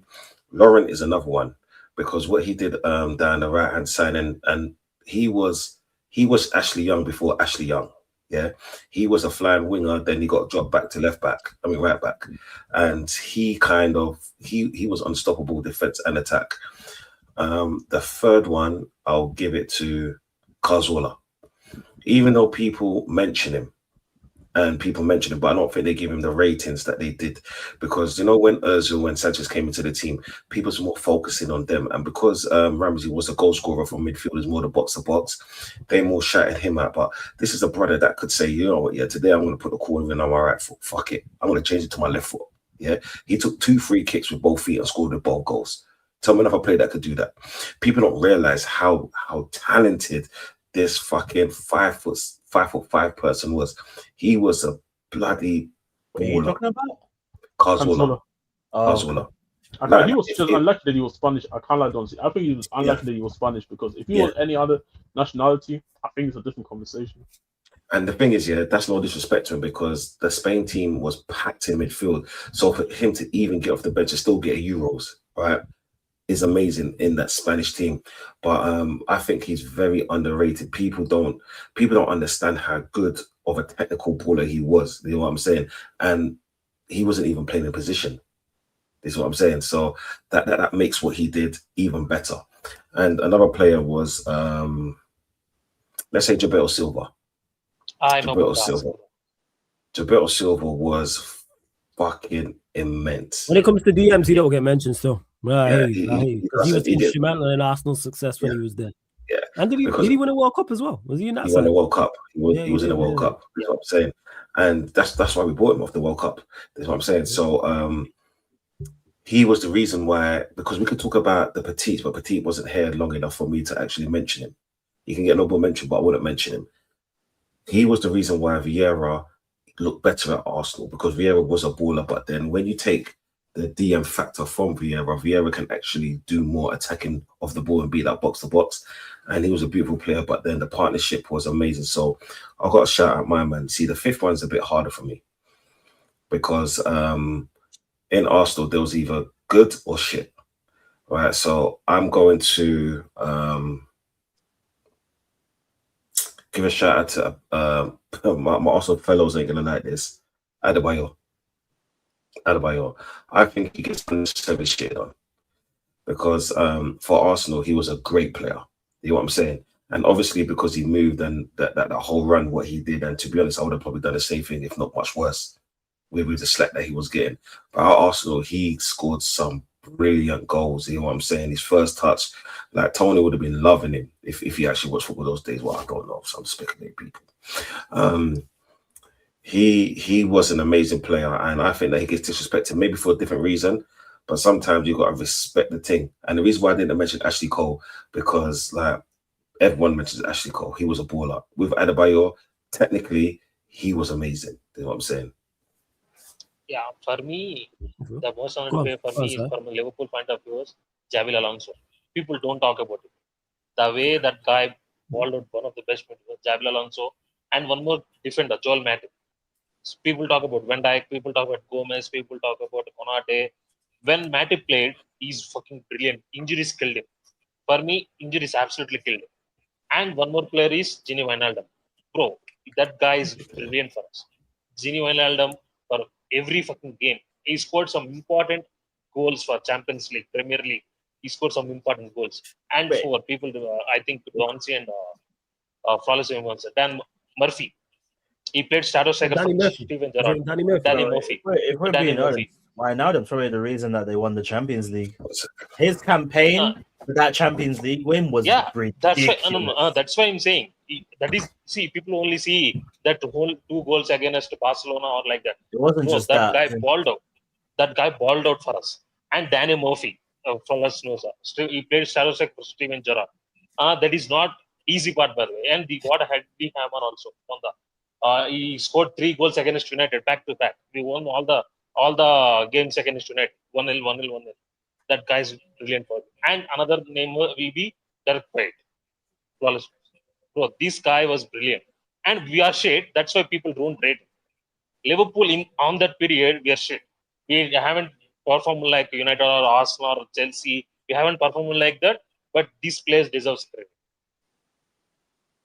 That's fair. And if I have to name outsider, Thiago Alcantara. Oh, that's very fair. That's very fair. Can I ask a question? Go to the super chat. My guy Blank for the super chat. Appreciate you. Says Cazorla, elite, press resistant, and ball carrying. Yeah. Cazorla was cold. I don't think anybody would ever say he wasn't. But I get why Dunsee's mentioned him, because all these players we've spoken on are rated, but what we're saying is like who's probably don't get the ratings they deserve. And we're talking a lot of the time on players from previous years, whereas obviously as years go by, 10, 15, 20 years, people tend to gonna mention you less because a lot of people just haven't seen. But yeah, I hear you on this, Blank. Big up. What are you saying, Jez? The floor is yours, fam. Obviously we talk about players from like a different time period, obviously. And obviously, which is funny enough, yesterday I actually watched back that Real Madrid versus Barcelona game. The Bernabeu game. I think 05-06 it was the one where Ronaldinho gets stand ovation. Yeah. I watched that game. Yeah, I watched it back. By the way, it was a cold ass game, by the way. But can somebody explain to me why was Eto'o getting booed the whole time? Who got booed? Who? Eto'o. Samuel Eto'o. I'm not sure, you know. Yeah, because he was getting booed the whole time. Like even his celebrations, like yo, he was like revolting against the Madrid fans. It was a mad game. I'm seeing bare middle fingers, old ass cameras like being taken out and shit. I think even the referee told Eto'o to stop celebration, go straight to the center circle because the Madrid fans was getting riled up. It was a crazy game. It was a crazy game, honestly. All right, can I ask another question? Here we go. Yeah, here it is. So it was from 2005 title celebration incident. So the height of the hostility occurred after Eto'o helped Barcelona win 2005 La Liga title. During the trophy celebrations at the Camp Nou in front of 100,000 fans, Eto'o took the microphone and repeatedly chanted, it was something in Spanish, which translated as Madrid, bastards, hail the champions. So it's because of that, basically. Oh damn. And I want fair enough. Any scored, and that goal that he scored as well, cold. Obviously, Messi was just cold back then in the dribble, but with the number 30. But that finish from Eto'o, I promise you, I generally don't think there's no striker right now that actually finish it like that. And also he's saying as well, because he was there on the youth box and they never gave him a chance, he felt resented. But he did apologize for what he said, but too late. Says the apology. Quickly called a press conference to issue a public apology, saying he spat in the plate from which he ate and got carried away in the euphoria of the moment. But hey, it's too late. They ain't gonna forget.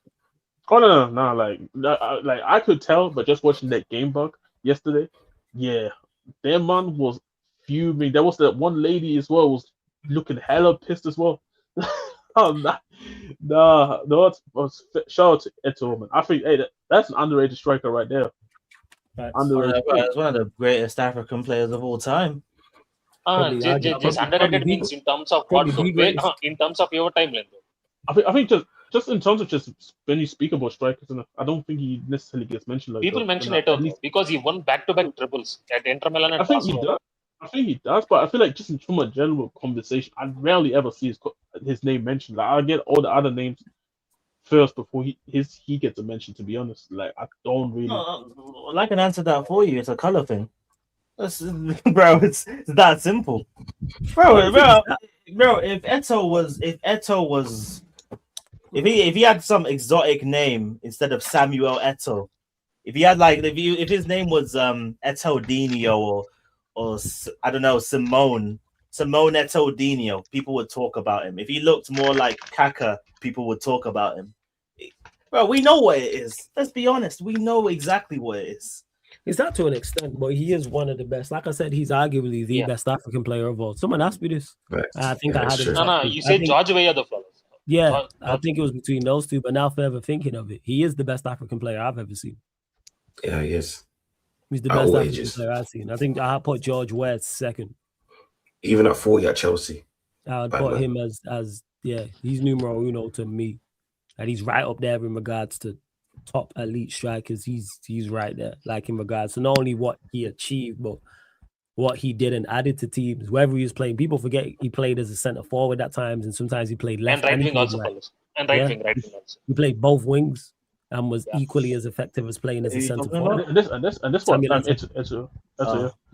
this one, how he played, for instance, how he played for Barcelona was very different to how he played for Inter Milan. It weren't the same. But he was just as effective for both sides. I gotta go back to those Inter Milan tapes because obviously I need to go and watch back. But this is what I was talking about, right? Is that when we talk about some of the greatest strikers, I just don't think his name gets ever mentioned, like even in the top 5 or it's a bit later down the line until you start hearing his name. And I'm like, well, he was told, even though I have to go back to watch his tape, right? Because it was before my time when he was at his best.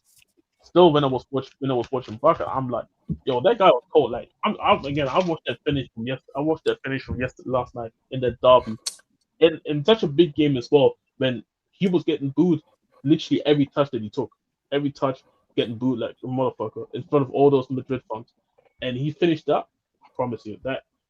I promise you. I don't think there's a striker right now that finishes like that probably right now. No, Do you know what, Jez? Yeah. Could one of those things be because when he was playing football, look at all the strikers that was there at that time. Probably is also as well. I do think it's a part. So it's like as good as he was. How you doing? If we go back to that time and day, there's Ibrahimovic. Let's say there's Henry still playing. Yeah, there's more strikers. Like Shevchenko, Drogba. Do you know what I'm saying? And like it could get lost. Like nowadays, obviously he'll be number one. This is why Haaland is classed as number one because he's got no competition. But Eto'o, it's like name a club, I'll tell you the top striker there. Is what I'm saying. So that could be one of the problems as well. Can I ask a question? Because obviously you guys are the OGs and that. Put Haaland in one of the better sides in that era.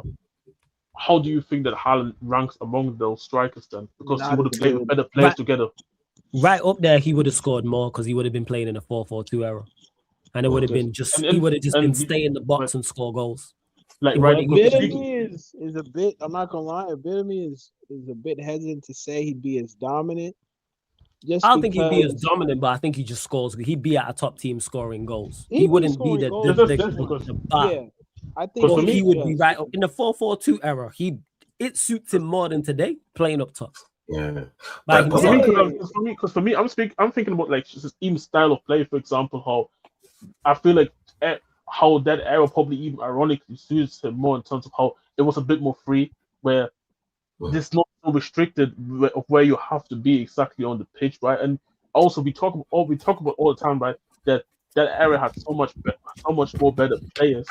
Where I'm thinking, okay, if you play one of the best teams, what if you then play for a team that not only plays maybe a bit freer, more expressive, but also better players around you all of a sudden. That's why I'm asking, like, This okay, is when what I'll does he say. learn? This is what I'll say it as, right? Yeah, go on, Eddie. Like, You Go on, Eddie. Go on, Eddie. like this, and I think it's fair to say in every sport, Yes. like the level of physicality they allowed back then compared to now, it's like training with a weighted vest and then not having to train with a weighted vest, because people can literally just tackle, grab, and there's no real stop. Like the slightest contact gets stopped in today's No, game. yeah.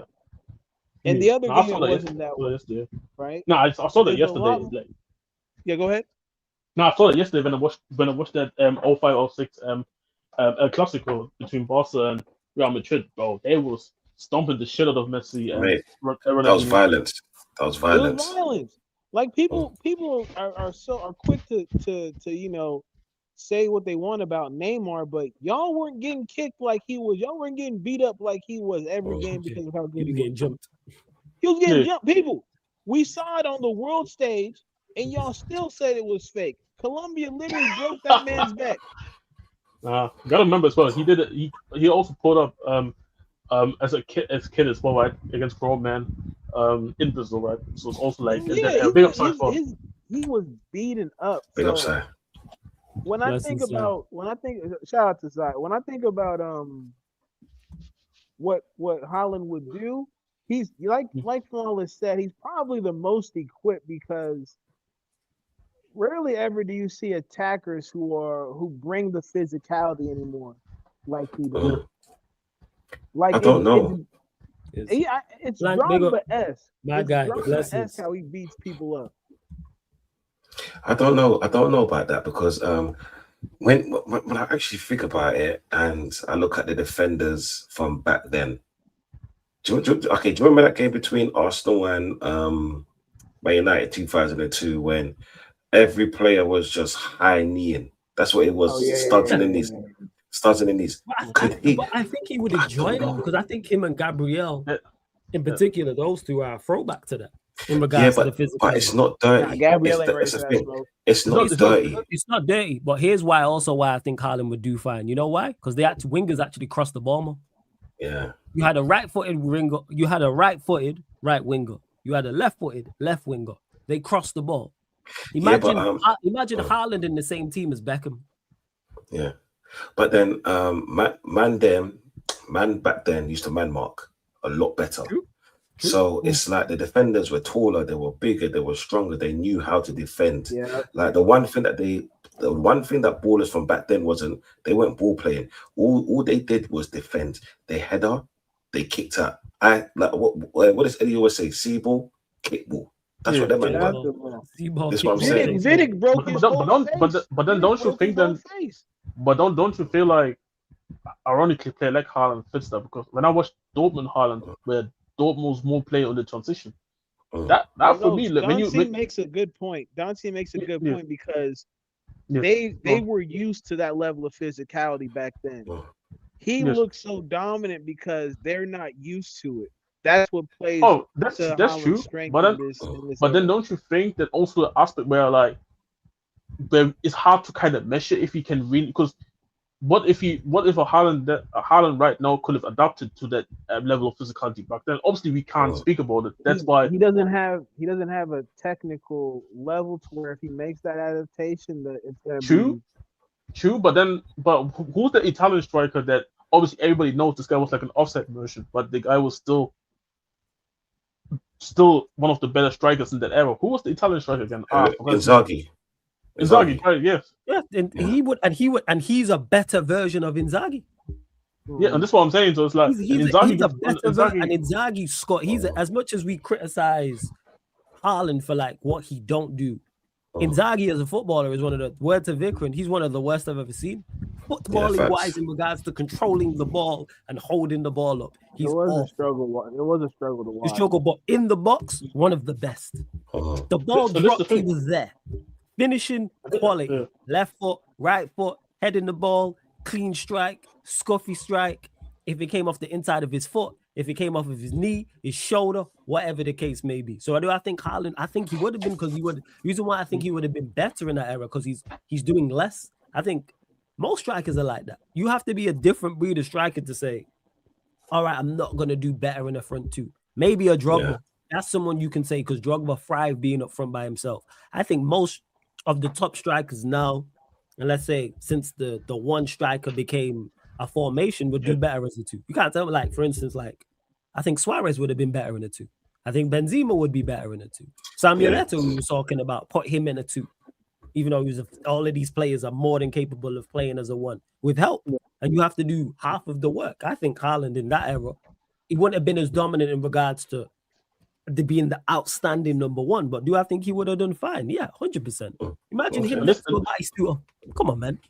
But this is the thing where I feel like at the end of the day, I do think it's hard to kind of measure in certain aspects, right? Because what we see right now and with what Haaland is competing with compared to what you guys was mentioned in terms of how not necessarily even the quality, but just even the aggressiveness, right?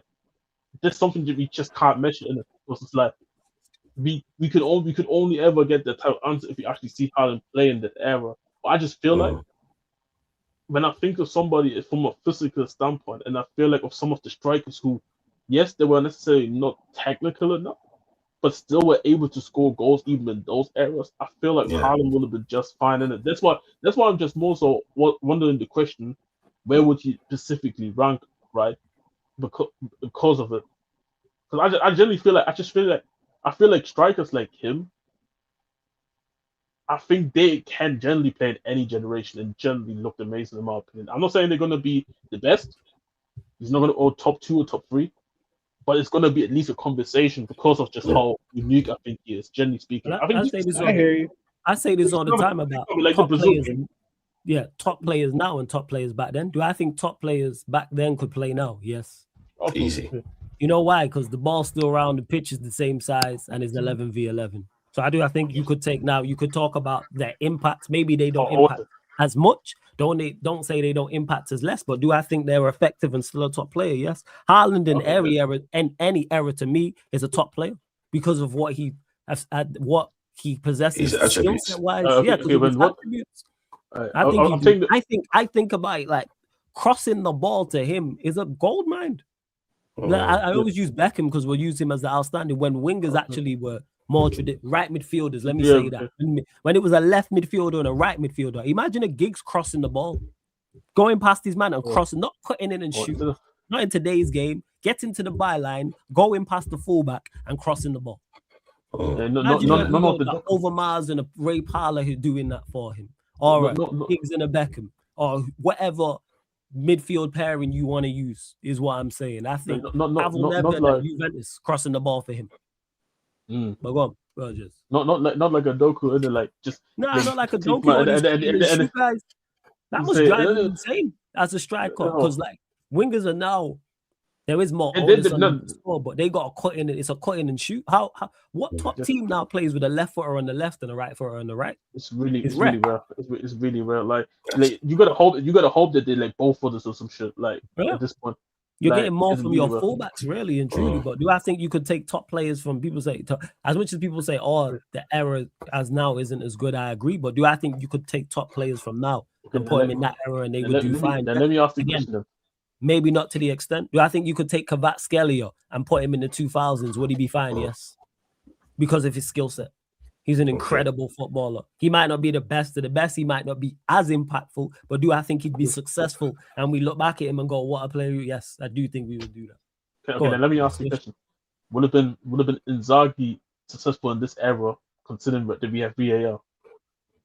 Probably not. No, hell no. Man, he would have been a better version of Eddie Nketiah. That's what he would have been.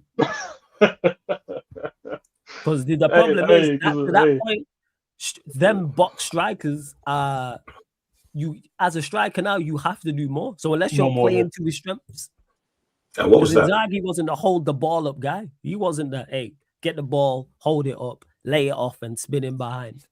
So those type of strikers with your Inzaghi's, he's always the one that I think of would struggle, but the rest would be fine. You see your second strikers in that, like Del Piero, they would just be tens in today's era.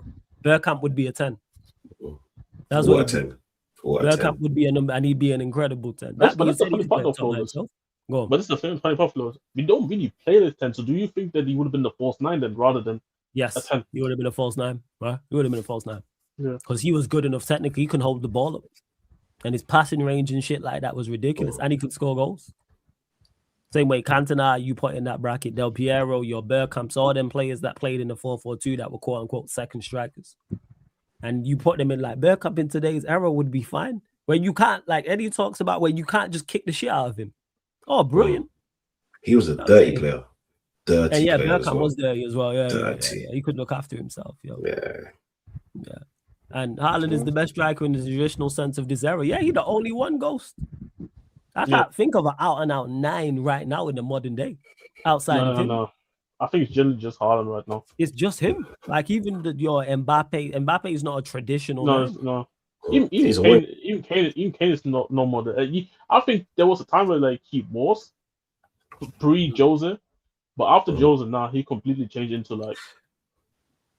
something different. Do you know what it is? I think Kane, because technically and tactically, Kane is an amazing player. This is why he can play both, I think. Because I think he's the only player in the modern era. Traditional 9, because he wants to get out and link up. Like 9, Inzaghi don't want to do that. But this is what I'm saying. Pre-Jose, I feel like he probably would have been, but now not anymore, because like he's trying to do the link up, he's trying to do the dropping deep and all that. Like, I see sometimes, like you see Kane sometimes DM, you see him sometimes on the right wing. Like you know what I mean? He's trying. Like his game is a lot more established more, but yeah, Haaland is generally the only one I think right now who's also doing it at a high level as well. That's it, fam. Trust me. Hey, you lot though, continue to run up the likes. How many likes are we actually on? We're at 163 likes. Can we get up to 170 likes? Make sure you subscribe. It's still one shot of 17,110 people. Make sure you subscribe to Duncey's channel as well, Dunversation TV. The link is in the title. Continue to get your questions in. We're going to keep this rolling, people. 17K subscriber party, people. Celebration stream. Congratulations for 17K. King of Bricks jokes. Thanks for the opportunity you give me to speak on your channel. Because of you people started a channel. Hey, love that, Simon. What's the channel name? Talk to us. Blessings. Side Talk Sport. Let us know. Drop the link in the chat side. It's about time. You know what I'm saying? You got too much to say and too many opinions and too entertaining not to start a channel. You know what I'm saying? You need to be out there, man, because people are going to support as am I. So let us know, man. Big up every single time, Simon. Every single time as well. Flawless in the panel. Where do you think he suits in that era and which team? I think you put him in any team and he's fine. Any top team. And I think he's calm. Do you think he plays for Arsenal considering the football they play under Wenger? Probably not because of the way he does, but let me change that. Your traditional 4-4-2 teams. Wenger changed it. Yeah, Wenger was like Wenger, you know, like when Mourinho came in and it went from 4-4-2 to like 4-3-3/4-5-1, one striker up top. It used to be traditional 4-4-2, and then Wenger came in and changed it. Like Perez playing on the left, who's right footed. Before it was flying wingers, left footers on the left, right footers on the right. Like that's what it was before Wenger, and then Wenger came in and switched it up and added the physicality, but he also went and got players who were super technical, like Vieira, like Henry as a striker drifting wide left. Yeah, Henry spoke to me. I don't know if you've seen it, Jez. He said they called me all names under the sun for that. What is he doing out there? Because he had the long sleeves. He had the long. Yeah, Henry spoke about this in an interview. He had the long sleeves. He had gloves and long socks. He said when he was at Arsenal, he got pelters at first. What's he doing? Long sleeves, long socks, gloves. Why is he drifting out left? That was unheard of. Your left midfielder was very much rigid. Your left midfielder was on the left-hand side. Your right midfielder was on the right-hand side. Your striker stayed central. All of this, my left winger is gonna drift out, and then my left midfielder is gonna drift in like Perez, and then Ashley Cole's gonna bomb on. It's like what? This didn't. What is this? What's sorcery in that? Yeah, like even I was looking at it like, yo, what is this? Like Henry was the first of like now it's the norm for strikers to drift left or drift right and that. And everyone looked at it like, what is this? Same way with Mourinho. What's this? 4-3-3 with one striker up. What do you mean one striker? The hell is this? Like Fergie would do it occasionally in Europe, but like I'm talking on a regular basis, like week in, week out. What is this? But that's how football changes. Hey, We got Pops in the building as well. What are you saying, Pops? You good? Oh shit, Pops is there. Where's your fraudulent friend Barnes, the pussy? Oh, Don't worry about that. I hear. Don't worry about that. I hear. Don't worry about that. I hear. Actually, you know what? Actually, we got the OGs of the OGs, but big Pops. Pops will tell you that, because Pops will tell you about how football changed from the 80s to like the 90s and then the 2000s and then what it's become now. It's like, for me, inverting fullbacks, let me that shit crazy to me. But it's the new thing. Well, White lines, we got 2 nets, and a round ball. Still the same game. Trying to be complicated by all these idiots in and around it. That's the problem. Well, they know we got 4 quarters and technical timeouts and all this rubbish that you're trying to create. See, that's the problem. I can sound like the old man in the cave. Now take me back to the cave. They talking about zone 14. I'm like, yo, what is this, man? Like, what's going on? Yeah, forget me with all that. No, hey, but actually, FGs and zones and tilts and all sorts of foolishness, man. The XGOT. What's the FG? You thought you're gonna have the World Cup in America and not have commercials? What's going on here? Come on, man. This is freedom. What's going on here? Once is a one-off. Just give me a one and done. Let me not see it again. Hey, if a team was trying his hardest to replicate it, but hey, hopefully not. But yo, Pops, then let me actually ask you, since obviously you're one of the OGs here, how do you think Haaland would have done in the previous eras that you see? Haaland, yeah, Haaland, yeah, not a problem. He would get sent off because he can get in a fight for sure. But he managed himself. He's a big boy. Come on, big strikers. You think he'd be as dominant as he is now? You think he'd be that dominant? No. Okay, so we're saying the thing because the physicality was different. You are allowed to go over the top. You're allowed to come through the back. So it depends on how far back you want to go. 2-footed tackles were allowed. Remember that. Yeah. You hear Don C talking about in 2002, man, we're going at knee height. That's 2002. 20 years before that, the things that you could do on a football field would get you arrested today. Jesus. I mean, to be fair, God would have told them about it. They would 100%. That was straight GBH, but if you transplant him, back, he works. It's not would have told him though. Like just, you gotta be careful. All I'm saying is, people, watch Wimbledon FC. That will tell you what football was like. The crazy guy. The crazy guy in the early 90s. I like Pops. Yeah, but that's not the worst ones though. You could go back to the 70s, my man. I got fights in the FA Cup final. Billy Bremner, them men from Leeds, literally trading punches. Is that why Chelsea? That's Chelsea and Leeds why they got beef, right? Is it that? Was it that one? Which one? Lee. Nah, I'm saying Chelsea and Leeds, like their rivalry starts from. Is it? I swear it's the FA Cup final. There's some issue that they had, yeah. But if you go back in them days, that's a norm though. That's normal football. But you can still see, and again, if you look at it, in the 70s, you had the Dutch team, Ajax, and you had Bayern Munich and the German sides. And as physical and as bad as they were still good quality footballers on both of their teams. So the football you're talking in between the lines, you see me pass and move and all. Everyone translates what, he just used to be long ball. Well, predominantly, yes. But there were teams that played continental style football from the 70s. So when you see things now, you say, oh yeah, he didn't reinvent anything. Pep didn't make this thing. He got it from somewhere. He saw it. He saw things and just evolved them into something else. But it's there. 3-5-2s and inverted this, and you see it. You can go back hungry. You can go back and find teams that play different styles of football and say, okay, that makes sense. No, I would have seen this. Wenger did back in 98. Yeah, he played 3-5-2. But that was a system. But that was a system that was played. We played 3-5-2 because you know what? When you're not good enough defensively, that's what you do. Yeah. You gamble on the outside. So you push, and Haaland would have been one of your two. You got two wing backs or flying wingers, depending on which way you want to look at it. Literally doing what Flawless was saying, just getting on the button and across the ball. I think he would have loved that. I think he would like that now. He would have loved that right now. And you say, hey, would you prefer wingers who cut in and shoot and try and link up, or wingers who are on their strong side and cross the ball to you? See, but this is my thinking, right? I think it's not even just the cut in and shoot, right? It's the fact that most wingers these days they don't even aim at where they cross. They just hit the area. It just bro, like Doku. I told you about Doku. Doku would do everything in his power to get past his fullback, and then he would pass it to the opposition centre back. Like, yeah. But Doku's not a winger, in my opinion. If you look at a quintessential winger, a quintessential winner, Andre Kanchelskis, Mark Overmars, Steve McManaman, Ryan Giggs, David Beckham, on and on. Any you can keep going. Doku doesn't play anything like them. Yes, he can beat you, but their objective was to find a man in the middle. Yes, but this is what I'm saying, Pops. Like in this era where there's so many wingers where they don't do that anymore. This is what I'm saying.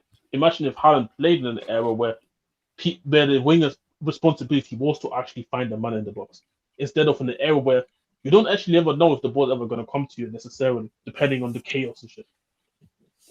That's why when I hear about, especially with Doku, because he's a prime example of it, because Vader will always say, "Oh, he's got 2 players on him. Learn how to cross the ball."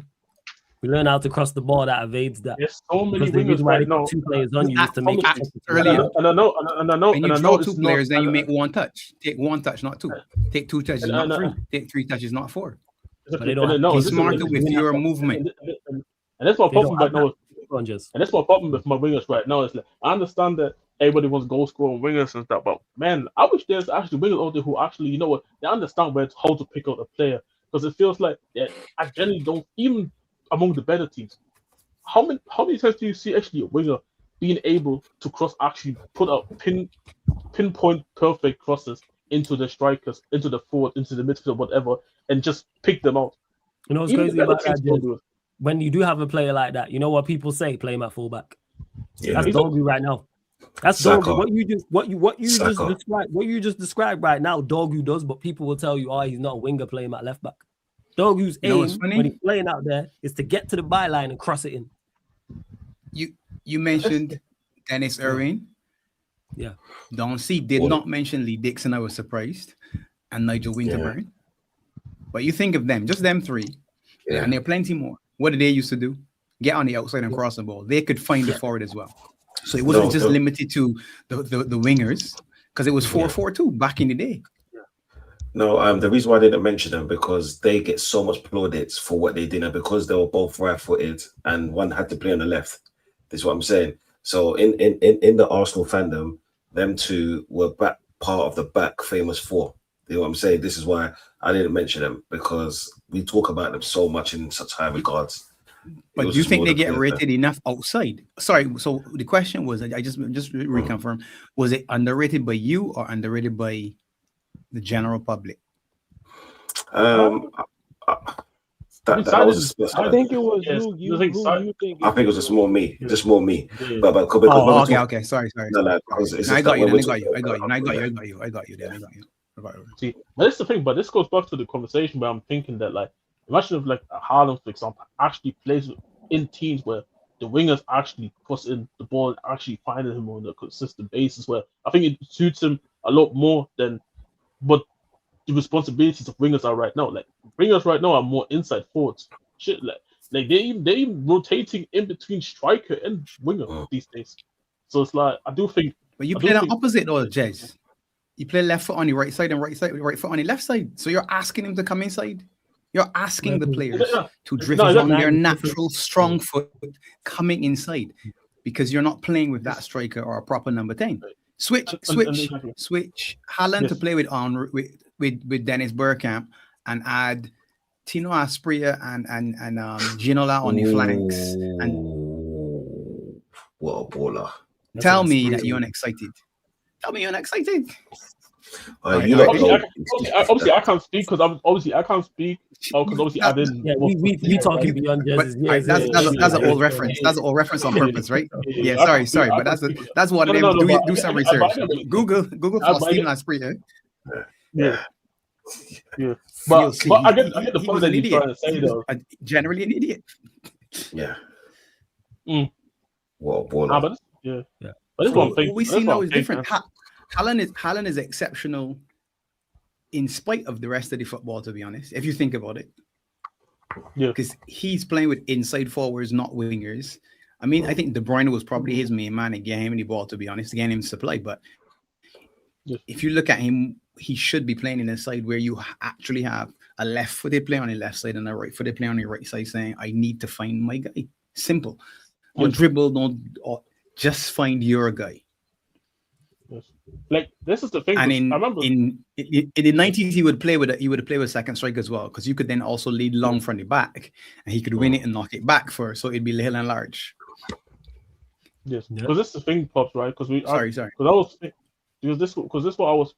it wasn't actually that long ago where people were complaining about his complete game, right? When in reality, a striker like him shouldn't be worrying about his complete game at all. To be honest, like even somebody like a Lewandowski, for example, like he is way more complete as a player than Haaland is. Like Haaland's dead as one of the only strikers that I think I can at least remember in recent times. They're literally just there to go and score goals, literally. Shevchenko. No, we said recent times. And the reason why it is just because you can sacrifice what he don't offer you elsewhere because of the amount of goals he scores. If you're going to be that much of a goal scorer, you go, if you're going to give me 40 goals a season, I'll take what you're not giving me elsewhere in the team. That's why I don't share criticism of Haaland. If you you don't do enough, get him the ball, he'll score.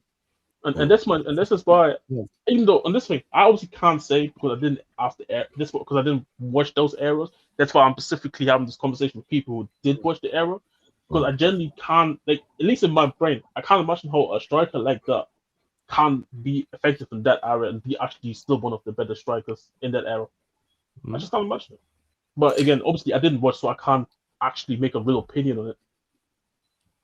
Yeah, you know with him, with Haaland, I think you saw him outside of the Pep ecosystem in Norway, and you saw what he actually is about, which is why I enjoy international football so much, because so much of it relies upon just the mentality and the approach that the player, the individual player has towards playing this kind of game. And with him, he was a bully. It didn't matter who he came across. He was just a bully. And this is when I gained a lot of respect for his, because I think, again, like we've been talking about here, it's not actually set up, I think, in his best interest the way he has to play football. When you talk about these wingers being so closed in with regards to the wingers of yesteryear were creatives. Before you carry on, Eddie, 1 second. Hey, don't see Shaw your channel, all that good stuff before I know you got a dip. Yeah, man. People, Conversation TV, come over there. It's fucking getting wilder and wilder every single stream. I don't know where they come from, what the fuck's been happening, but the names are crazy. The change of these are crazy. But I've only got 2 more to go, people. But first, make sure you like and subscribe to Sarcasm City TV. 20K tune soon come here, and Flawless, well done as well. This is what I'm saying. Like, he works tirelessly to give you all of these frigging frauds on screen and so much more time. You know what I'm saying? Giving everyone's opinion. This is what I'm saying. He's working 2, 3, 4 shows sometimes. This is what I'm saying, a day. So you lot, come on, man. You got to show some love. Eddie, it's always a pleasure. This is what I'm saying. Jez, you know what? Yeah, we're enemies, but we're brothers first. You get me? And Pops, thank you for being one of the good ones at Liverpool, because your brethren, Barnes, is a fucking pussy. You know what I'm saying? I've got nothing but respect for you. You get what I'm saying? Yeah. like Barnes, show your face. You come in and dip out. Like, I don't know how you man work with him, man. He's fucking hard work. Like, you get me? At least when Crab went on loan, like, he came back in full spirit. My man was just here complaining and bitching and all of that bullshit. Anyway, Flawless here. Man is a respect. I'll catch you man. Like, subscribe, people. Make sure you subscribe to Conversation TV, man. The link's in the title. I'm at Beijing Reds as well in a second to the title also, man. So make sure you subscribe to Beijing Reds TV as well. Continue to get your questions in. We're still going to be here for a strong minute, people. Get your questions in. See what else you're saying. Big up my bro Sheik in the building as well. Says big up Flawless. Congrats on the 17K once again, family. Wish you more and more success, many more celebration streams to come. You already know, man. Big up to my guy Sheik. Make sure you subscribe to Sheik TV also on top of that as well. And definitely more. You know, Eddie. And here's the Yeah. Your audio's mad low, Eddie. Yeah. It's low.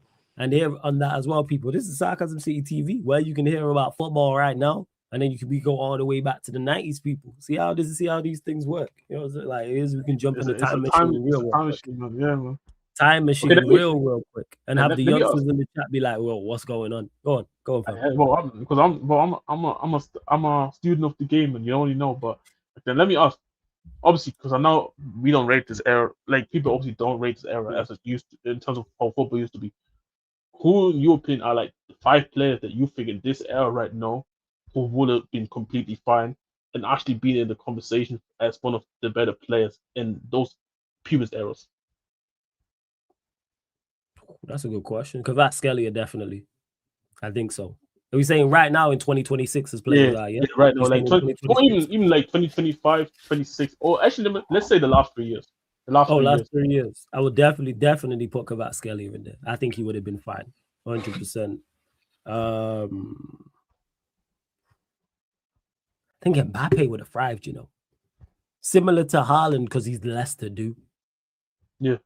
Like they would have just had him either playing, you know, like when he originally broke through and he was at the World Cup and he played right wing. I could see him doing that. Granted, he probably would have had to work on his crossing and stuff, but yeah, I think Mbappe would have been, whether it was as a right winger or similar to what I was talking about with Haaland, they just had him as a quick striker up top.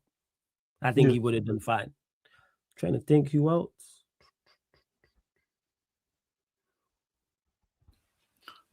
Any decent centre back. Any decent centre back. That's quick and strong. Yeah, quick and strong centre backs. Yeah, like I think Van Dijk would have been fine in that era. To be honest, I think any centre back left is the thing. He's elite, so he can slide back easily. But even some average ones, I think, even some of the average ones, once you're quick enough and you're strong, you're good. Because the game was more physical in them days. It was a lot more physical, so easier for you to just kick somebody and not necessarily have to run behind them. That's not centre backs the least one with the less variables outside of doing more 1v1 stuff. Because you're not normally playing as a one. Because in today's era, you're playing as a centre back, you're playing against one striker more often. So one defender deals with the striker and the other sweeps. Whereas in that era, there was none of that. It was normally 1-on-1. It was 2v2. So you take one striker, I take the other striker. But I'm on the left, you're on the right. Correct. Would have been fine. Yeah, I think Van Dijk would have been fine as well. I think the likes of Modric and Cruz would have been calm in that era as well. I think they would have been fine. Then you also think Rodri? Yeah, Rodri would have been calm in that era. Definitely. Because Busquets was calm in that. So I think him and Busquets would have been fine with that. Because I think they're so intelligent enough and just so skilled that they would have been fine. I stand by it. I think pretty much, bar a couple like special cases, I think most players who are quality players now would have been fine in that era. Again, probably not to that level because there was more competition, but do I think they struggle? No, I don't think they struggle. Let me ask you too then the question. Yeah. What do you think is the player which would surprise people? Right, a player that played in the last 3 years, let's say, it would surprise people if you said that player would have been completely fine in that era as well. In your era, like back then. Like you say I don't know, like I can't think of a player right now. Saying the question that's a good question. It's a good question. A player now that would surprise people. I mean, if you said he would have been fine in that era. Yes. Pops, this is also a question for you as well. So if you maybe think of a player, maybe I went back a few years, but I think people would have been like, "Oh, he wouldn't have been like physical enough," but I think he would have been fine. David Silva. I think David Silva as a second striker in that era would have been fine. But people will say, "Oh, the physicality." I think he was smart enough and intelligent enough to touch. Nah, he said. Let's say 2000s and 90s, though. You're saying 2000s onwards? Hey, yo, I gotta cut my fault. Eddie, blessings, fam. Yeah, every time. Eddie. Congrats, big dog. Congrats, Eddie. Man. You built so beautiful. I'm watching you. I'm watching you, buddy. Oh yeah. We'll be watching you too, Pops. I wish I could. Good. You know, we could actually dive into, but you know what, Flawless, set up the sparring match. You know, we'll be back. Don't worry. I need to see my Bajan brothers over there. I need to go jump in the hyena's den, come out with the hyena cloth. You know what I'm talking about? I need something like that. So, yeah, man, again, congrats on all the success, boss. You deserve it, man. Thank you for allowing me to even be a little part of it. And Nah, it you a means major a lot, part of it, brother. fam. So yeah, man, y'all hit that like and y'all subscribe, man. Y'all keep this Yeah, thing man. going the right way, man. Appreciate Just- you, Eddie, man. You always support. All I right, definitely man. want Yeah. to help with the Bajans. Yeah, a Eddie. lot, with Oh I Live yeah, It show. yeah, yeah, yeah. 100%. I know you want It's them, all but get jokes. started. It's a lot of jokes. It's a lot of jokes, but more importantly, it's a lot of respect I got from them brothers over there. So All love, yeah, all love. Don't worry about it. definitely want to do it. You already know. All right, y'all. Every time, Eddie, blessings, big up, man, big up. But yeah, just in regards to what era did you say, from 2000 onwards, or did you say 09? Let's say 2000 onwards. 2000, yeah, I'll go David Silva. I think he was that good. But I think people would say, oh, the physicality and and he's not strong enough to deal with it. I think he would have been fine as a second striker. Sure. You know Not what? to the level, but I think he could have, like, not what he would have done, but like how Del Piero was fine in that era. He would have been, obviously he didn't play in the Prem, but Del Piero would have been fine in the Prem because of how good he is. So yeah, that's what I would say. I'd probably go David Silva, to be honest. What's your Pop? The biggest surprise is probably going to be there are more players that can translate backwards than people would probably give them credit for, to be honest. Agreed. And it just depends on how far back you want to go. So the physicality thing is more where, as I said, if you go back into the 80s and 90s, where the referees are saying, yeah, play on. Where you literally, like you can see a Yamal coming and saying, all right, you know what we can do with Yamal? We can kick Yamal into stands. And that's the tactic, literally. And you will literally kick him into the stands. And people say, well, Yamal will be fine. Yeah, he would be fine until someone kicks him into the stand. And someone would kick him into the stand. And it wouldn't be a red card or anything. It would just be, man, maybe that's a booking. Maybe that's a booking. Just a warning. Yeah. Flawless is laughing because he saw his team do it. He saw Gary Neville kick Reyes into the stands, literally. Yeah, that's all we did against Arsenal during the period. It was give them the ball and be physical and hit them on the break. Give it to them and follow with a tackle. Pass it to literally pass it to the man and tackle him. Forget the ball, just tackle him. And you could forget the ball and tackle back in the and again. So it depends on how far back you're going. Into the 2000s, I think the rules have changed enough that the majority of players playing now are going to be fine then. And even beyond, the Spanish national side now is exceptional. But in the 80s and 90s, they would have had players that people would have said, oh, he's the equivalent. So you could go back and say Butragueño or Baquero or what some other names eluding me right now, but there are names that you can say parallels and not necessarily they would have been on the same level. In the 80s and 90s, yeah, like going into the World Cup, Spain would have always been one of the teams that you're talking about, but they never won it. So they were always one of them. They were like Holland. Well, they play the pretty football. Again, Real Madrid and Barcelona have always been global teams that you recognize. So why aren't they better internationally? So the David Silva existed already in somebody else. Yeah, it just didn't translate internationally. So the players existed already. The style of football that they're playing is essentially similar to what they would have played in the past. They would have been more of that pass and move team than anybody else. Yeah. Well, so the surprise might be, like I said, the surprise might be the volume of players that you can take backwards and say, oh yeah, well, he would work. Why wouldn't he? Why wouldn't the argument might be why wouldn't he? Why wouldn't you think why wouldn't he work? Because this is the thing, right? Because the perception for me that obviously is that how football right now sucks and how there's not any good football. I personally, and I don't know, YouTube probably can maybe judge it better since y'all watched like your eras, but I think there's better above average players, more above average players right now than there was back then. But this era right now got less super stuff, like the clear, like the guys that you look at and say the best players in the world right now.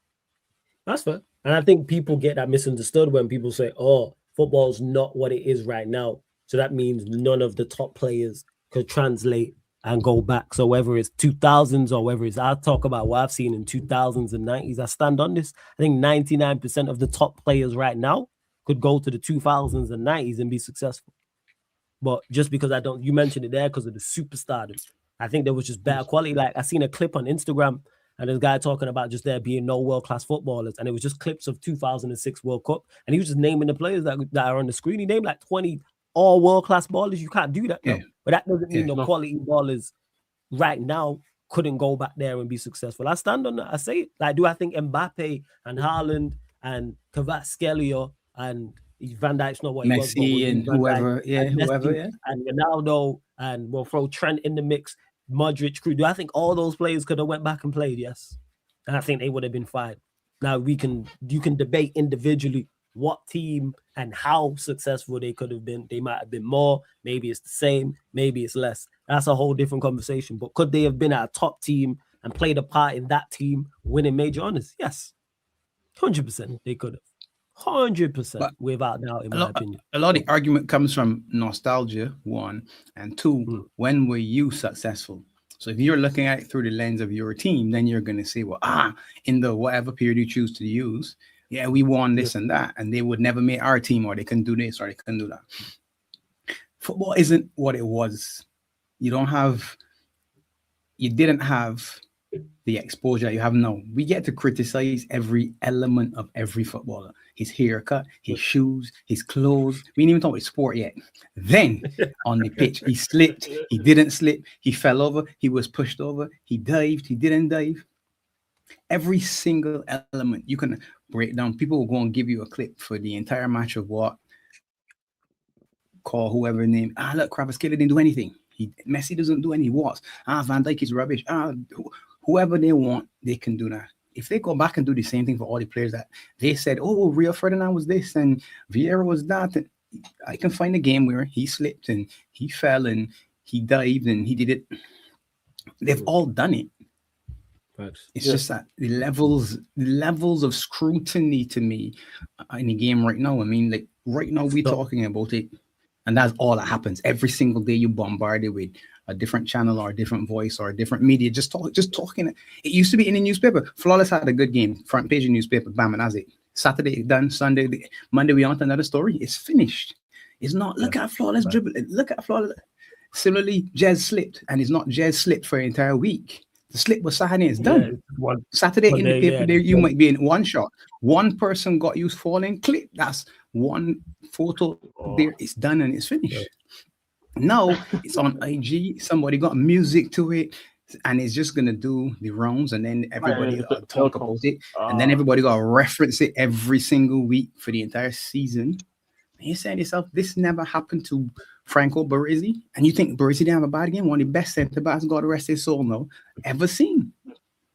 Maldini, he didn't have one. Rio Ferdinand, whoever you want to call, Shevchenko, whoever, Maradona, all of them had. Baggio missed a penalty. All of them had moments where you say to yourself, yeah, that was a moment. You know, it wasn't a meme, there wasn't music and all this rubbish that happens now. You know what? It's actually a good angle to actually read, because I never really thought about it from that aspect. Like, what if like social media was a thing back then, and how much you actually get access to seeing things and going back and seeing them things after you watch things something live. Oh, like, you would have been crucified. Like Sky Sports. Crucified, Joe. Look at Beckham and Wayne Rooney, right? Remember, just from an England perspective, look at Beckham and Wayne Rooney, two incidents. Imagine if things were the way they are now, and they had done that.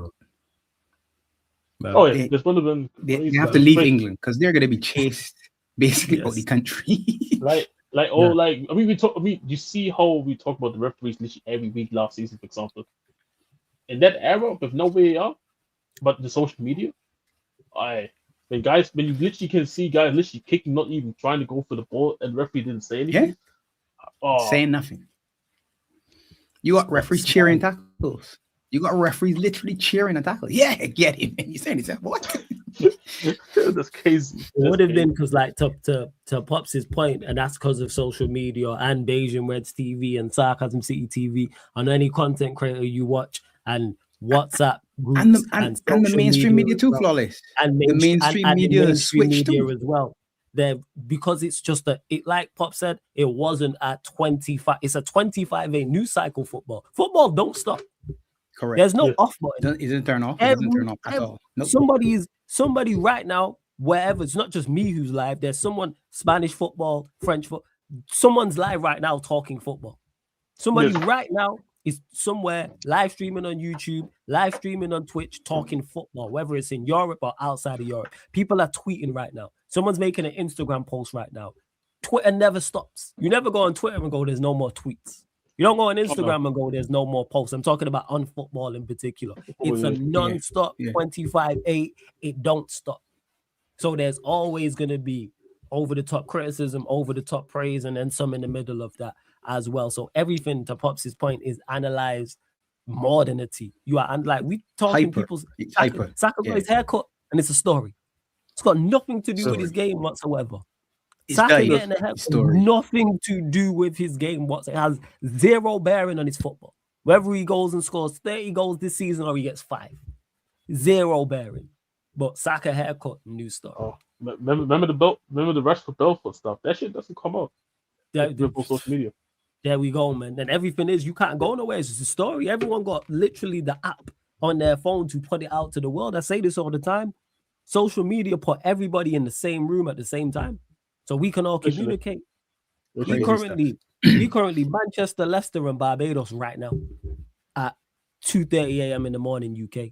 20 years ago, this weren't possible. With over 150 people watching and people from, we probably covering every continent of the globe right now. People watching, talking about this and whatever else the case may be. So it is like it's overanalyzed so much, which, yes, it makes it entertaining, but it also makes the players even more criticized because people don't forget their bad seasons or forget their mistakes. It's constant, especially with memes. You're a meme for life. Memes, you made one mistake. You are a meme for life. Messi, as great as he is, one of the greatest footballers of all time. The biggest thing that came from the World Cup from him was that meme. When he was nodding his head at Jude Bellingham. That's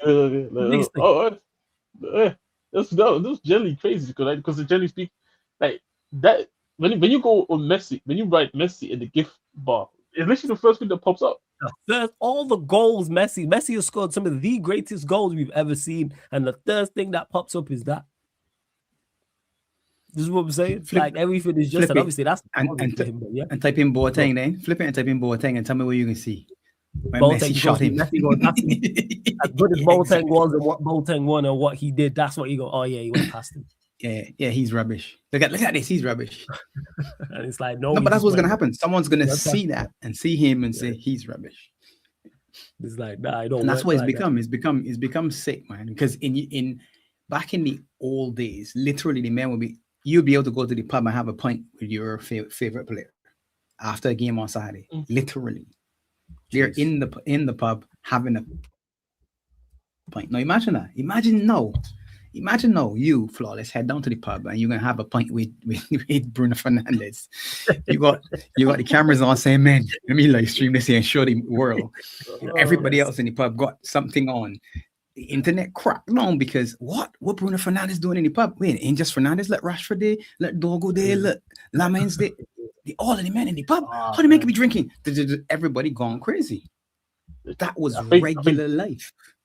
I think that was killing it. Daily Mail made it a story. And this was when Bruno actually first joined Man United. They made it a story about him going to Tesco. There we go. Oh, by the way, Pops, Tesco is a supermarket in him going to the shop. I got you. Yeah, I know Tesco. Him going to the shop. Sterling buys mama house. News. But that's why the players know themselves are so aloof as well. Because again, back in the days, you used to go to the stadium and you'd watch them come out to the bus and they'd stop and say, yeah, hi, take a picture, sign a flag or a book or whatever, have a chat. Some of them, I mean, again, obviously some players are more social than others, but you had the access to players. Now there's security and men telling you don't take any pictures and snatching your phone. And why? Because what we're doing. Because someone's going to take that picture and make it into something that it really isn't. As opposed to cherishing a moment with their favorite player or whatever, you can find some way to try to monetize it and get the most of it. So now they're a commodity and they've got a whole team surrounding them, and they've decided, nah, I'm not doing any pictures, I'm not signing anything. And then people curse them and say, oh, they're so aloof and whatever. But you'll see occasionally they'll connect with somebody and you'll say to yourself, well, they're really not, because look how much he speaks to him or them, or look when he stopped there and had a chat with this little fella or whatever the case may be. But it's so few and far in between because of just the nature of this cycle that is someone looking to do some damage to you. So now you got to be more cautious than you used to be way back when. Yes.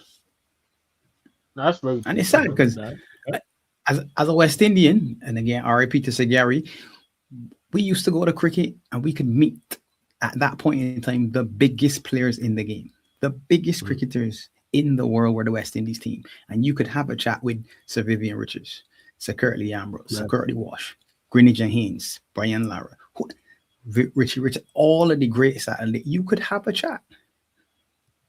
Now it's buses and security and other things, and you might still be able to, but they're not as accessible. And that's our sport. So it's a similar thing to football. When I was young, I met the Liverpool team when I went to a game. I was fortunate enough. I actually had written a letter to the club saying, I am this year. I was 9. I think I was like 9 years old. I'm coming to a game. I want to see the team.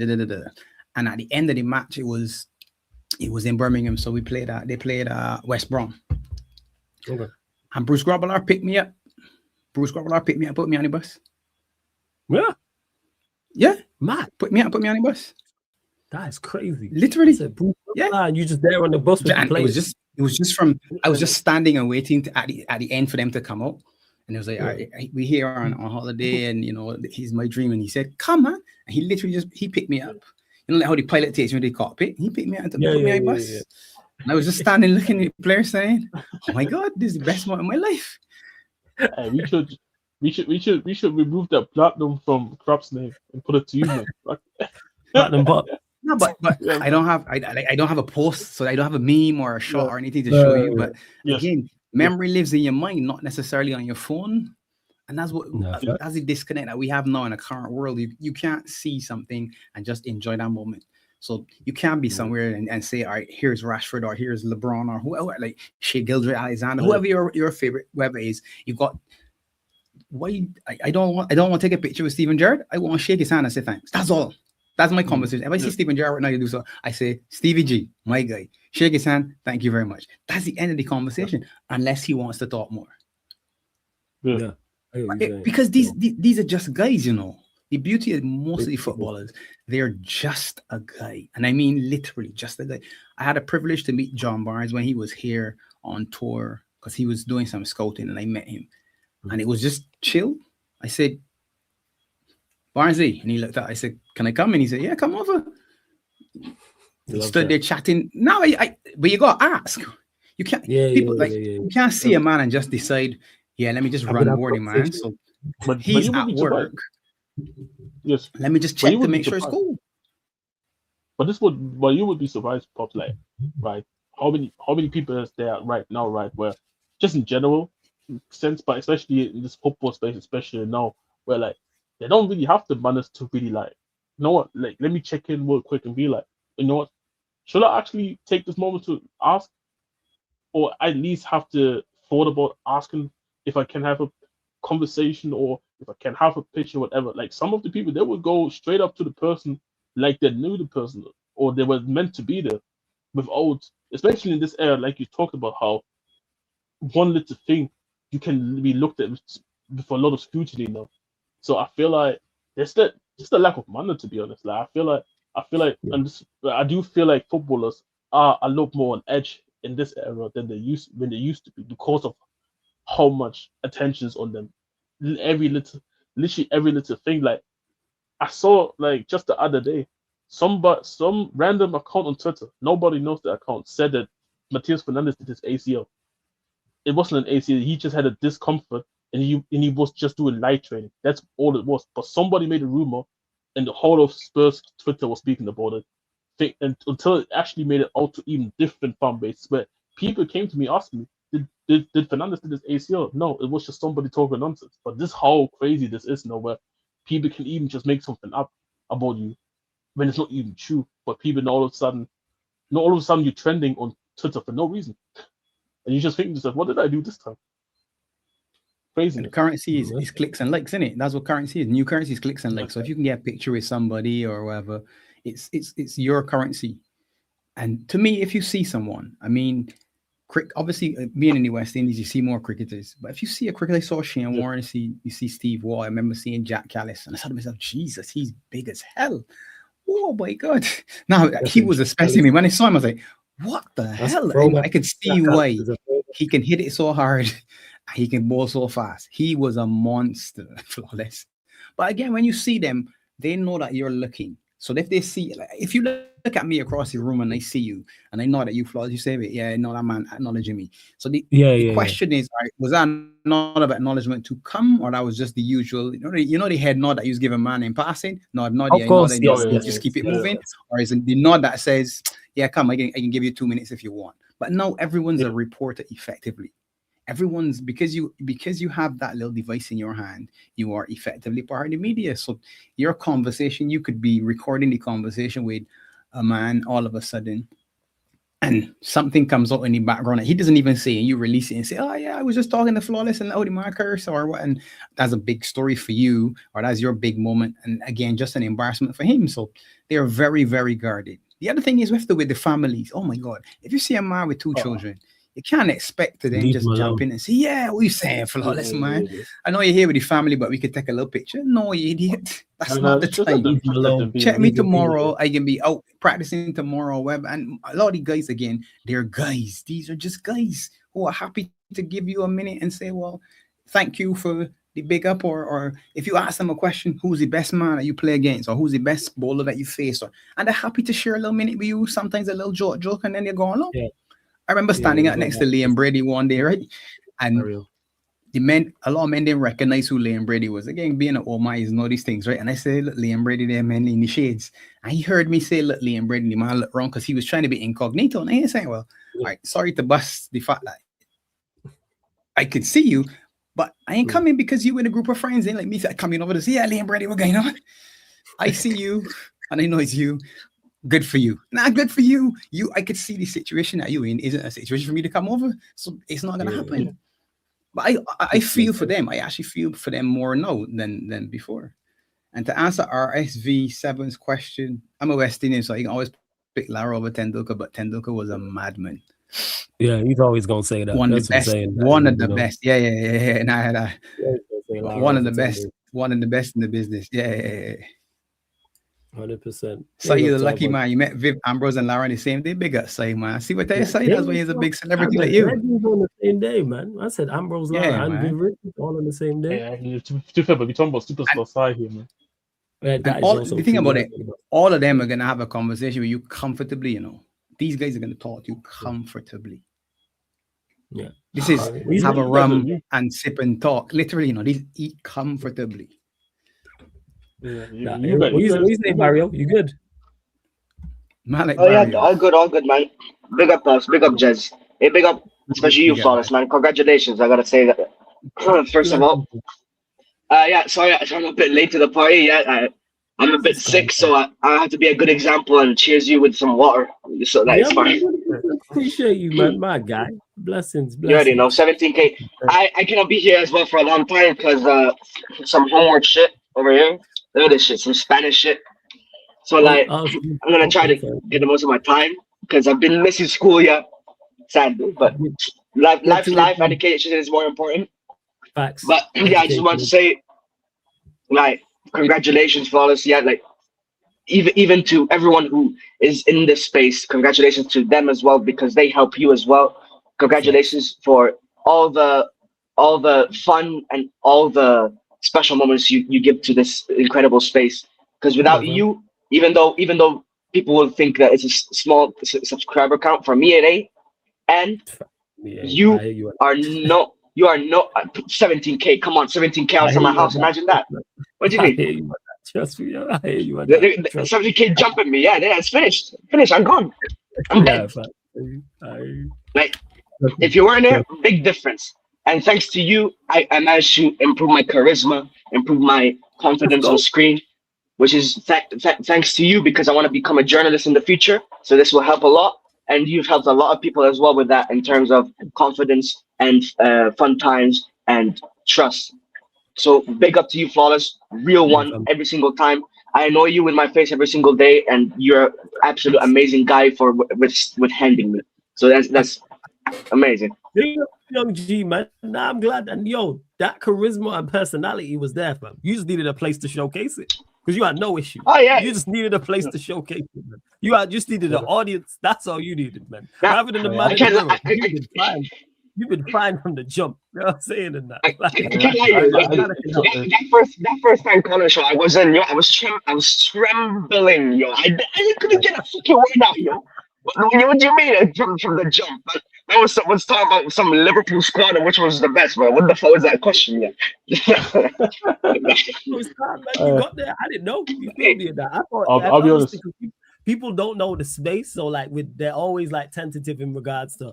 I don't know him, so I don't know like in regards to questions. But second and third week, you're fine. Like Dunsey was super polite. Second week, he was calling me a pussyhole and all these types of things. The second week, second show, I was like, all right, you know what this is. 1 month. It's a cycle, isn't it? I say this 1 month, man. 1 month with Ryan, and it changed me as a person. And I say like, fuck it, man. I'm not holding bug anymore. Everyone give everyone 2, 3, 4 weeks in here, and then everyone just gets comfortable. It's like, yeah, it's that is true. I'm glad man could help, and the journal, you'll be fine as a journal. Trust me. I was saying so. Oh yeah, success. I need a hate piece on Gallagher. joking. Trust me, I'm gonna be there giving you all the pieces, yo. Don't worry about that. I'll be giving the secrets, the insights to the clubs. Don't worry about that. I'm gonna be there. This guy's so stupid, man. Hey, Fabrizio Romano, Fabrizio Romano, watch your back, yeah? Watch your back. I'm gonna be there, yeah? Next, man, trust me. Barrio, you up next as a journal. You'll be fine, trust me. Oh yeah, definitely. But yeah, as you said, life's been good, and you know what I'm talking about, yeah? You know what I'm talking about? You thriving out here, man. Love to see it. Oh, I'm thriving. Hey, you thriving. This is a show about Florence, but hold on, I want to be selfish for a bit. Man's been living life. Man's been living life, yo. Man's been living life in beautiful Colombia, tierra querida. Colombia, tierra querida, himno de fe, armonía. You already know, man. I'm gonna be there. And I'm here with some beautiful, beautiful, beautiful dairy products. You already know what it is. You already know what it is. I've been annoying Flawless in his DMs, showing him photos of my beautiful milk. This guy been enjoying. Trust me, one day I'm gonna. You already know Sheik wants to go to Colombia, so we're gonna be over there at some point, man. You know, definitely. To the flag, man. Yeah, you got the Colombian flag. Hey, over there as well, yeah. Hey, we represent. Don't worry, you already got a piece of Colombia, yeah. You already got that. You already know some experience, yeah. Some experience, yeah. Yeah, he is. Yeah. He's bad. But hey, talent show as well, man. Living life. Made my mom proud because she's a singer and I love to sing as well. Thank the Lord. I went well. They got me second place because someone sang Bohemian Rhapsody and all that. But hey, when 2 days later people are coming up to me saying you deserve the win and they robbed you like Argentina robbed people out of the entire World Cup, it's something. It's something. Allah, I love you for real, man. Big up every time. Thanks, Shouts to everyone tapped in as well, man. Big up Jay. Says love. Big up the real, real. Hey, big up Jay, man. Big up everyone still locked in as well, man. Continue to run up the like, subscribe. Make sure you subscribe to BajanRedsTV. The link's in the title. Dunsey was here earlier. Conversation TV as well. The link is also in the title, people. So make sure you do that, people. Make sure you hit the subscribe button on both their channels as well. Sai says, Flawless in the panel, if you have to name a best 11, what will it be from all the teams he's coached? I swear I've seen this question on somewhere on Instagram. Someone answered this, but this is a tough one. So all the team he's coached, who's the best goalkeeper he's had? Newer. Because it's no obviously Newer. Who else has he had? He's had Noah, Edison, and Vivaldi. They'd be the three, wouldn't they? Donnarumma. Goalkeepers, Donnarumma. I'd go Neuer. Yeah, Donnarumma as well. Yeah, Neuer. Yeah. I'd go Neuer. What are we saying? Right back. He's at Alves, Kyle Walker.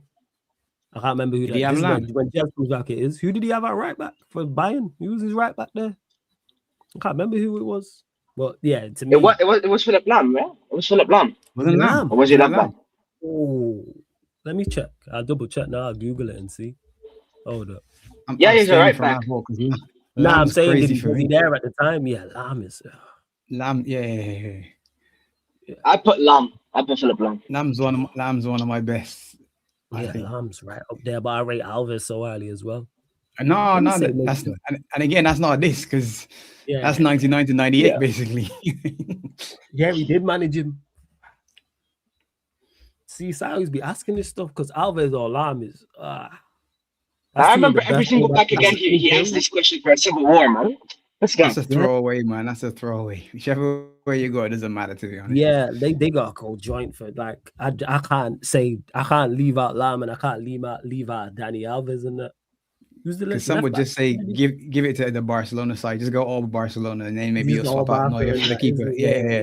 You just bring Neuer to keep and that's it. Abidal. Nah, the midfield is proper Barca. That we ain't discussing that. Abidal. Alba was there. Who else was like that? Cancelo. Hey, chat, let us know. Who else did Pep manage at left back? You know what? I just go Lam at left back and put Alves at right back. That's what I do. That's what I do because Lam plays left back. Do that, honestly. Do that. I put Alves at right back, yo. That's you gotta figure out where they get Lam in the team. So Lam's in the team. Yeah, you gotta get one of them. They can't be left out the team. Absolutely not. I rate Alba highly, Abidal as well. I think Cancelo was incredible for a period of time also. Nah, it's not cheating, nephew. Don't do that. It ain't cheating. Give me the left backs. There ain't no better left back. It does say here that he spent much of his early career playing left back. So he was a left back. Lam did play left back.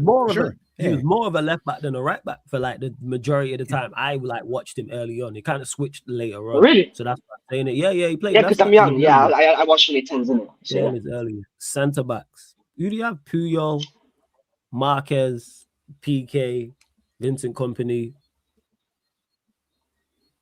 Who was his fullback? See, the Bayern Munich one has lost me. Who was the centre backs at Bayern? That is the question. That Bayern team has just eluded me. It's kind of like I just don't remember. Is that a Boateng? Is that Boateng at centre back? Yeah, it was Boateng. Javi Martinez and them, man. It was Boateng. I think Puyol gets in. That's one. I'd probably go Puyol and Kompany, to be honest. That would be my two. Would be Puyol and Kompany. I rate Marquez. Yeah. I rate PK. Both of them, yeah. I rate. Who else did he have? Let me see. Let me just actually. All right. Let me see. Not PK. How come? Yo, no. 1 second. Centre backs he managed. Let's see.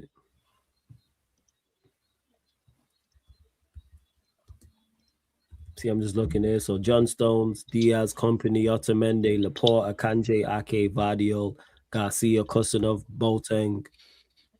Not really any at what's it called at Bayern like that. PK, Puyol, Marquez. Yeah, for me, I stick with what I was saying. I'd stick with what I'm saying and go with Dole. I'd go Kompany and Puyol personally. That would be my two centre backs. That I'd go with. Over PK? I would just, I'd go Kompany over PK. Yeah, sir. Okay. I rate PK, but I rate Puyol highly, to be honest. Here's where it gets real tough. Midfield trio. Nah, for me, I would never remove that trio, honestly. But, like, just me, I'll never. I'm just going to put Busquets, Xavi, Iniesta. You cannot do that. Man, the amount of times I've done a starting 11 with Barca fans, I can't say shit, man. What the fuck? I can't say shit. Jez was saying the best 11 of like players Pep has managed. That's what we're doing. Do you want to cheat? Do you want to cheat again? And you throw Kevin De Bruyne in there and you drop Busquets and you just say, you know what, I'm going to go with Flair. You know what? I'm going to put my bias in there. Kevin De Bruyne and you say to yourself, Jesus. Because he's City, I'm going to go. I'm with Barrio. I'd go with the midfield trio. Just put him there. At De Bruyne. Did Cruz play on the Pep? Did he? Let me see. Yeah. 2013-14, he did, yeah. He did. I mean, but this was not Cruz like. Yeah, Cruz of that level. It wasn't that like Cruz was at a good level, but he wasn't at that level. If you get what I mean. Yeah. So actually have fun. If there's like one of the Barcelona three that you take out of the midfield for Man City player, which one would you take? I was fun. If you take him on that Xavi and Somebody- he has to get in, it's a question of In the modern time, you might argue Rodri now, innit, right? Rodri over Busquets. I don't know. Yeah, because obviously this. Rodri. That is the only one. Because this I'm very proud for. I like playing games, so I'm trying to make sense. Because it's Yeah, I know how you young G's do it, man. I know. You know, always looking for petrol in a match, right? Let's light the world on fire. Come on. That's I mean, to be fair, I mean, to be fair, like I'm petrol on a match all the to be fair, time. I did say to me, Ronaldinho doesn't look any different to Bacola, just the step overs. But He's blasphemy. but for me, I feel like the obvious answer is like the Barcelona midfield. It's but the I feel Barca like trio, man. But it's just boring. It's boring, like because It's everybody knows boring, the but answer. it's correct. Like, because it's Xavi It's and correct. Iniesta, and who else are we like? If you're saying if someone said Rodri, What makes them tick? if you want to put De What Bruyne makes them the best? It's him, innit? It's Busquets. So Busquets makes them the best. No, of course. Because I actually agree. Because I agree with you. Like for me, it's the Barcelona midfield as well. It's just that it just feels so boring, man. Like I need something. Trust me, okay, what about the attack? What about the attack? But the answer is boring, though. The answer is boring. Because someone would just say Barcelona. There are some people that just say, forget it. It's Barcelona. That Barcelona team's the best team. Forget it. His Barca Okay, like so- it is. Obviously, we know Messi gets in on the right. That's without question. Yeah. So you're doing Messi on the right. Okay, then you would take then you would Haaland as striker then, though. Because what's it called? Because he didn't coach Suarez. Above Lewa? He didn't coach. Coach Dino, right? Even though Dino wasn't of Dino level, like Ronaldinho gets in. No, it wasn't. I think it was. Nah, he didn't coach him. He didn't coach Dino for real. Was he gone Nah, by that time? Dino left the season he came in. Oh, okay. Yeah, I think they went through the door one another, one in, one out. Innit? Okay. That's why he's so famous, because he came in and then he said like, nah, fuck all the stars. He's gonna do his own thing. There's a bunch of doubts and questions about Barca, and then he went on to win a fucking Yeah, stop. he was right. Yeah. It wasn't. Yeah, he was running one out. Yeah. He immediately announced that Dino, Deco, and Eto were not a part of his future plans. Yeah. So who we saying on the left? We saying Neymar. Oh. No, he didn't coach Neymar didn't coach. Neymar was before him as well, wasn't it? Left. Let me see the left wingers. I'm trying to. TT. Hey, Henry. Doku might make Don't. Henry, Ribéry, Sterling. I'm taking it from you, man. That what's it called? The petrol on the match. That is Jez right there, man. Yeah, that's Jez. Okay, who was the goalkeeper? Always. Well, who was the goalkeeper? Because surely was Neuer. No, we went. We could have done with yeah. you for the center. My mind went blank, Jez, when it came to his Barcelona team. But we went. I said Puyol and company. That's who I went with. I went with those two. I agree. The Bayern centre backs are not in the conversation. I think company is for sure. Nah. And I say between company and PK. It was PK and Puyol. Yeah, it was PK and Puyol. I went company. Yo, Ribéry could get in. Fred in the chat says Ribéry. Let me see. What He's the right winger. Fred says Ribéry. Googling now.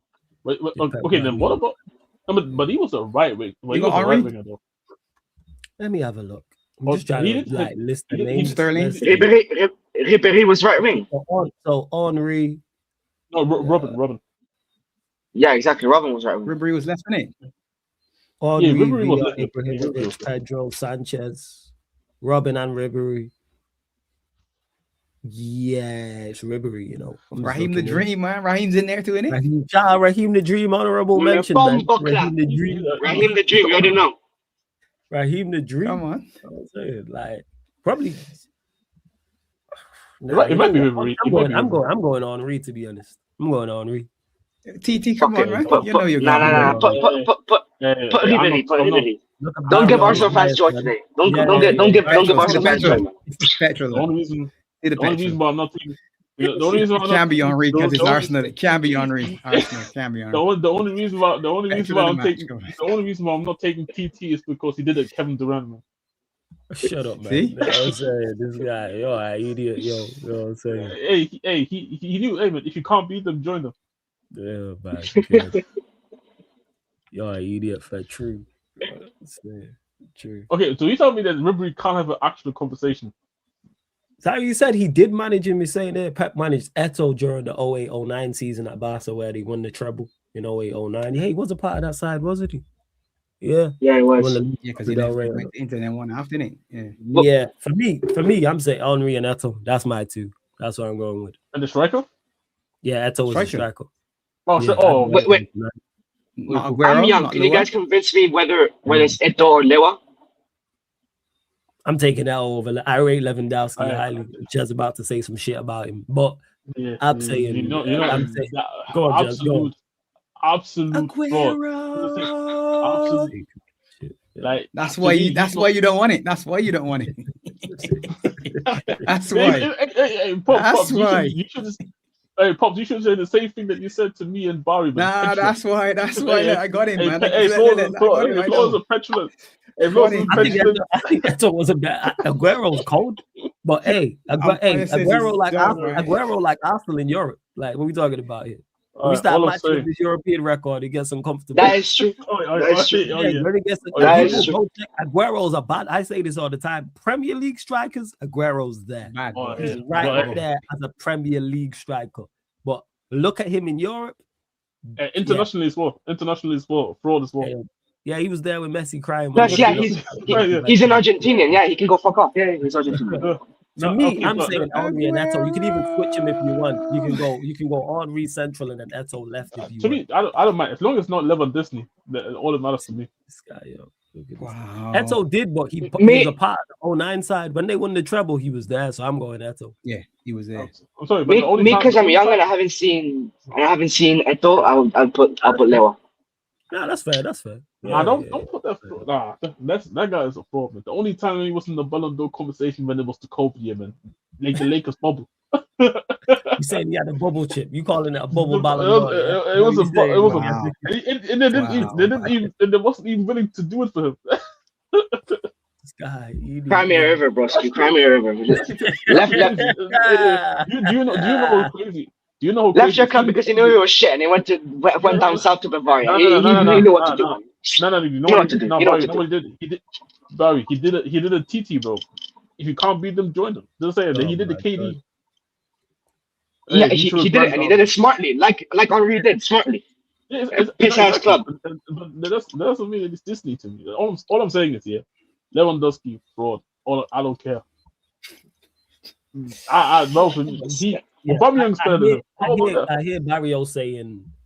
I hear Barrio saying Lewandowski because of what he's watched. That makes sense. 100%. That makes sense. I hear you on that. His numbers are good, isn't it? Yeah. For me, Lewandowski is second best striker this generation. You have to, and that's not crazy to say. You have to half his goals. What's this generation? I put Suarez, Lewandowski, Benzema. That's fair. You have to half. Bear in mind, people Barrio like early 20s, so that makes sense. Hey, I was just about to say. That's a young man's view. Yeah, I just gotta say, man, you got half his goals, man. He was in the Bayern team that 11 Peter. Half those goals, man. Quick whining, man. Quick whining. Look at the facts, yeah. Lewandowski's a bad boy striker, yeah. Left your pussy ass club that couldn't win against a fucking shit Real Madrid side, yeah. I couldn't even fucking beat the shittiest Chelsea side of all time, yeah. Fucking maybe we should go ass club. That's what we call bitch ass club. Bro, until you make a Champions League final. No, this is light in the match versus light in the match. When I make a Champions League final, I made a Champions League final like yeah.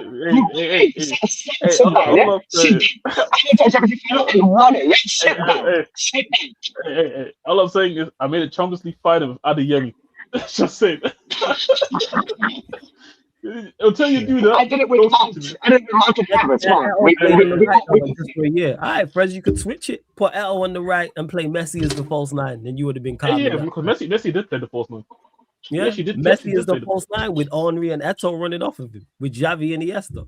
With those three, you're gonna get that movement anyway, innit? Yeah, and then you've got Lam and Daddy Alves backing that up from fullbacks.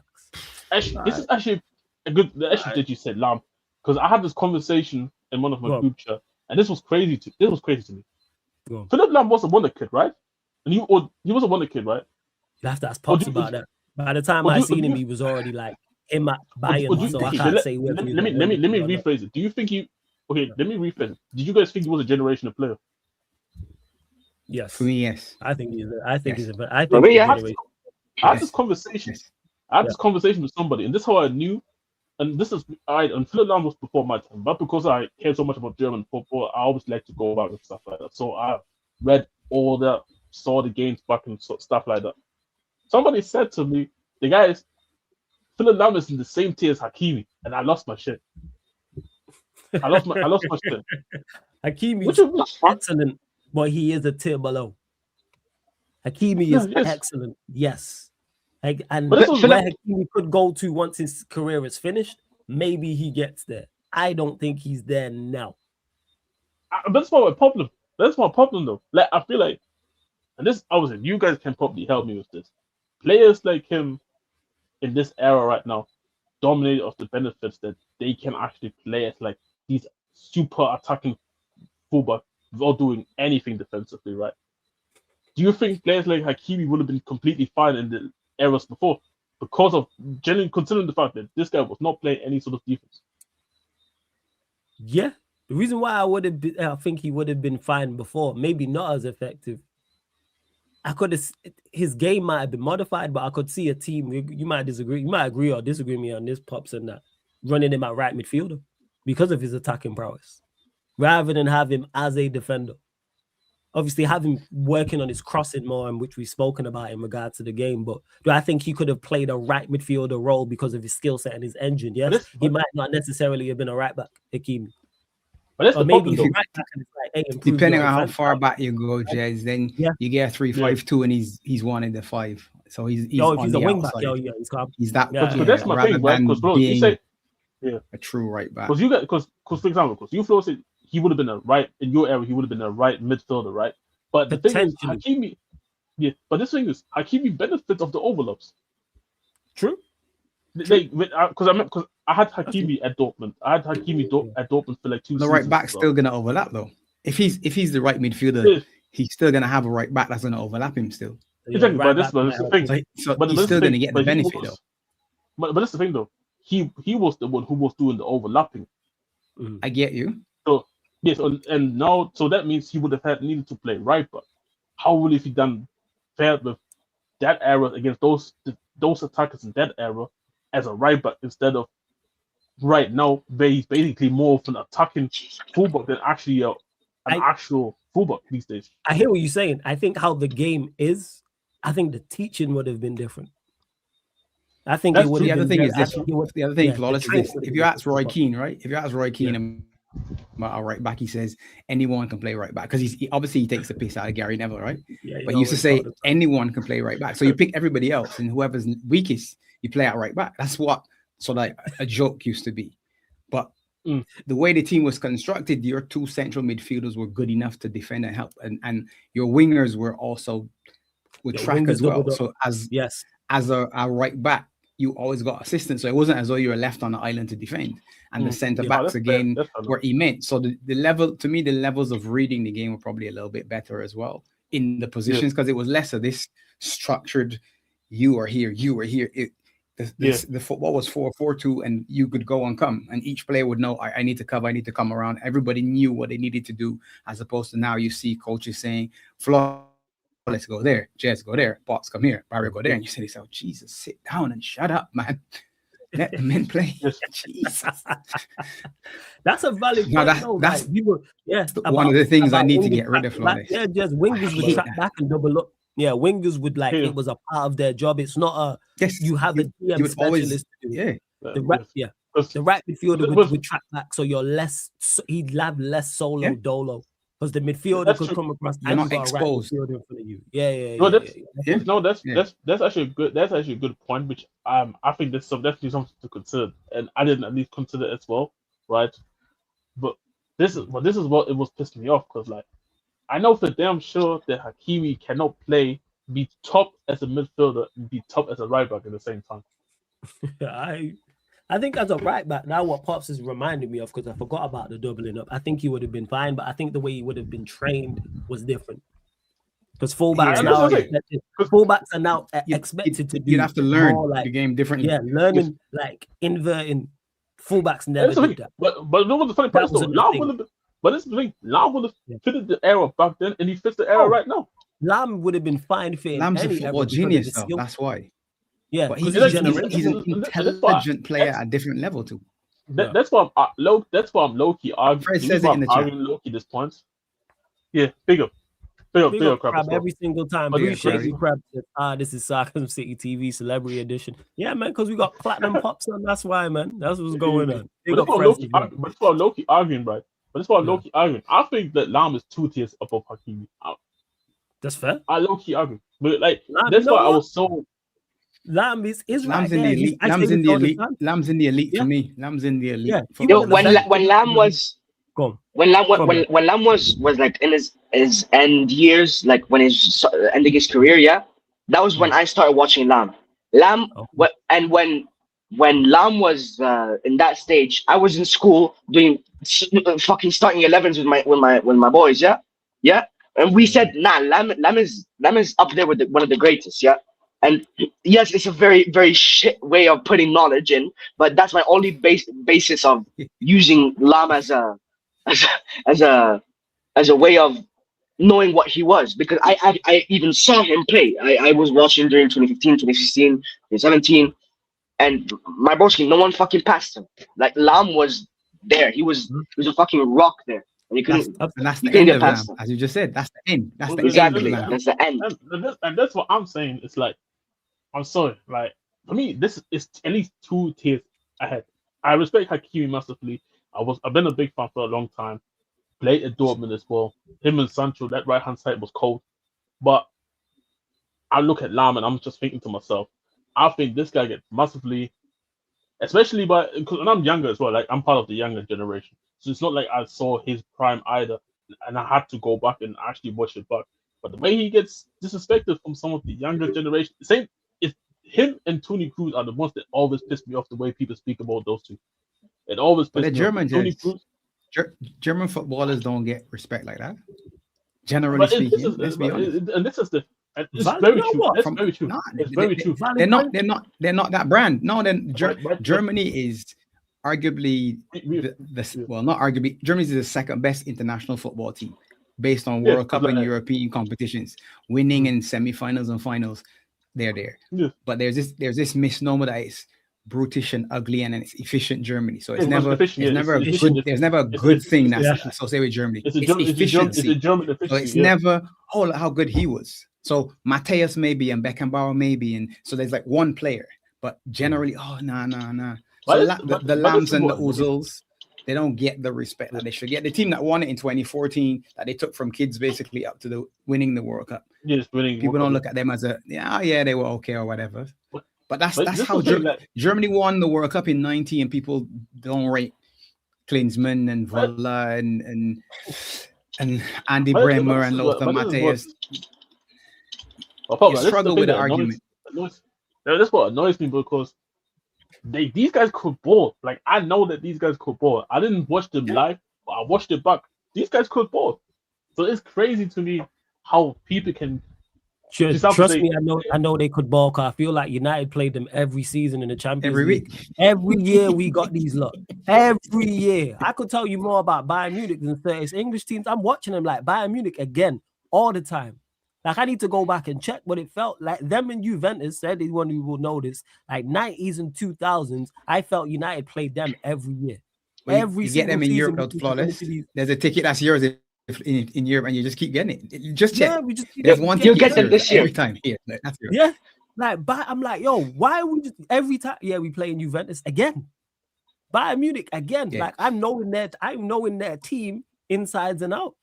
Crazy, I'm knowing that. You got to see at the San Siro. Don't worry. Yeah, I see that Dele Alpi. What Zidane and Del Piero again? All right, great. Again, I'm gonna have to double check again. I think there was one season like we had them in the group, and then so we had them in the group stage, and where then we played them twice, and then we got them in the knockout stage. So how does this work?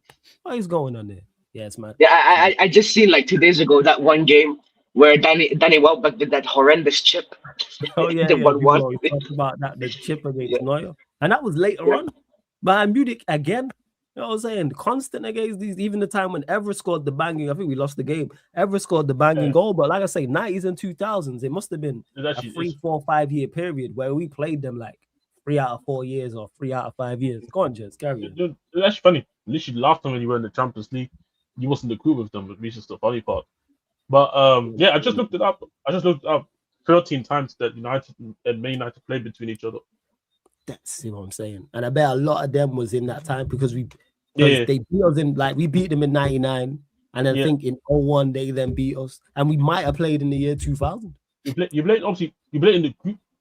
Yeah, you played in the group stage, then in the final in 98, 99, then 2001 two times, 2001, 2002 two times, 09, 10 two times, 13, 14 two times, and then obviously the last time when you guys played in the Champions League 2 times. Yeah, like I'm saying, like that. There was that 3 year period especially because that's when I'm first getting into like watching football seriously and Europe, and it's the Champions League, etc. and stuff like that. It's like, yeah, these look. So I knew their team. So like when you're talking about certain ballers like Lizarazu, Stefan Effenberg, big fan of him. He's a footballer who don't get mentioned at all. Baller. Stefan Effenberg. Matthias Sammer is the other one that doesn't get enough love. Matthias Sammer was mad. Matthias Sammer. Firehead. If you Google Firehead, right? Firehead for Adidas advert, you'll see him. No, he was one of them ones. Sammer, crazy. Yeah. But he had injuries, so he wasn't as good. Jess probably knows him, you know. Hey, by the way, guys, I want to go back a bit on the. Sorry, Barrio. Yeah, it's fine. The Philip Lahm thing. I just want to put these 3 records here that he has, because this is what I show to people to just say Philip Lahm is literally the goal. 13 consecutive months without committing a foul. 13 months without committing a foul, and he's a right back. Never received a red card in his career, and he's a right back. And during his 15-year Bayern Munich career, 517 matches, and only 38 of them he received a yellow card. He's just, again, like the Pep quote about him being one of the most intelligent. That was him. He's right there. Man. Yes. Yeah. Yes. Anyone talking, because when you look at him, it's like, yo, he's not the strongest, he's not the fastest, but not the fastest. But that's the problem, Flawless. If you don't have those things, then you don't appeal to most people, innit? If we're going to be honest. That's it.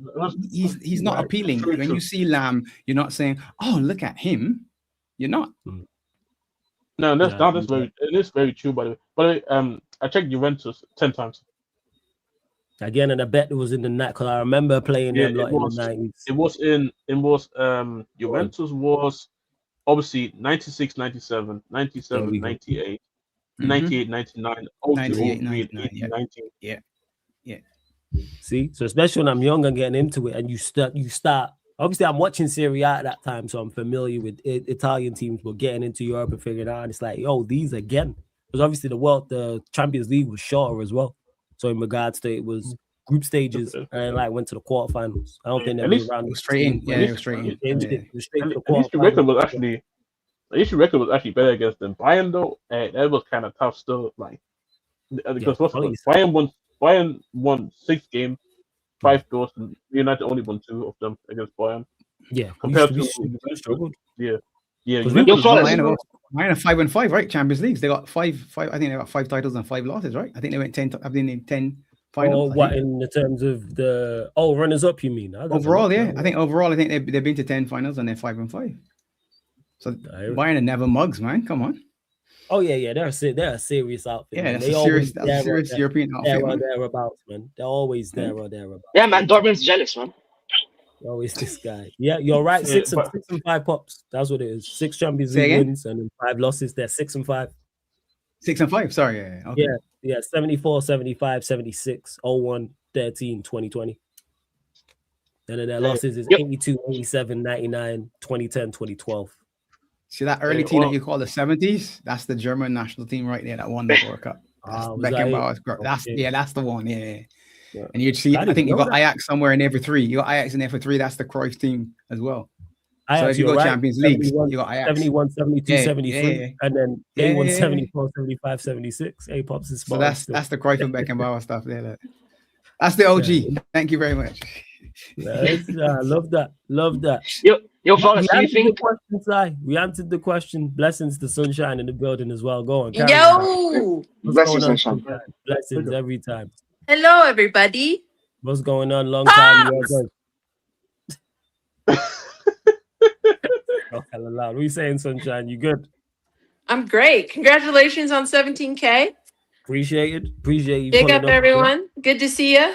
Man United are winning the Premier League this year. Let's go. Oh, Lord.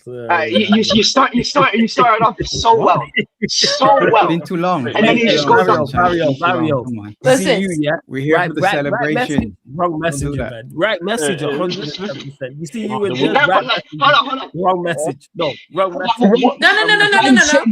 I'm moving with an Arsenal level delusion this season. Okay, then let me ask you a question. Start our line. Yeah. Oh, let me ask the question then. Are you with Eddie and Cheek with the carry cartel? Absolutely not. Damn. Eddie, you're on your own on that one. Still. Carrick cartel, man. The Carrick cartel. Hey, Si, you missed it. Rewind. Actually, who did we we say? Rewind. We went Oliver. We went Neuer. We went Neuer, Lamb, Puyol, Company. Yeah. Alves. The Barcelona midfield. The three suspects in the midfield. Yeah, and then Eto'o, Messi, and Henry. Ribéry. Guerrero. Actually, no, coach. Can you go to Coach Bunny comment? Oliver Kahn, I think, is one of the most forgotten goalkeepers. Agreed. Quality goalkeeper. Nah, I don't think so. He won a Ballon d'Or though, didn't he? Did he win a Ballon? Or did he win the Golden Gloves or something like that? Only Lev Yashin is the goalkeeper that won a Ballon d'Or. No. In 2002, he won what was it? And he won the Golden Gloves or something in the World Cup. He was the World Club player of the tournament or whatever. Yeah, Golden Ball. The Brazilian final. Yeah, that one. Sorry, that one. Yeah, that one. Yeah.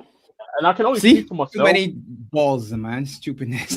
Golden balls. Yo, popularity contest, man. Hey, yo. Easy. I don't do that. I'm old. I don't do that. That's the young people thing. That's not for me. Exactly. You have to excuse Puff. Like he got an influence when you were around so many. Yeah, you're just around so many people. Like I don't know. It's crazy. You know what? The one thing I say is here. The one thing I say to that is here. The only reason is because he's probably not. And it's not a disrespect to him, but he's not the best German keeper of all time. It's Neuer. Nah. That's it. Yeah. That's probably what stops him getting his plaudits that Neuer was better.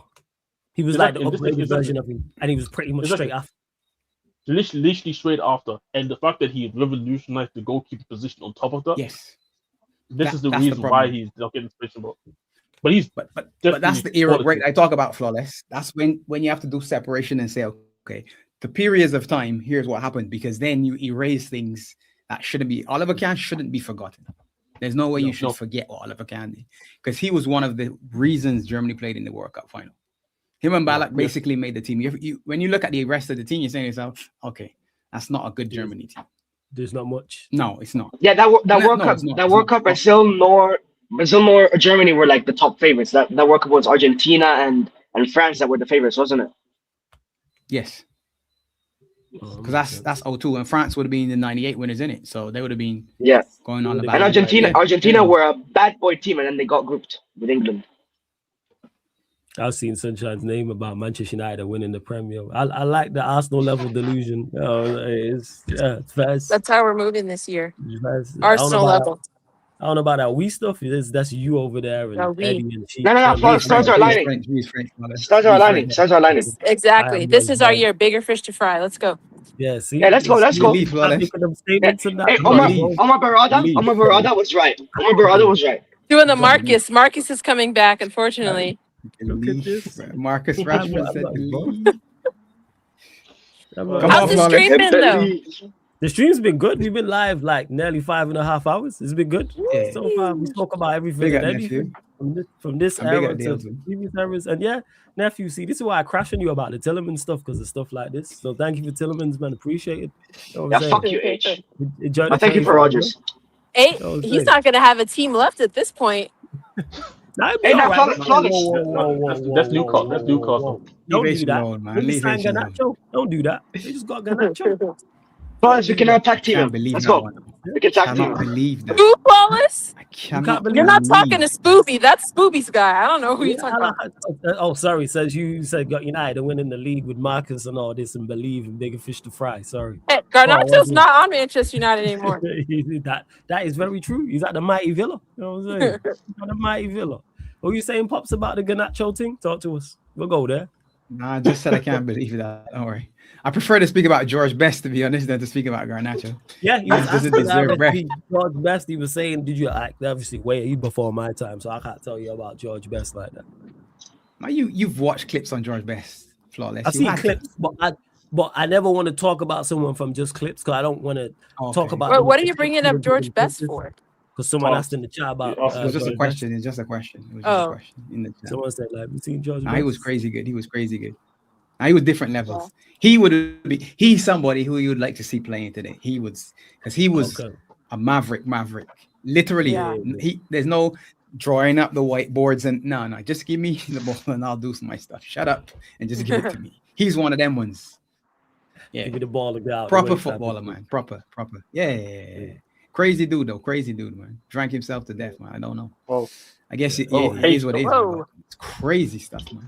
Sorry, nephew, you'll be all right, man. You tough. Hey, don't. Why you saying they? Why you saying that they are like that? Like, bro, you in Birmingham, mate. That's the second biggest club in Birmingham, by the way, as well. Birmingham City #1. Birmingham City. Hey, Birmingham City beat Barcelona.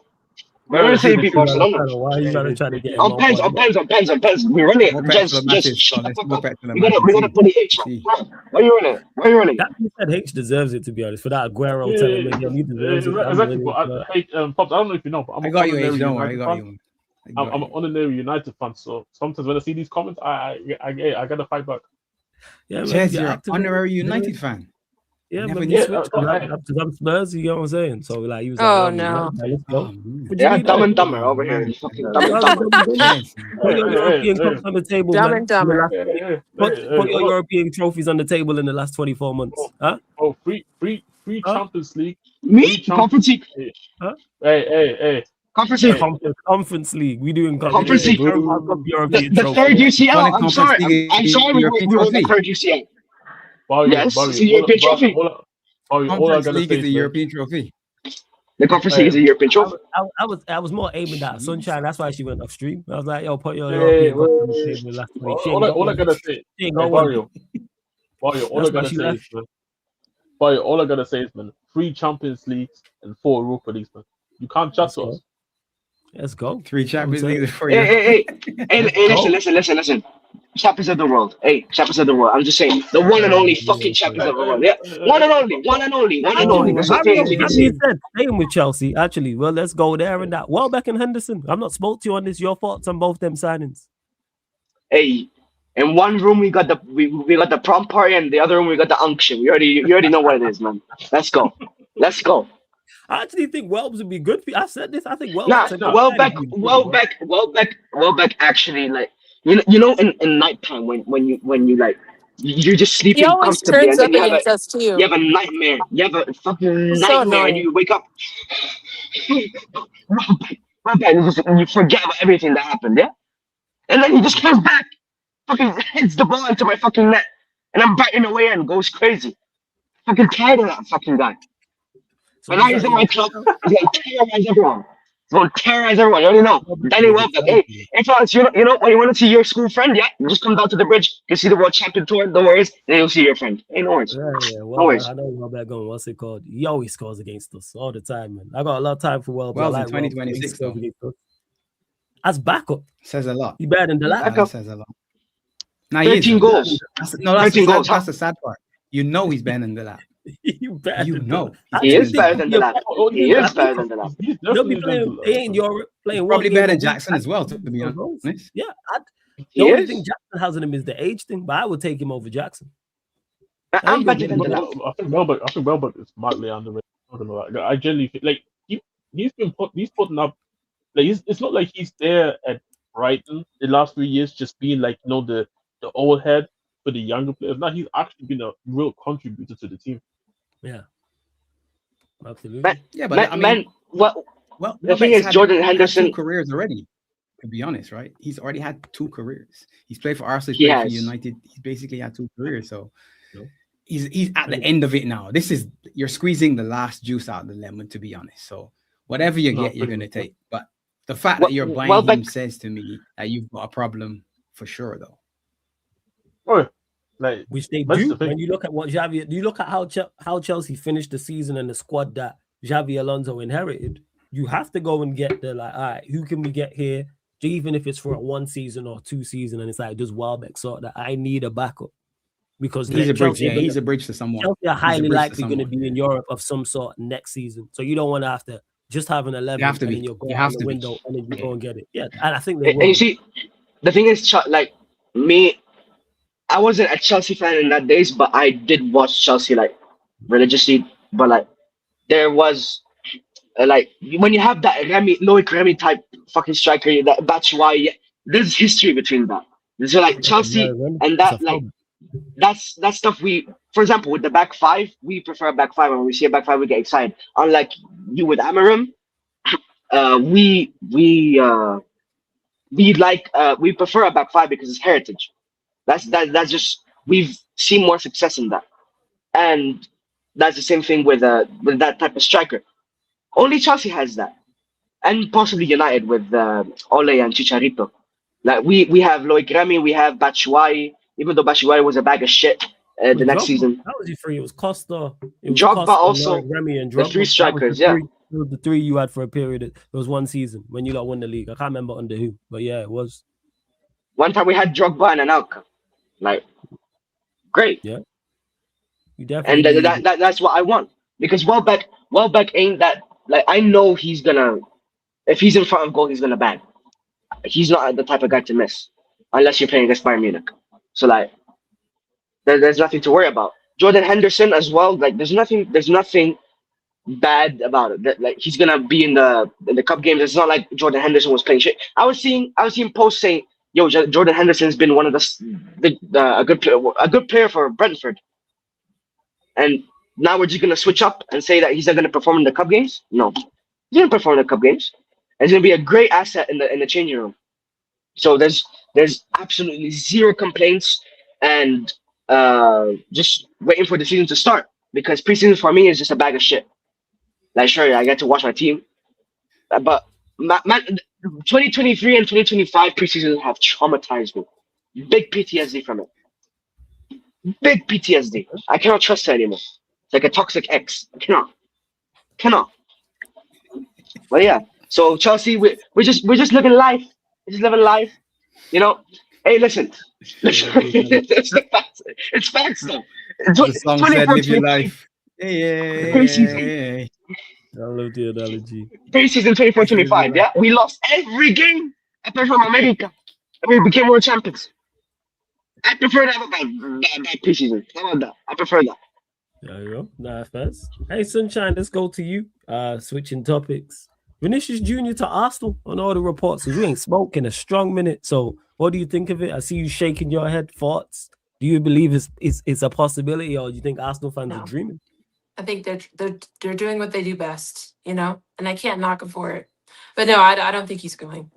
And I think it's funny because I know everyone's saying that they might get the Bruno G and Vinny together, like the dream team or whatever. But no, I don't think that's happening. The Brazilian boys. Pipe dream. All right, fast. What you saying about Pops? We ain't spoken to either.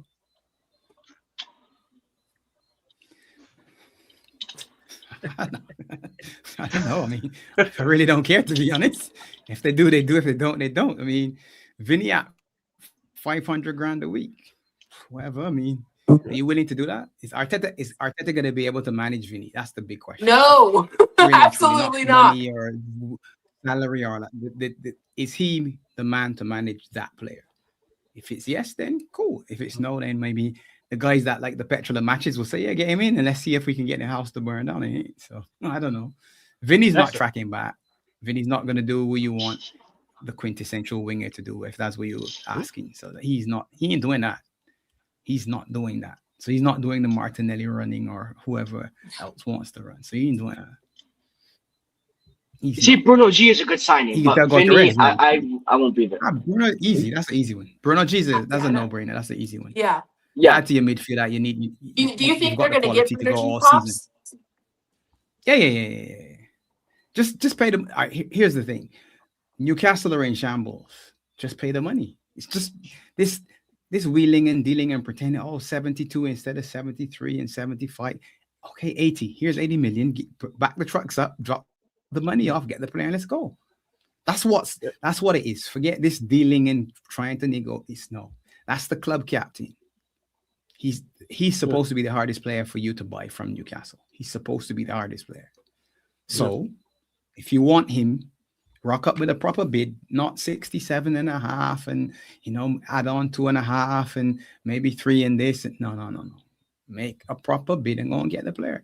He is a difference maker to Arsenal, in my opinion. You add Bruno G. Yes. And you look at that team and you say to yourself, you've added some metal there that you didn't have before. And you got options now, significant options in the middle of the park that run you in every competition. You're in everything. You're in the hunt for everything. You add Bruno G, just having him. Because they're already playing with 6 or 7 or 8, as we say, centre-backs. The strongest defensive unit in the league. No, I mean, as much as we laugh about it, it's true though. That's why you look at them and you're saying they've got defensive stability and you can switch and swap and match. So the idea, they've got a crisis of injury. No, they don't, because he can play here and here and here and he can do this. And all of a sudden so Saliba's gone. I have no problem. Put Mascara there or Timber there or whoever. So they've got enough. They got enough.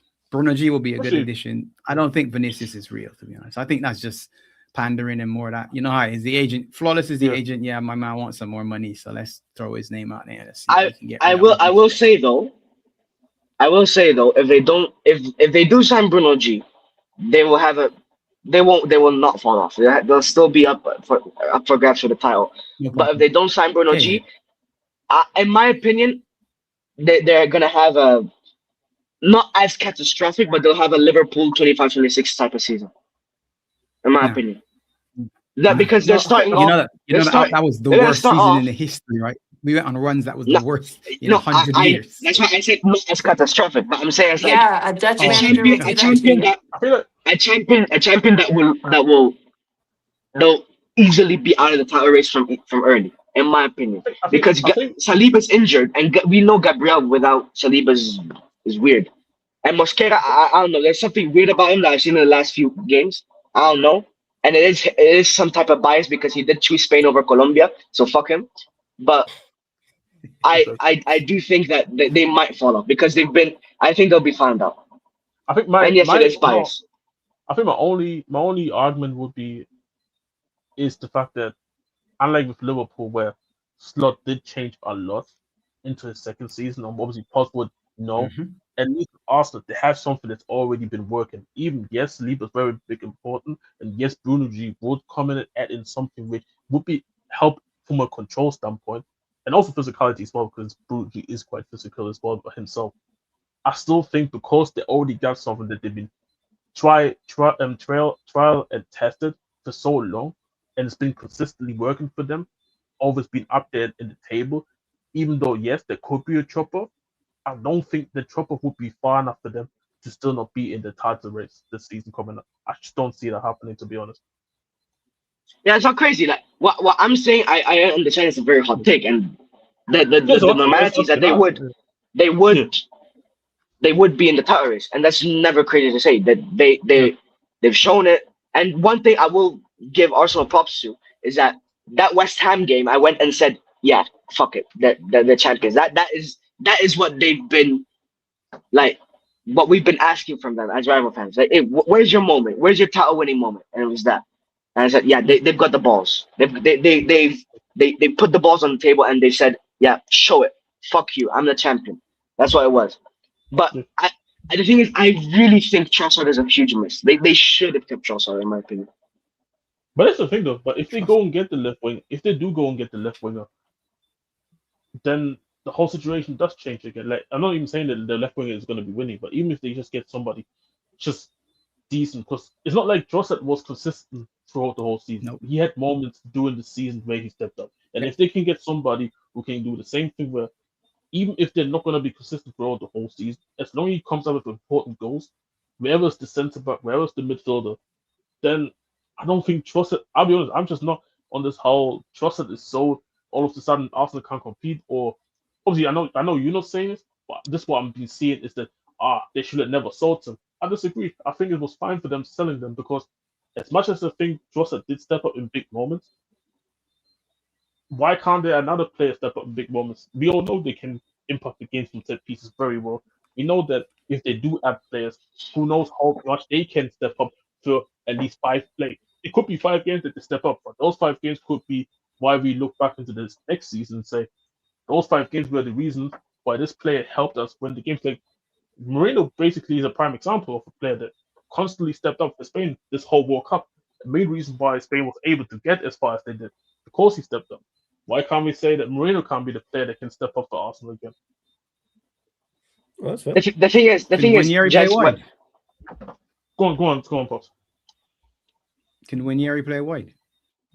Yeah, 1 year he's right winger, isn't he? Yeah, he's a right winger. He can play all right, yeah. I mean, he can play on the left and arguably right. You could argue potentially. I think he'd be fine over there. I don't think he'd have any issues over there. That's what I would say. I'm just saying, just to plug someone in. It's like Trossard's gone. Yeah. Right, can I just plug him in? Yes. The thing is with Trossard is that yes, like he wasn't consistent, but as you said, he gave them moments, and you need. We all know you need a player with moments. And Solis he's young. Who knows? He could, as you say, there could be another one. But the thing is, I don't trust it, and. Vinny, as I said, it's nothing to do with skill wise. I just think attitude and ego and the way Arteta wants to play, I don't think it will fit him. When he does get the ball, and these few times where he does get the ball, he will do one-on-ones and he will show his he will show his skill set. I do think he could do something, but I don't think it will be as frequent enough to just win the league. And the problem with Arsenal is that I've seen this happen. Yeah. Chelsea, the year we win the Champions League, yeah, we get Lukaku, that the only signing, yeah, and then signed Saul, and I forgot who else. Only them two, yeah, and that goes to show that one star player ain't enough. Tell me, yeah. Let me ask you a question on this. Who do you think is currently better than Arsenal right now in the league? No one. Currently, no one. In my opinion, no one. Based on facts, no one. Based on facts, no one. I will say that. Based on facts, no one. I hear what you're saying about their deficiencies, but somebody's got to do enough to jump above them. Currently, I don't think anyone. I think also the thing is when we talk about go on. When we talk about predictions, you can never talk about anything that is set in stone. Yeah.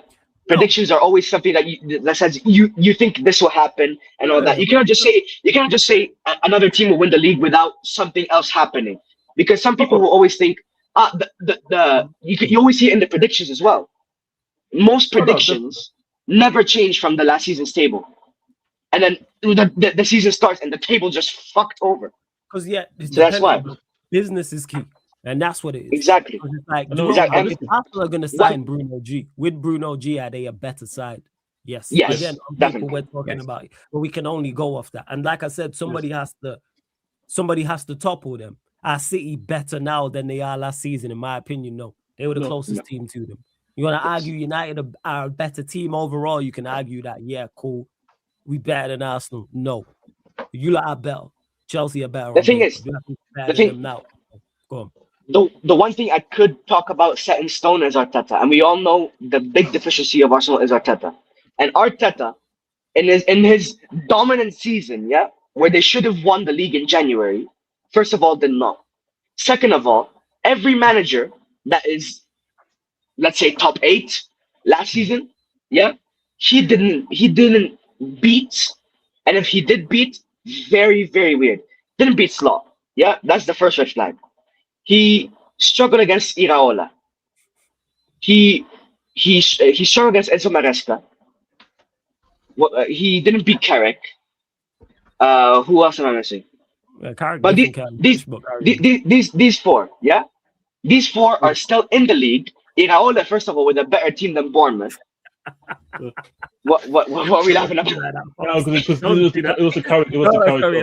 It was. Yeah, go on, Barry. Go on. That's to do with you. That's to be a pop star. That's what that is, yo. That's what that Yeah. is. That's to be a pop. No, but like, what I'm trying to say is that I think Arsenal have the possibility to fall off because I think Arteta will be found out. It's more of an Arsenal fall off than teams below Arsenal catching them. Is where you're at with it. You think they'll fall off to such a point where someone just automatically is going to be better than them, which makes sense. I hope you're right. I personally don't see it. Here's the flip side to that argument. Then, as you just said, Flawless. As it stands right now, and there's no one better. If they add Bruno G, they're better than last year, and the only man who you mentioned just now who won the title slot isn't here. So Arteta's the only one. He sits on the throne saying, I'm the best manager in the league. Pep's gone, Slot's gone, Klopp's gone, Emery's there. Yes, okay, cool. But no one else can look at me because I've won the league. Yeah, I bottled it and all the other things that you call me. I was this and I was that. But you know what? Last year I won it. So now I'm that man. All he needs to do is not be stupid. Slot was stupid. Yeah. You win, why change it? You don't rip the plan up and say straight away. To Arteta, just again, if he's here having the conversation and says, okay, well, what do I need to do to win this year? The same thing I did last year. Okay, cool. I'm gonna add Bruno G. Am I better? Yeah, I'm better. Trossard's gone. Okay, I'm a little weak there. So I need to plug a hole. But is City better? Pep's gone. So City cannot be better. There's no ways. I don't care who City buys, in my opinion. City can't buy better Maresca versus Pep. Sorry. Every season we said Pep's the best manager, arguably the best ever, the goal, whatever. He's gone. That's a significant difference. Now, Maresca, if he's good, he can say, all right, again, change nothing. Just step into the shadow that was Pep forming around, put the Scooby-Doo mask on that says, I'm Pep now, and do everything exactly the same way. And you're in the running. That way, if Arsenal slip, you're the closest person to catch. Yes. Will that happen? I don't know.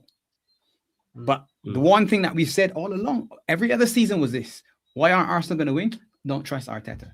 And not just us. All the Arsenal fans who were laughing and showing off the trophies now, they lost their minds collectively last season. Oh my God, we're going to lose. We're going to bullet. And I'm saying, Jesus, you're going to win the title. Stop it.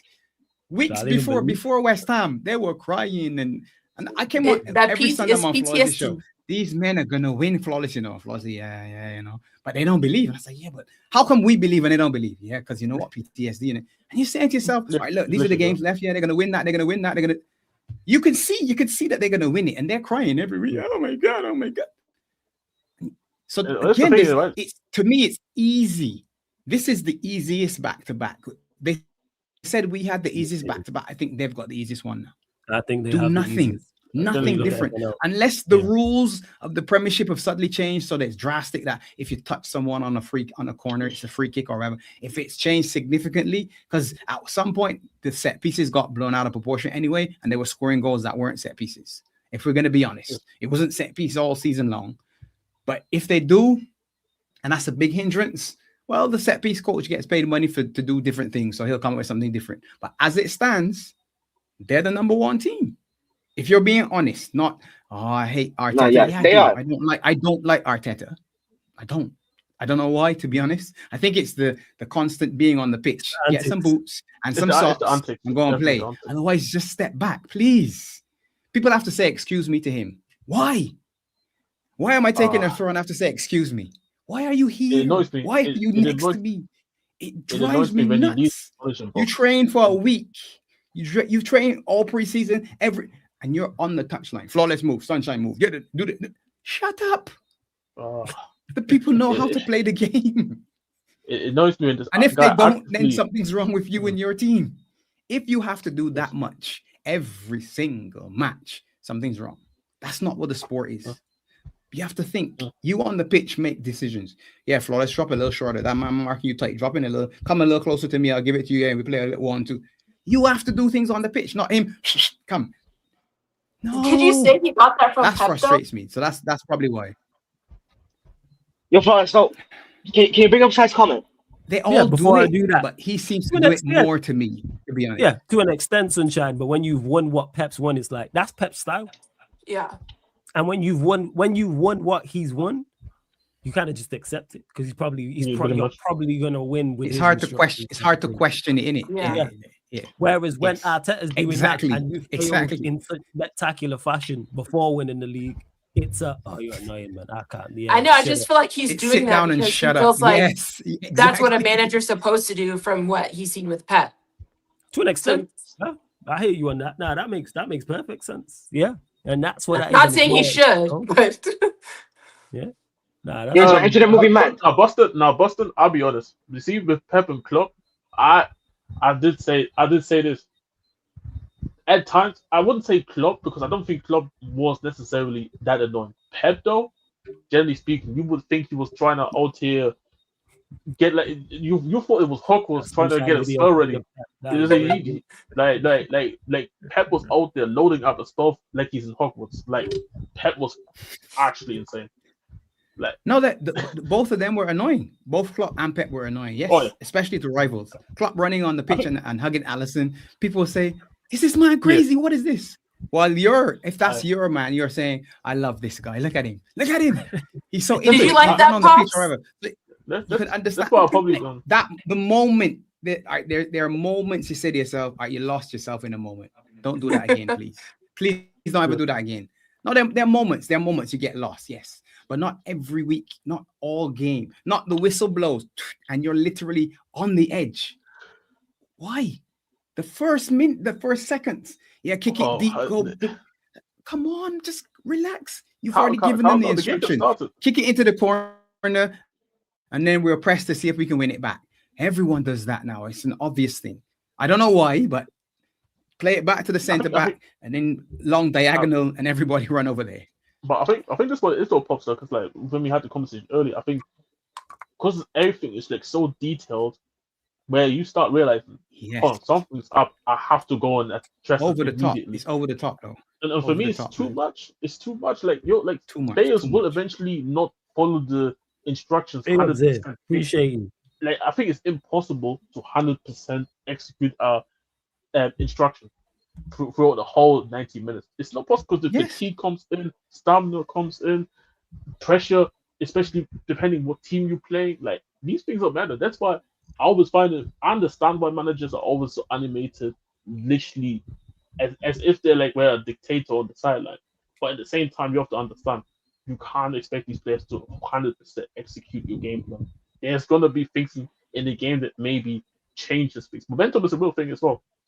So it's like it's another thing as well. So yeah, man, like it's so that's what I would say about Pep personally. Me personally, and this maybe my bias, I fucking love Klopp because he was at Dortmund and gave me some good memories.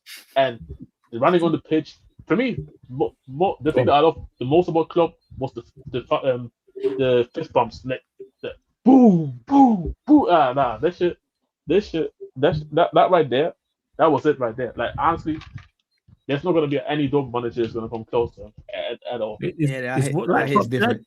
If it's your manager, you love it. If it's a rival manager, you hate it. That's what it is. It is different because it's your manager. Same thing with Bruno G. Yeah, if it's your the same way we always we love scumbaggery and we love shithousery and we love that. We love it when it's the player on your team. When it's on your team, when it's against you. When it's the opposition, you call that prick every name under the sun. But when he's on your eyes, it's our guy. Yes, he's our prick. He's our prick. That's our prick. That's our prick. Yeah. Flawless. We loved when Amarin brought that. The prick softer too. It's a softer prick. Yeah, he's our prick. That was great. Man, I said this already. The Pokemon cards. I said it already, man. When he joins Arsenal and he dances in those stadiums, I'll be honest, I might act like the Valencia fans. Like it gets that deep. Fuck it. What did we say about Isak? When he was at Newcastle, praised him to high heaven. Quality striker, top notch. The second best striker in the league. One of the best. Come on. As soon as he was did the celebration, you did the celebration, Flawless. He was, yeah. As soon as he was linked to Liverpool, Somali Sanogo. Nah, no more celebration. Everyone's right. At the end, we was right. Somali said instantly. As soon as he was linked, Full not crash. even signed, Full linked to crash, right. Liverpool. Yo, fuck Isak. You know what I'm saying? Somali Sanogo overrated. Instant switch from where I was at. Like, yeah, Newcastle tax, man. Eddie Howe got the best out of him and all that stuff. 100%. That's what we went with as well. Tasayu says you guys didn't select David Silva in that Pep team ahead of who's that? Yeah, who's the ahead of? And he's not getting ahead of Xavi or Iniesta. Let's just put the fires in the back. Who's he getting? Even if we did scratch just a Pep 11, if we did like that era world at like Europe 11, and you could pick anyone, there's very few players that are getting in front of them. Where is he playing? Left, like in outside the front three and the two midfielders, because obviously he won't play ahead of Busquets because they were different. Who's he playing ahead of? You got Xavi and Iniesta, Messi, Eto'o, and Henry. What six of them is he replacing? They're six of the best we've ever seen in their positions. Yeah, six of the very best in Henry, Messi, Eto'o, Xavi, and Iniesta. Xavi and Iniesta might be the greatest midfield duo we've ever seen. We already know what it's like with Messi in regards to arguably the best player we've ever seen. Eto'o, I've already said, I think is the best African player of all time.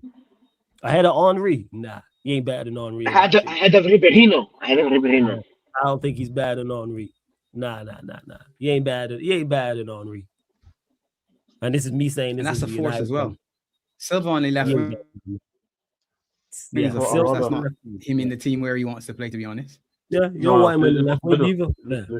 No, it's in the midfield, and you're not gonna take any of the midfielders out for him. It's just not. And hey, but this is the quality that you're talking about. Isn't it, at the end of the day, that's what I said earlier, and this is what I said to Don. This is what I said earlier to Don C about Casola, right? Is that I'll be honest, a lot of these players are just very unlucky that they're Spanish, in a sense that the fact that these three were the benchmark, it feels like unfair all the time. It feels unfair that these three were the benchmark that you get compared to. And it's like, man, that was amazing. But then those three were there. And it's like crazy. Well, in regards to it, you guys mind to the movie, Matt? No, you're good. You're good. Nah, I'm good. Yeah, you're good. Because to Zir and to everyone, the question was Sayas was out of all the players that Pep has managed, pick the best 11.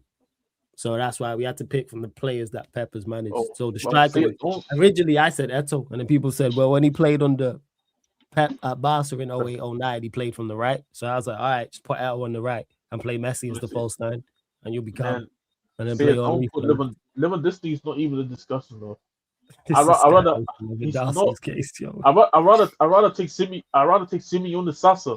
Remember this guy, mid-table striker in the Premier League. I rather have. What is it with you? Is it because he's Bayern Munich and Polish? Is it because you're Dortmund and German? Is that what it is? No, because this guy left us on a free. Oh, that's what it is. All right, okay. On a free, like he's not even a transfer fee.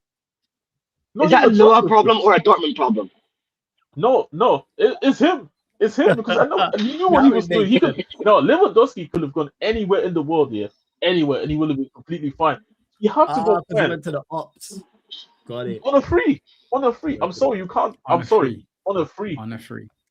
Yeah. At least other guys went for a transfer fee on a free, bro. Like you could. That's a Dortmund problem. That's a Dortmund problem. No, this is a level. No, because he chose to go there. He chose to go there. We didn't tell him go there. And renew the contract, man. It's because you're a winning team. You wanted to go to a winning team. It's fine. It's nothing. You're a small team. No. It's I'm never gonna sit here and say that we're bigger than Bayern. It's not the hit at all. Like Bayern have been a monopoly in Germany forever. They have been. I'm not gonna sit here and act a lie. You could have went anywhere, to be honest, Joe. You could have went anywhere. It's a free. That is true. That is true. Do you tell me he couldn't have gone to Juventus, who were quality at the time? He could have gone to Man United. He could have gone to Arsenal. He could have gone anywhere in the world. And you say, "Now you know what? Fuck it. I'm just going down. I'm going down south to Bayern Munich." Oh, fuck off, bro. You go to and it's not even that, bro. He could have gone anywhere. The man said Bayern Munich, and it's not that long. And bear in mind, remind me again because I erased all my memories of Lewandowski as well. Was it literally straight after the UCL final too, or the year after? It was the year after. That makes So this is sense. what I'm Now saying. all your Lewandowski slander makes sense. So So I was confused. so it's Nah, so fresh. It's so fresh in my memory. It's so fresh in my. It's so fresh in my memory, right? And because it was so soon. Like Florence, imagine like one of the strikers that you really rated at your football club leaves on the free and said, "Fuck it, I'm joining Liverpool." Yeah. I would hate them. I ain't gonna lie, yo. I don't give a shit. I don't give a shit if Man United was struggling or not. You don't do that. Oh, bear in mind, we were the one who put you on the map. It wasn't Bayern Munich. We was the one who put you on the map. And you left on a free. Nah. He said what Jersey's problem is that he was left on a free. That's not that he went Bayern Munich. It's because he left. If he would have got money, let's say he would have got 50 mil, I think Jez would have been like, all right, calm. No, it's whatever because it's not a secret that Dortmund players have gone to Bayern. It's not a secret. It was happened before and it happened specifically in the 2010s. But my thing is he left there on a free when he could have gone anywhere. Like, and it's not like Bayern Munich had a striker problem at the time too. But you were the Bayern strikers, yo. You remember this vividly, yo. But I'll be honest, I lost my mind was just so I lost my mind so much. I don't even know, but I had decent strikers at the time. It wasn't like a thing where like the strikers are so ass that they needed Lewandowski. No, they just said fuck it. They just doubled down on this shit. And you know Bayern as well. They have no shame whatsoever. Bayern Munich is a very shameless football club. And I know you're in the chat, man. Hold up, man. I say what I said. Bayern are a very shameless football club. They have no shame. They have none of them. See, this is what I'm saying. Pizarro, Gomez, and Mandzukic. Quality strikers. It was 2014 he moved. Let me see the Bayern squad. Wait. Yeah, 2014. No, close. The Bayern squad without him was winning the squad. The Bayern squad without him would have broke the Bundesliga. Yeah. That's facts. Yeah, they would have been fine. Let me see. This is the 2014-15 squad. Let me see you lot. Let me have a look here. If Dortmund won more, maybe he would have stayed. Who knows? No, for me, I don't even have an issue that he left. I didn't care that he left. I cared because he left on the free to Bayern, and we only just lost the Champions League final to them a year prior. Yeah, that's the Champions League. The Champions League thing is that, yo. That is crazy, yo. The Champions League, that is mad, yo. I bet if you go back, right? There's an arm around the shoulder. Somebody giving an arm around the shoulder, talking to him. See you next season, man. All right, everything will be all right. Juventus was having Juventus in then times. Juventus was running around with Pogba in midfield. I think was Matuidi still now? I think Matuidi was a PSG or Juve at the time. I can't remember. So Juventus had a cold ass team. You tell me you could go on. Yo, he left literally the year later, yo. On a free. Not on the transfer. You could have said, you know what, Bayern, because I know Bayern would have been interested. Money, yeah, that's what I'm saying. Money, bro. But now no shame. But again, it represents Bayern as a football club. They have no shame. There's no respect. That's why there is no respect. I don't have respect. We don't respect these guys. There's no nobody. If you speak, I got you there 1 second, yo. If you speak to people in Germany, people do not respect Bayern Munich. The only team that's more disrespected in Germany, other than Bayern Munich, is RB Leipzig. And RB Leipzig is because they. RB Leipzig. So I can actually speak on it. See, this is where I'm an OG. I'm older than RB Leipzig, and they're both their way into the Bundesliga. No one holds. I'm older than RB Leipzig. Man lost the. I'm older than RB Leipzig. Man lost the Champions League final and then joined the bitter rivals a year later on a free. You know, man lost 2013 and then 2014. This is worse than this is worse than he deserves more stick for that. That is Judas of the highest Judas. Shit, man. Like, that is blasphemy. Yo, Flawless, you know, God said as well. There's something worse. At least Henry had the shame to leave the country. Yeah, he left, yo. He didn't go join Spurs or some shit or Man United or something like that. No, I get it, man. I get it. Or the free, it's the free part, yo. That's the worst part about it. It weren't money. It's not like the clubs agreed and you go, you know what? The clubs agreed a fee. It's not United, Van Persie. you know, from Arsenal, where the club that man left on. I Yeah, didn't yeah, realize because it was a mutual agreement between the two teams, and you knew the player wants to go there. No, we didn't know. And this was a time where like social media is just getting started, so it's not like we can really get the transfer news and all that. But imagine me waking up one day and seeing Lewandowski signs for Bayern Munich. But I'm losing my head. My head is gone. And bear in mind, them times, I'm 15. I'm 15 at the time. I'm like 14, 15, losing my shit. Couldn't believe it. But what you mean? 12 years later, and your head is still going. It's 12 years later, and your head is going. Remember the time. Remember the time on YouTube. Remember the time on YouTube when they used to do the FIFA 16, FIFA 17, and they used to illustrate the Ultimate Team cards to announce transfers and shit. Yes. What you mean Lewandowski with the Bayern logo? Like, what the hell's going on? I had to wait till I get to school. He just chose to join greatness on a different level in Deutschland. That's what it is, brother. He just chose to join greatness on a different level. UCL final win on your head, bro. You get me? Is what it is, man. Give me a second. Deal to you, my brother. But for me, the fact that I had the fact that I had to go. Bear in mind, I had to wait till I get to school to use the computer and check the transfer news. That nobody was joking.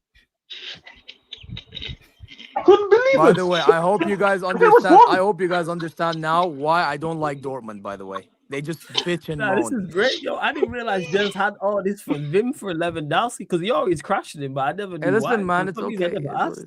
I just thought you didn't rate him, just and now it makes sense. I didn't know all this shit. If I speak completely unbiased, one of the best strikers of his generation, yeah. But I'm sorry, this can't sit well with me. At least people have some shame.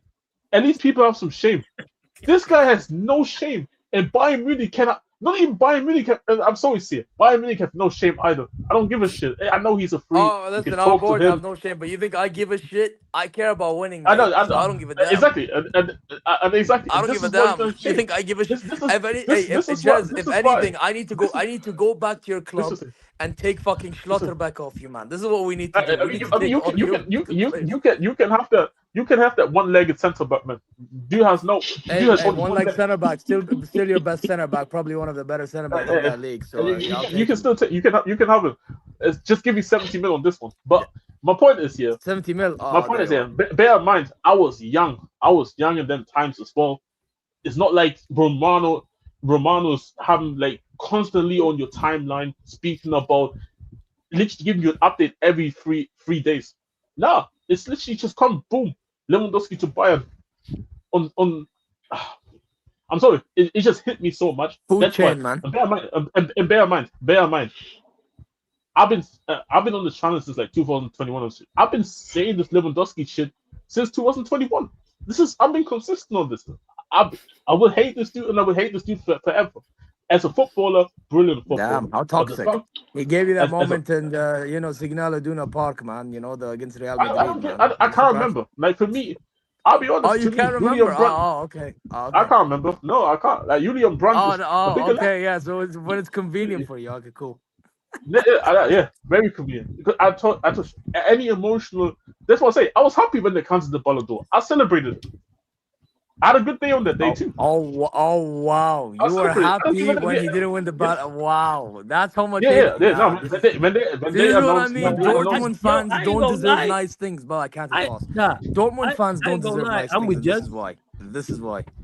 I ain't gonna lie, I'm with Jez, man. If a player did that at my club, I would hate him. Why can't they have flaws? I'm gonna have to leave and join back. But this is the thing, and this is better, man. Man United, bigger club than Dortmund, more successful, everything. I've been thinking about this. United lose a Champions League final to Liverpool one year, and then the following season, my star striker leaves the club and goes and joins. Yes, I would hate him for life too. And he could go multiple other places. It's not like it's a lack of options. Yeah, it doesn't matter. Yeah, for life. Imagine that. He's dead. United he's dead. There we go. Mario, same for you. Dead. Chelsea lose a Champions League final to Arsenal or Spurs or whoever. And your star striker the following year leaves on a free and then goes and joins them. I'm swimming the Atlantic Ocean and going with a fucking knife. You already know. Hey, listen, Flawless, you think I give a damn? Fully I don't written give off a the damn. books, You Flawless. don't took see the it because best you're striker. you're on the winning side, so that makes sense. I'm just saying I understand Jez's dislike. You can understand dislike. it, man, but like to cry about it still is crazy work, man. Do you hate Godson more? What's the fight, nephew? Let me No, know. Sorry, go on. You No, might carry on. I don't hate Goodson because at the end of the day, we let them go over there and be accepted. And I was like, cool, fair enough. Can I ask you a question? Why didn't you, man, like tie him up on a deal after that Champions League final? So what do you say? After that Champions League final, you could have tied him into a deal because you guys were in a good trajectory under Klopp. I'm presuming he rejected it. I'm sure they offered him a deal, right? I'm sure. First and foremost, at the time I was quite young, so it's a really hard to. I would have to go back and actually go and check what the real story is. But I would assume probably. Bear in mind that Germany team, they're Bayern players, so you already know players in those German camps will definitely have conversations about wanting. You know what, you're playing well. Especially after when he saw in the winner, you would have imagined there would have been conversation, and I think you would have probably held off any contract conversation in order to be able to say, you know what, give me more leverage in order to join Bayern. And for me, it's like, cool, that's fair enough. I'm never gonna sit here and act like your Bayern are not the biggest club in the world, right? In Germany, one of the best, one of the biggest clubs in the world, biggest club in Germany. Here's what it says here. So contract standoff. Lewandowski and his agents were unhappy with Dortmund's contract extension offers. He actually tried to force a transfer to Bayern in the summer of 2013, but Dortmund blocked the move because they had already lost star playmaker Mario Götze to Bayern. But you see what I'm saying? Like, you see what you're talking about? So you knew what was going on, yeah? You knew what was going on. Oh yeah, he left early. Did he? Yeah, he left early. Immediately the season ended. He did. So you knew. And the Götze thing, I wasn't even mad about, right? But you knew. But you that's what I say. I can never. And it's the way even he speaks about Dortmund in a sense of like. I think there was a couple seasons ago somebody asking about how he felt about Dortmund and how he should get received, because I think Barcelona was playing Dortmund in the Champions League, and somebody asked the question of how would you feel if you return to the Iduna Park. Sorry, my bad. And obviously he said like he hoped that the fans are gonna go and cheer for him. The cheek of him to say that. Wait, he got booed that game, didn't he? Because he got booed that game. Yes, he got booed. Even by the way, I remember the first game we played him at the Allianz. The first game we I'll be honest. This shit started even before the players even go to the changing room. You know the Dortmund mascot, the bee and shit. Yeah. Even the bee did like the fake handshake. You know the thing like, hey man, high five, and then he.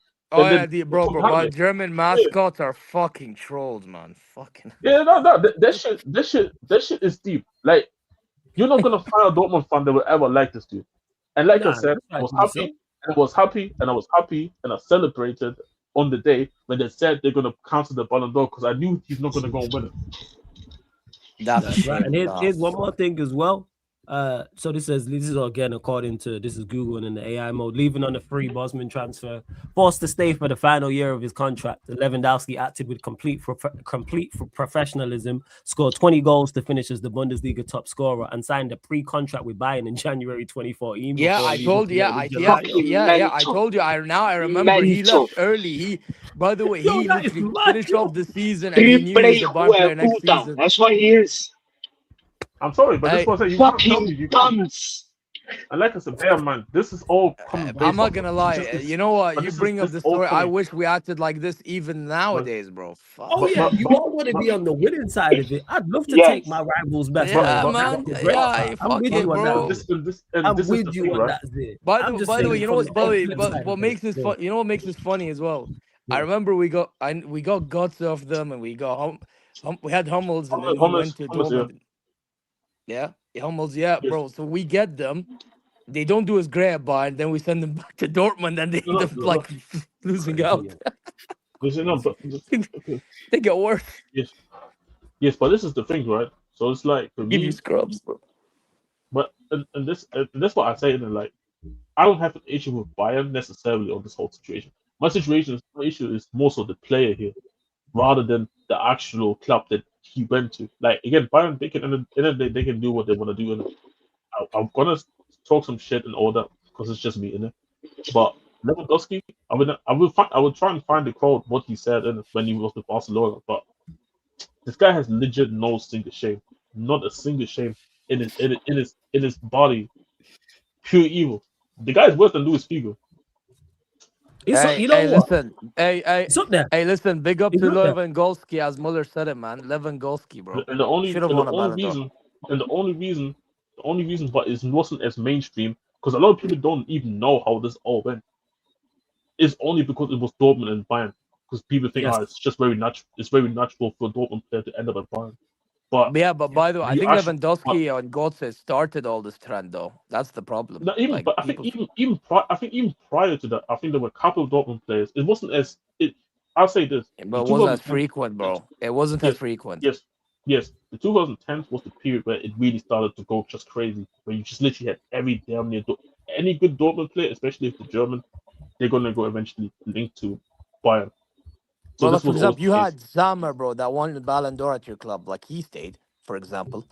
Yes. You know? But it also Like, there was that's a my time point. when Dortmund. But this was also the time where Dortmund also was somewhat actually where it made sense to stay at Dortmund. Until it was a period where it didn't make sense to stay at Your Dortmund hatred anymore. for Lewandowski is very well much justified. I didn't know we did all that. He forced a move right after the Champions League final. Yo, that's Right man. Nephew, I'm gonna put it on. on. Well, I'm not gonna do a stream for it. I'm gonna put it on. I'm gonna give it a watch. Bless for letting me know about that. I'm gonna find the stream. That's proper dancery, bro. You cannot, it can't be forgiven, bro. Honestly, no way. If my player says, "Nah, fuck off. I want to go just down south." You could just Yeah, do so fuck many no. other things, bro. And there's ways you could do. Give us a transfer fee. Give us a big transfer. True say they did block the move, but still, man, like, yo, it's still like I'm still gonna go there regardless. Yeah, but what? Yeah, but if exactly. But if they're when- gonna block a move, at least try to convince him to stay. They didn't even do that. Like, that's the thing. But they offered him deals. He weren't staying either. There's no convincing him. If you block a move, you're not convincing a man to stay. It's not Very rarely does that happen. Right? So I found the quote by the way. He said Lewandowski on being booed by BVB fans. I played almost 30 games against them since I left. In the first few games, I never celebrated, but after so many games, it's different. I understand the fans, but they have to understand me too. I show many times how much I respect for Dortmund. Bro, we don't try to hear that shit. Read the room. I beg your pardon? You have to just read the room. You just have to come out and say, I understand why they hate me. That's the best thing you can say. I get it, I understand. That's it. You think Figo's going ahead saying, "Nah, I'm sorry, please forgive me"? Yeah, You think Figo's going ahead saying that? It worked out for you. You had an extremely successful But career. you know what? I'm not gonna lie with Lewandowski. You know, Lewandowski even pissed off some Bayern fans, not me personally, because I know what happened when he left for Barca. Our board was moving dumb. This Dortmund was crazy though. But hey, listen, man, I don't care, bro. Because at the end of the day, we got him at his peak, scoring bare goals. You know, contributed to a Champions League win. Could have contributed a bit more. Not gonna lie. But you know, listen, man, done his thing. You know, his peak times were with us, not with Dortmund. So yeah, happy days, bro. Happy fucking days. I wish we take more Dortmund players, bro. Again. I mean, shit. There's a couple that you could take because we need to get rid of some shit, man. But Hey, listen, man. Hey, listen. Maybe you can give me maybe a Grassi. You know, maybe Netflix can warm the bench. You know, he's not. The thing is, he's not German. The German player that you need is Nemanja. Take him. Yeah, he can warm my bench. It's calm. Now I have extra midfield options. You know, Nothing. just warm the bench, bro. You get me? Yeah, you lot continue to run up the likes though. Subscribe, everyone that's active. Continue to get the questions in. We're here, 17K celebration stream. Big up everyone supporting. Make sure you subscribe to Zeer Talks as well. I'm going to add Zeer's channel into the title in a second. Make sure you subscribe to BajanRedsTV and Conversation TV. Don C was here earlier. Obviously, Pop's still here repping. Big up Barnes and Krabby were in the chat earlier as well. Nephew, I'm going to put on that fight as well. I didn't even know it was going on, so I'm definitely going to go and find that also as well. Yeah, man, big up everyone supporting as always. And make sure you get over to the gaming channel, go subscribe, and Sarcasm City TV Extra as well, man. Sarcasm City TV Extra, Sarcasm City TV Gaming. Hey, Zia, what about you, actually? Thoughts on Vinicius Jr. potentially joining Arsenal, actually? What's your thoughts? Flawless. Give me a sec, quick. My Yes, boss, thoughts eh? is Give me one sec. Zero, just jumping up. Yeah, sorry. Big at you, 17K, 20K incoming. So we got this season is 20K. We're bringing it this season, trust. Yes, 20K. that's the aim, man. this End of the season. year, 20K, man. 100%. That is the Big aim. celebration on 20. Yes, Barrio 100%. Jess, Yeah, Zero. congrats, Big by the up. way. Flawless. Hey, Love every time. blessings, man. I can see you tomorrow or later. Tomorrow. Yes, your time. Yeah, I'll see you later, actually. Yeah, it's pretty much later, 100%. Yeah. Yeah. Yeah, to answer And before to you answer go, the Zia, question. nephew, before you go to one, just one second. Sorry to cut you off again. Let me know the info, all the info, but I believe that Keyshawn turned it down. I don't know why. If you got the info, let me know. Sorry, go on, Zia. Your thoughts on Vinny potentially joining Arsenal? Very, because I don't want to take too much time because of pro clubs, which by the way, bro, I need to be added back. But Vinny, yeah, bro, listen, I think there is a chance, but Arsenal need to help themselves. Because I feel like there's all this like for example, I heard some saying, "Oh, approve all levels" from that Ornstein tweet. Well, then why have you placed the bid? You know, like I'm still waiting for a bid to be placed. If I'm an Arsenal fan, I'm waiting for a bid to be placed, bro. But otherwise, yeah, man, it's possible, especially after what's going on at Real Madrid. You know what I'm saying? Because with Real Madrid, they have this whole thing in which Vinny and Mbappe don't work well together. You know, Diamande is gonna join because they failed to get Oli. What Olize signing, by the way, Madrid? What Olize signing? You know what I mean? So yeah, it's an interesting one, really. But at the end of the day, remember he is Perez's boy, so it's gonna be one of those ones in which he's gonna have to make a hard decision, Perez. And as for Arsenal, I think he can improve Arsenal's attack 100%. You know what I mean? Like that's like a no-brainer. But again, like, will he be able to play in his best abilities due to Arteta or not? Like that's another thing. Will Arteta allow him to play at his best? We'll see, man. I think it's doable though. I'm not gonna act like it's not doable. It is doable. And just quickly, by the way, because I heard you guys chat about the Prem. I think the Prem can go either way. I don't even care if Arteta's there and he's the only Prem winner or not. I think it can go either way, man. Because I think that guy could be playing with fire next season. Go on, elaborate. My thing is to elaborate on the playing with fire. Yeah. Like running players to the ground, and which can cause more injuries. More injuries mean you don't play your best team, the best function. And then, by the way, I feel like a lot of people's opinions on like Arsenal easily winning is the uncertainty of the Chelsea with Alonso or the uncertainty of Maresca, Man City, Carrick, United, etc. I think it's all because of uncertainties. It's easy to say Arsenal, but in my opinion, I think the fact that there's uncertainty, maybe you'll see something out of nowhere, and next thing you know, oh damn, well Arsenal should have prepared for that. It always goes like that every single time. Did anyone expect Liverpool to win the Prem a few years ago? No. Same with Arsenal. No. And this is why I'm saying it can go either way. And this is coming from a guy that actually, believe it or not, shits on the Premier League. So, yeah, it is what it is, man. Wow, you know, that makes sense. It's gonna be interesting. Go on, Jesse. What you think? Oh, Mario. Go on, Jesse. I mean, we had the conversation pretty earlier, and it's not like there's much to add. To be honest, like I think, like I said, I think everybody makes good points. Like Mario, Sear, Flossy at your point, Pops at his point earlier as well. I think Sunshine as well. Like I think I do agree. The uncertainty is, I think, that definitely benefits Arsenal, but at the same time, again, you work with what's given to you. Like it's not their fault that the league is in the state where it's at right now. So the only thing that they can do is just take advantage of it. Because you're probably the most equipped team right now. You're the team that has the most ability right now. Like, which is funny. You can argue that Man United, after Arsenal, Man United is the second best team in terms of stability right now, which is crazy. Yeah, but this is my thing, isn't it? And this is my thing. Like, can Maresca do something? You know what? With Man City, believe it or not, low key, I know Pep is the greatest manager, one of all time, and all that. But in terms of timing of getting a new manager, I think it was the right time anyway. So, and Maresca is a good manager, so you never know, man. I generally think you never know. I think we never know. That's where I do agree. That's why I think nobody's sitting here saying that Arsenal definitively will win the league, right? I'm not gonna sit here and say that, but maybe just talking about just odds and who we think just currently is the best equipped. We have to just Oh say yeah, Arsenal are the realistically. most stable at the Yeah, moment, but I feel like yeah. uncertain because the way I predict things is not only based on who's stable, who's not. I actually also look at what are these teams doing as well. Of course, of course. But this is the You thing. This know, is where the window. But this is where the window obviously not finished. Like we talking about Arsenal wanting to add Bruno G. Let's say they can't get winning. Are they gonna go and add an attacker? These yeah, are all yeah. answers. And end of the day, we can only speak about when once the window is closed.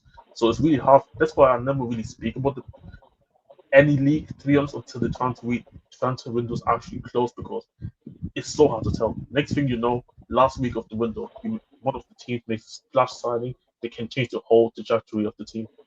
It's really hard to tell at the moment. That's why I'm speaking currently at the moment. Again, for example, City.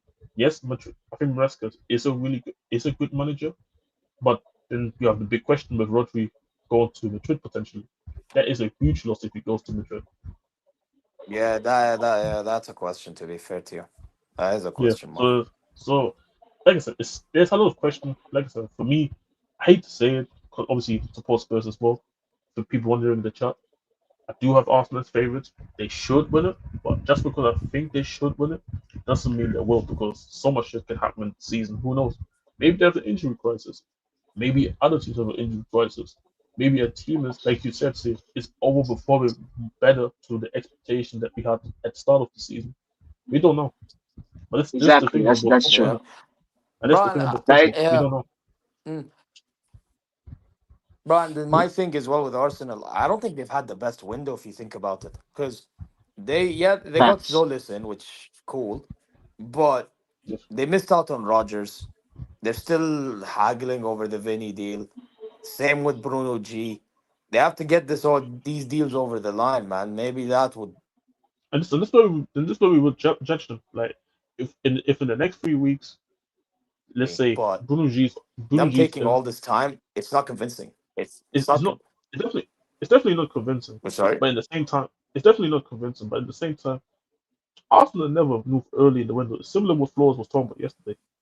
Under Ineos, they don't necessarily move early.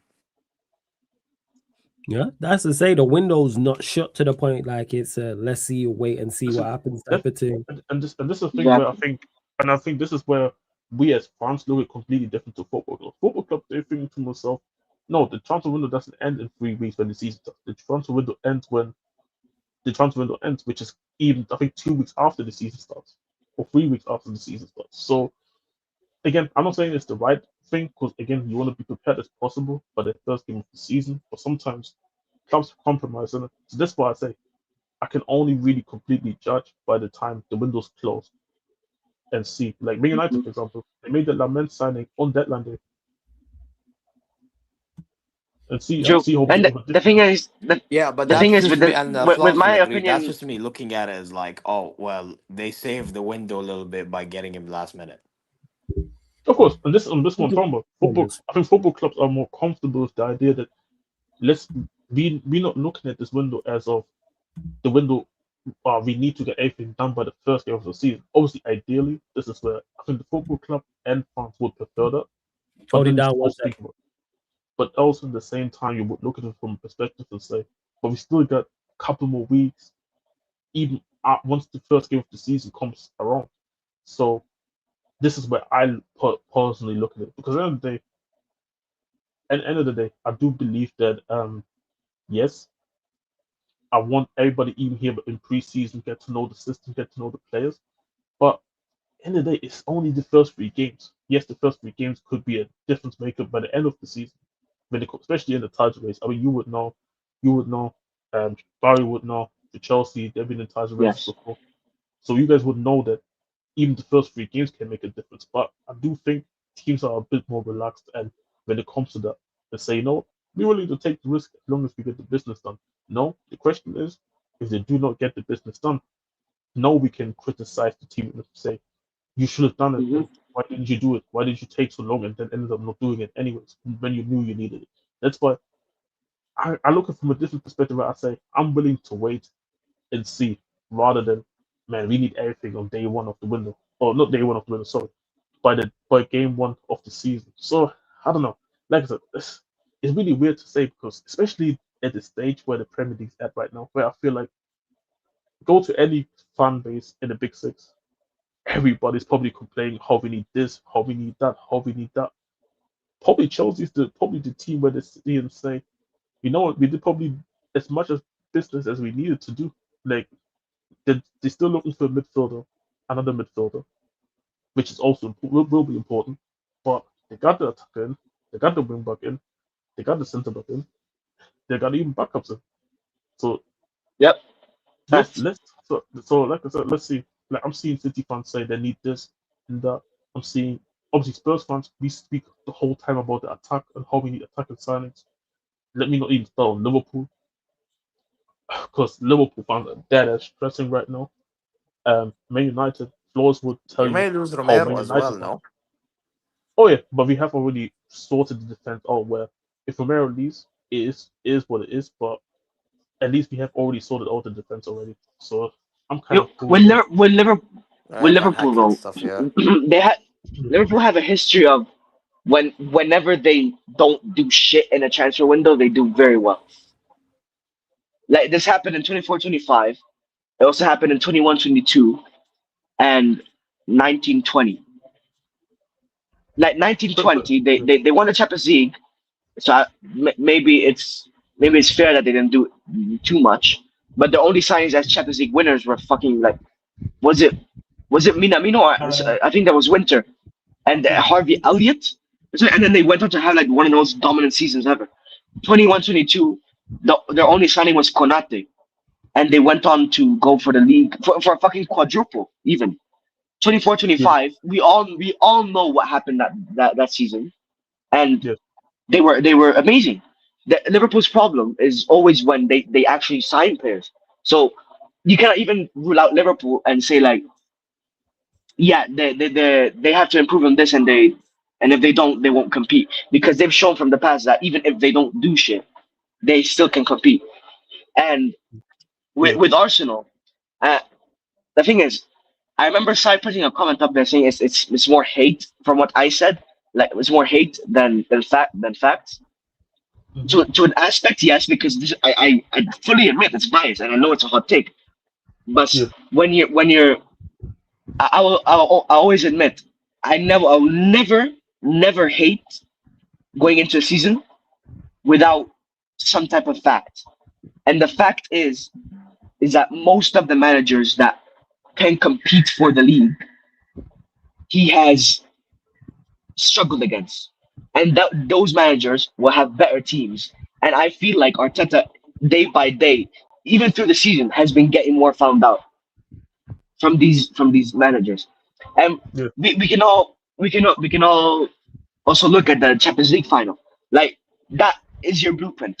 Fucking 20% possession. No way is that acceptable. So now you know how to get them. Now you know how to, and plus the fact that they're champions, more teams will be more up for it.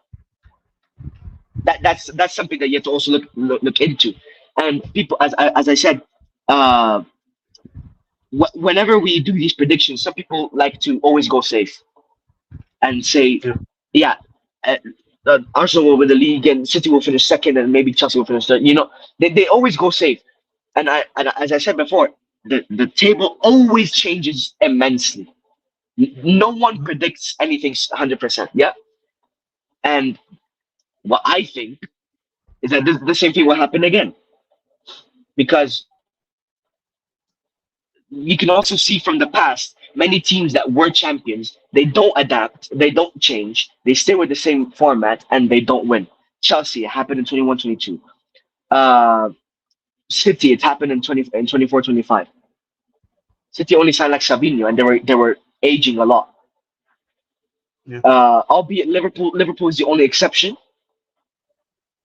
But like that's why I think they might fall off because I feel like throughout the season they've been falling off. I don't think they had a season where they gradually got better than hit a peak at the end. You know what I mean? They had their peak, and because of their peak, they managed to win it because they fell off. And if they didn't have that peak, they wouldn't be champions. They nearly bottled it to City. And I'm never gonna forget the conversations. People were saying the worst City side, all that. Not even a City side in rebuild, and they're gonna bottle it up. One of the best seasons of Arsenal, you know. And Arsenal, they never seem like they're gonna play well. You know what I mean? So that's what I'm saying. And like, it is biased, but I'm not saying anything without facts. That's what I'm But gonna that's the say. thing, though. Listen, I don't think you're necessarily saying anything wrong, to be honest. Like, in my opinion, I think it's just more so when I look just at the current aspects of things, right? Because at the end of the day, we can only go based off the facts that we have been presented of as of right now, and the state of currently how we feel about each team right now. That's why I think so many people, including myself, think that Arsenal are the favorites going into the season. But like I said earlier, we just never really know. And again, Arsenal could go here and look as dominant. They can even look more dominant coming into the season and stay consistent like that throughout the whole season. They could have a fall off. We just really don't know, because at the end of the day, we have seen them competing. We have seen them competing. They finally got over the line. Yes, it was ugly, but they got it over the line. Can't fault them for that. But no, let's see with Arsenal. Okay, how are you gonna look like now after you won it? Because you know you're gonna play all these games. You know you're gonna be busy throughout the whole season, and you're trying to retain the title. Considering that the pressure can low-key argue and even a bigger pressure, because now everybody looks at you going into the season saying you are the favorites. So it adds extra pressure to you. So again, it's an interesting conversation. Obviously, we know that Arsenal is going to add more. The attack, I generally don't know just yet if it's going to be Winnie, if it's going to be somebody else. But whoever it is, it has to be somebody who can add something to the attack. To even if it's not necessarily big moments, who can add something to what Drossard, even though Drossard did show up in the big moments, can at least consistently more show up throughout the whole season. So I guess we wait and see, to be honest, when it comes to this whole Arsenal thing, to be honest. True. And who knows, maybe Vinny could do that. I just think that Arteta, like, his attitude problems. We already went through this, but like, who knows? He could do that. He could show like differences in how he plays in Madrid. Who knows? We've seen crazy stuff in football. So, as Mon says, it's all fun and games until the ball gets kicked, and we will see during these first matches, because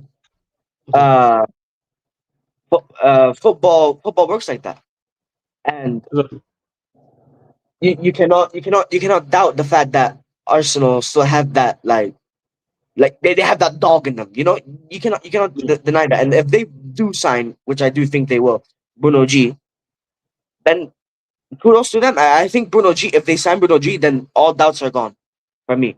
I said that. Right now, I just think they will fall off. But if they do sign Bruno G, nothing will happen. Yeah, that's fair. I only caught the back end of what you lot was saying. Sorry, I was just saying out. But yeah, like that, I get that in regards to it. They're in pole position. Yeah, like I say, and I do think they'll sign Bruno G. Vinny, I think, is very much up in the air.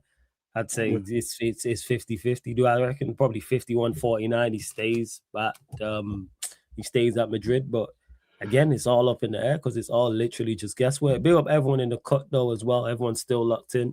Big up Benji TV as well. He says, I think a team's gonna have a fluke season and finesse the title. Well, that's what Zia alluded to earlier. He was talking about it earlier when he mentioned that no one expected Liverpool to win their league. They did. So if Arsenal are not on it, it is on teams to be prepared and pounce. So maybe it is a random team. You see, one thing I should say unexpected. Go on. Yeah, go on. Sorry about my cough. Hold on. One thing I don't get people saying, and I will defend Arsenal on this, is people saying fluke season. In my opinion, fluke seasons don't exist, because people like to say, you just won the league because everyone was shit, and yeah, it's true to an extent, but like, ain't that the whole point? Like, you were above everyone else. and everyone else didn't get their shit together. Ain't that how everyone else wins a league? Like you could go on and say, Man United won the league in 13-14 because everyone was 12-13 because everyone else was shit. I mean, yeah, everyone else was shit, but they did their job. So like, I don't get about fluke season. No one flukes a season. You just do what you do. I get that. I understand that point. When I say that further, it's more like unexpected. But I get your overall point on that. Big up Zay back in the cut as well. So it's on a United, a Chelsea, who are Liverpool, whoever else to be on it as well. There is no more Vinicius Junior to Arsenal news. Nothing to Vic in the chat. I'll be honest. This what annoys me. Nothing. This what annoys me. Where like, I feel like, which is funny. You can literally argue the Spurs probably got one of the better right wingers in the league, actually, in Kudus. Oh yeah, 100%. But then it's just this. And somebody made this funny tweet, right? Ironically, we sorted out damn near close to everything around the team. It's just that we should need a striker and a left winger. but under Jose, we had the striker and left winger, but we didn't have nothing else. Man, that's so football annoying. is, man. When you want to sort one area, another area needs sorting out, man. Unless you're fortunate enough to have a clip team. I'm half watching this fight as well, nephew. This Roach Junior's Zepeda fight. I've never watched either of them, to be honest. And to get to it, to switch lanes to what you asked about. Let's see. When we get to this boxing news, Davis pulls out of Haney world title fight. Haney pulls out of Haney world title fight. Keyshawn Davis has informed the WBO that they will not be going ahead with his WBO World Welterweight title fight against Devin Haney following purse bids. Mike Coppinger is reporting that Davis turned down $3 million before the fight went to purse bids, and then following the result of purse bids, he would have been getting paid around $2.13 million for the fight. So that he has therefore withdrawn. Davis was reportedly hoping for around $5 million after he paid his management fees. Money thing, I think it says it there. It's wild to me. You go and I never want to tell people like, oh, how they should move and whatnot. But surely if you go and win the world title and you beat Devin Haney, your next bout will be more than the $5 million you was hoping to get for this one. I suppose it's boxing. I always say get every penny you can get. But clearly he has a figure in his head of what he wanted, and he was saying around $5 million. I thought instantly it was either he got bad business instructions, like he was like getting bad his advisor. It was bad advice he was getting on it. His management not doing the right thing, but from what this report is saying, it's a money thing, and that's where it lays out. If he was hoping to get $5 million and he was going to get $3 million, but it's saying he turned down $3 million, and then so obviously he's going to turn down 2.13. Or if you would have took the $3 million or the $2 million and became world champion, you can probably get more than that in your next bout because it's a stacked division. So, but yeah, surprising, but it won't be the first thing. His highest purse being $1 million makes it even worse. Yeah, like that's it. You ain't watch either Roach versus Tank on Shakur versus Cepeda. Wait, is this Roach? Was this the last guy Tank fought? It's that Roach, isn't it? Yeah. I did watch him where people were saying he won the fight where Tank took a knee and he was saying he had grease in his eye. Is that what it was? But no, I didn't watch Shakur versus Cepeda. No, I didn't. Nah, I didn't. But yeah, I see what you're saying, nephew. So yeah, that's it with me. Like, again, boxers, I say it all the time, you get punched in the face for a living. Like, get all the money you can get. So if he believes he's worth $5 million, he can hold out for $5 million, and I hope he gets it. Well, if he don't, it's gonna look bad. Who's he gonna fight that is gonna generate? Or maybe it was that fight in particular. It might have been that fight. Maybe he looks at Devin Haney and goes, that's one of the bigger matchups. I want $5 million. His next fight probably won't be that. Probably be $3 million, $2 million, depending on the opponent. So we'll have to just see how it plays out. But it's been a minute since a high profile boxer was like, kind of high profile boxer was pulled out of a purse bid. Because Devin Haney's high profile. So yeah, makes sense. Liverpool will struggle without Salah massively. Depends who they get. That's what it is. Depends who they sign. I think Iriola is a good manager. It's just a question of signings. Because they don't currently have like a starting right winger. You could say Rio potentially over there. I do rate if it's Rio and Gakpo. So okay, I don't think Liverpool will do as badly as people. I make jokes about it, but I don't think Liverpool will do as badly as people make out, depending on what they're expecting. But I think Now I think Liverpool will be better this season than they were last year because they was a shambles. Just some of the results and some of the form they had was absolutely diabolical, but like the football as well. And Irioli is a better coach, but it will take an adjustment period. And the way he plays football, there will be injuries. So that's a nice shot by Roach. You see, fellas, go on. I don't know if you heard it while you're out, but I was talking about how Liverpool have this heritage of always doing well in a season where they don't sign anyone. 1920, just the season after they win a Champions League, I think their only signing was fucking Harvey Elliott, and they went on to have the most dominant season of all time, apart from like Centurions. 21-22, their only signing was Konate, and I remember vividly. They were saying that Liverpool ain't spent a fucking penny, and only on Konate, and they went on for a literal quadruple. They went on for. And 24-25, well, we all know the story about Zubi Doo and how they didn't sign anyone that season. Like, they have this heritage, and you cannot deny it because, and I will always live by this because everyone in 24-25 was saying, yeah, Liverpool's finished. They're gonna finish 5th, 6th, 7th, 8th. I remember vividly the predictions after the Euros, and I was the only one to say like, nah, they're gonna finish 2nd or something like that. Because I remember talking about this same point. They never do well when they sign players, but they always do well when they don't. That's Liverpool. That's literally Liverpool. So it would be interesting to see how they do. Like I said, because of Irioli, even though I think he's a good manager, it will take an adjustment period for them, and I think they'll get injuries because of that. I do think they will be, but I do think they'll still get Champions League season. They won't be in the title race. I don't think so because the last times they did perform well, they had title winning teams, but they definitely will. Like, I feel like they'll comfortably get Champions League confirmed, like late April, early May, something like that. Yeah, I don't think it'll be as bad as people make out. That was a nice shot there by Roach, right hook. It was. I hear you on that. Just think this division got so many lit fights to make the guys got to hurry up and get in the ring. I'm with you. Should do that own mini tournament or something. A Super 6 type thing would be fantastic, but I don't see it happening. But with Turkey, they've got someone who will put money down for these big fights. So we got more of an opportunity of getting them because of that. This I'm looking here now. It's got Riyadh. Just as I say that, it's got Riyadh season on the what's it called? Hey, listen, man. Turkish Sheikh Abu Nasser, big up to him. So that's what it is. Man.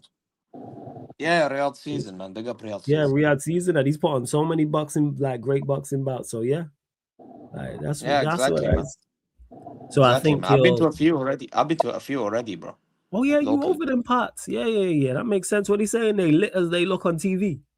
Bro, you know what it is? It's actually a nice vibe. You get like a lot of British and Europeans and Americans pulling up for these fights. Decent atmosphere. Even the Saudis bring some sort of an atmosphere of their own. You know, the locals. Yeah. It's a good vibe, bro. You know what I mean?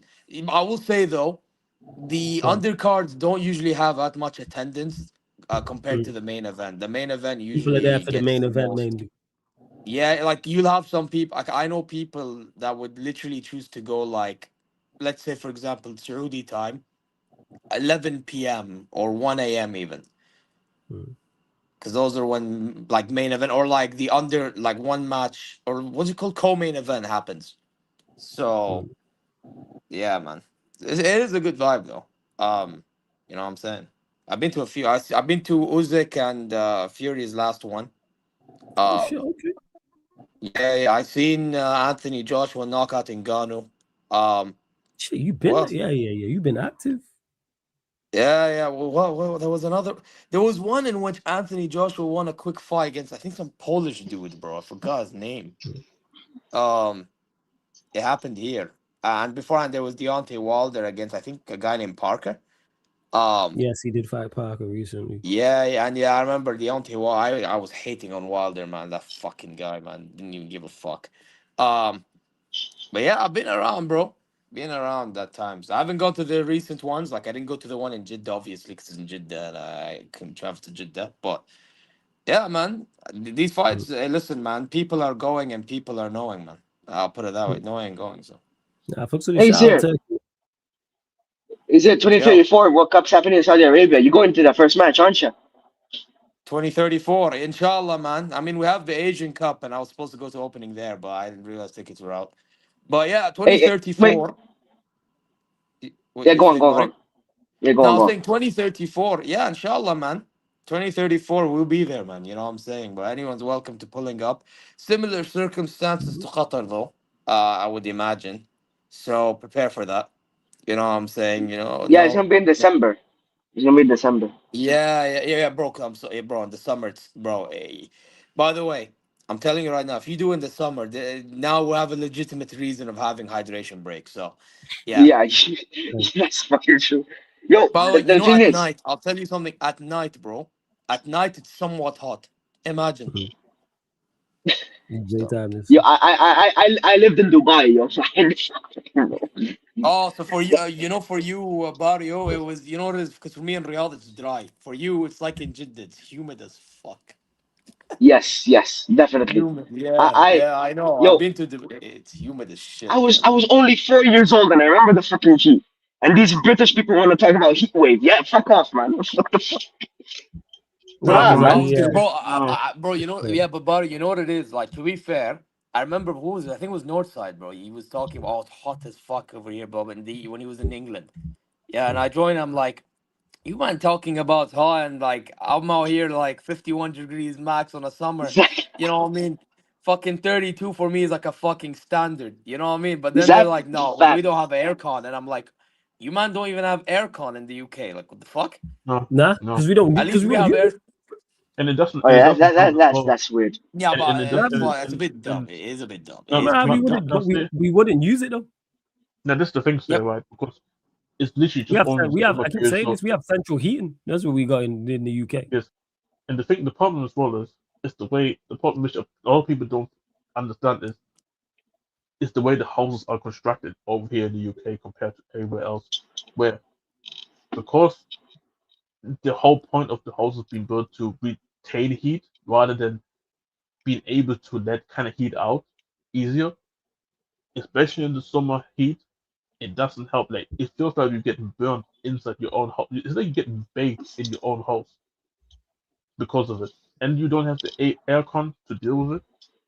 This is what people complain. Like, I don't even think people necessarily complain about the day. It's the nighttime when you're trying to sleep. No, Yeah, that is true. No aircon, and the house is literally absorbing all the heat from outside inside the house. Like, how? Go if you live in a place where you can go upstairs in the house, go upstairs, bro. It's like a living hell. It's like it's a whole another. It's like every time when I go upstairs, it feels like I'm entering hell. Like, I don't know what is going on. Like, I don't even know where they. All I can say is Alhamdulillah, wallahi. No, I'm telling you, it's actually very. I generally hate how I generally hate this. Is what I say, like, I always said I'm saving up money so I can actually buy a proper aircon for the next summer. I'm not doing this, bro. You know, like how, bro. You know what I'll say though? It's mad how like for us, we're more likely to have a like AC or aircon in a tent than you man in the housings, bro. Like that's facts. That is facts. That's so unfathomable. I swear to God. Yeah, in Dubai, Bahrain, Qatar, and Saudi Arabia, you're seeing AC everywhere. I think there's no building without bro, AC.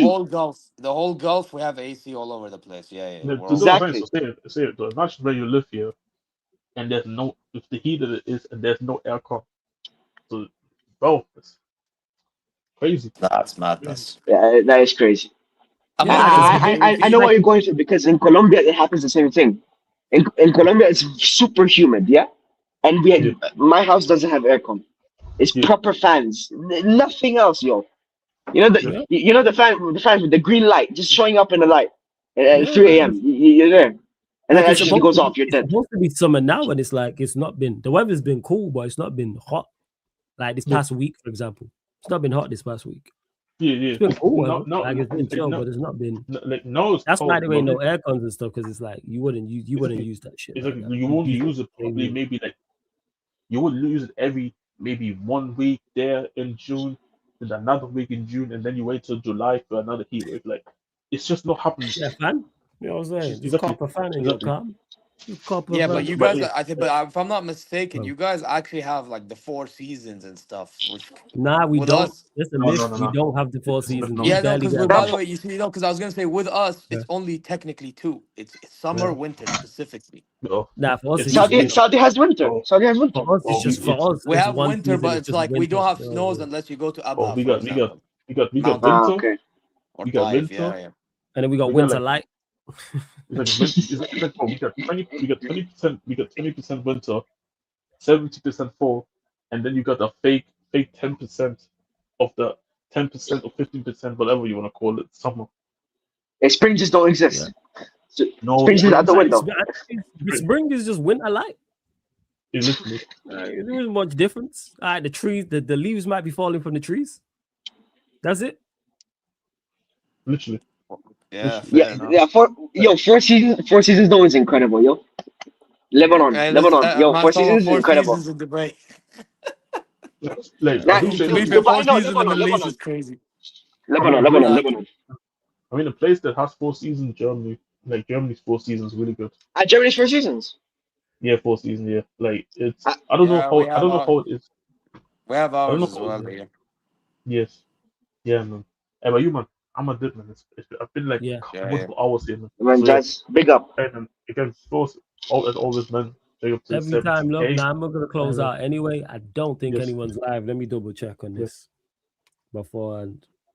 Let me double check. Well, big up to everyone that's locked in, man. You know, real ones. Nearly 7 hours we've been live for, and that said it was gonna be a long stream. Run up the like, subscribe. If we missed any questions, I apologize. You know, got like 5 minutes to get any questions in as well. Just having a look here. I'm seeing in regards to I don't think anyone's live still. Everyone's live. Nope. So I'm gonna send you lot over to. We got a Q&A tomorrow. Back to regular scheduling. Well, today Q&A 11 p.m. UK time. Then I'll be back United Liverpool pod with the Bajan lot as well. Shout out Pops who joined as well. Big up Barnes. Big up Crab. Big up Jez, Barrio, Zeer. Too many people to name who was on here. Everyone's channels is in the title though. Everyone who's got a channel, their link is in the title, people. So ZeerTalks, BajanRedsTV, Conversation TV. All here, people. I'm starting it right now as we speak. Make sure you subscribe to Sarcasm City TV Extra as well. Make sure you head over there. And this show will be going. Don't worry, people. This show will be going on to the audio platforms as well. All right about that. This will be going on to the audio platforms. But 17K, man. Big up to you, lot. Appreciate you, lot. Everybody supporting, man. Like absolute real ones to reach 17K and road to 18. And we're gonna get to 20 also. You know what I'm saying? We going to get to 20, but right. Yes, we are out. Sorry, go on, Barry. I was gonna say. I know, I was just saying yes, man. Yeah, 20K, we're there. Yeah, man, 20K by the end of the year. Big up to everyone. Again, everyone who super chatted, all the members, all the moderators, all the regulars, all the new people, Northside for the raid, Hassam for the raid, etc., etc. as well. I'm gonna go watch the rest of this fight. Like I said, Sai super chatted, blank super chats. You else super chat in there? I'm just having a look. Apart from H, fuck H. STC, AEM again, blank again. That man was dropping hella super chats. Big up to all of them as well. Supporting Trey, AEM gifted memberships as well. Who else? Trey, yeah, man. Chinlu earlier on.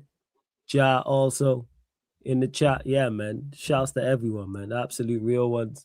I said, fuck did I do? I know nephew is catching strays. I think it's a you thing. But right, we are out, people. This has been the 17K subscriber live stream celebration live on the Sarcasm City TV YouTube. Thank you very much for tuning in, everyone. Again, see you lot tomorrow. Again, nothing but love to everyone supporting. Big up, we out. Long live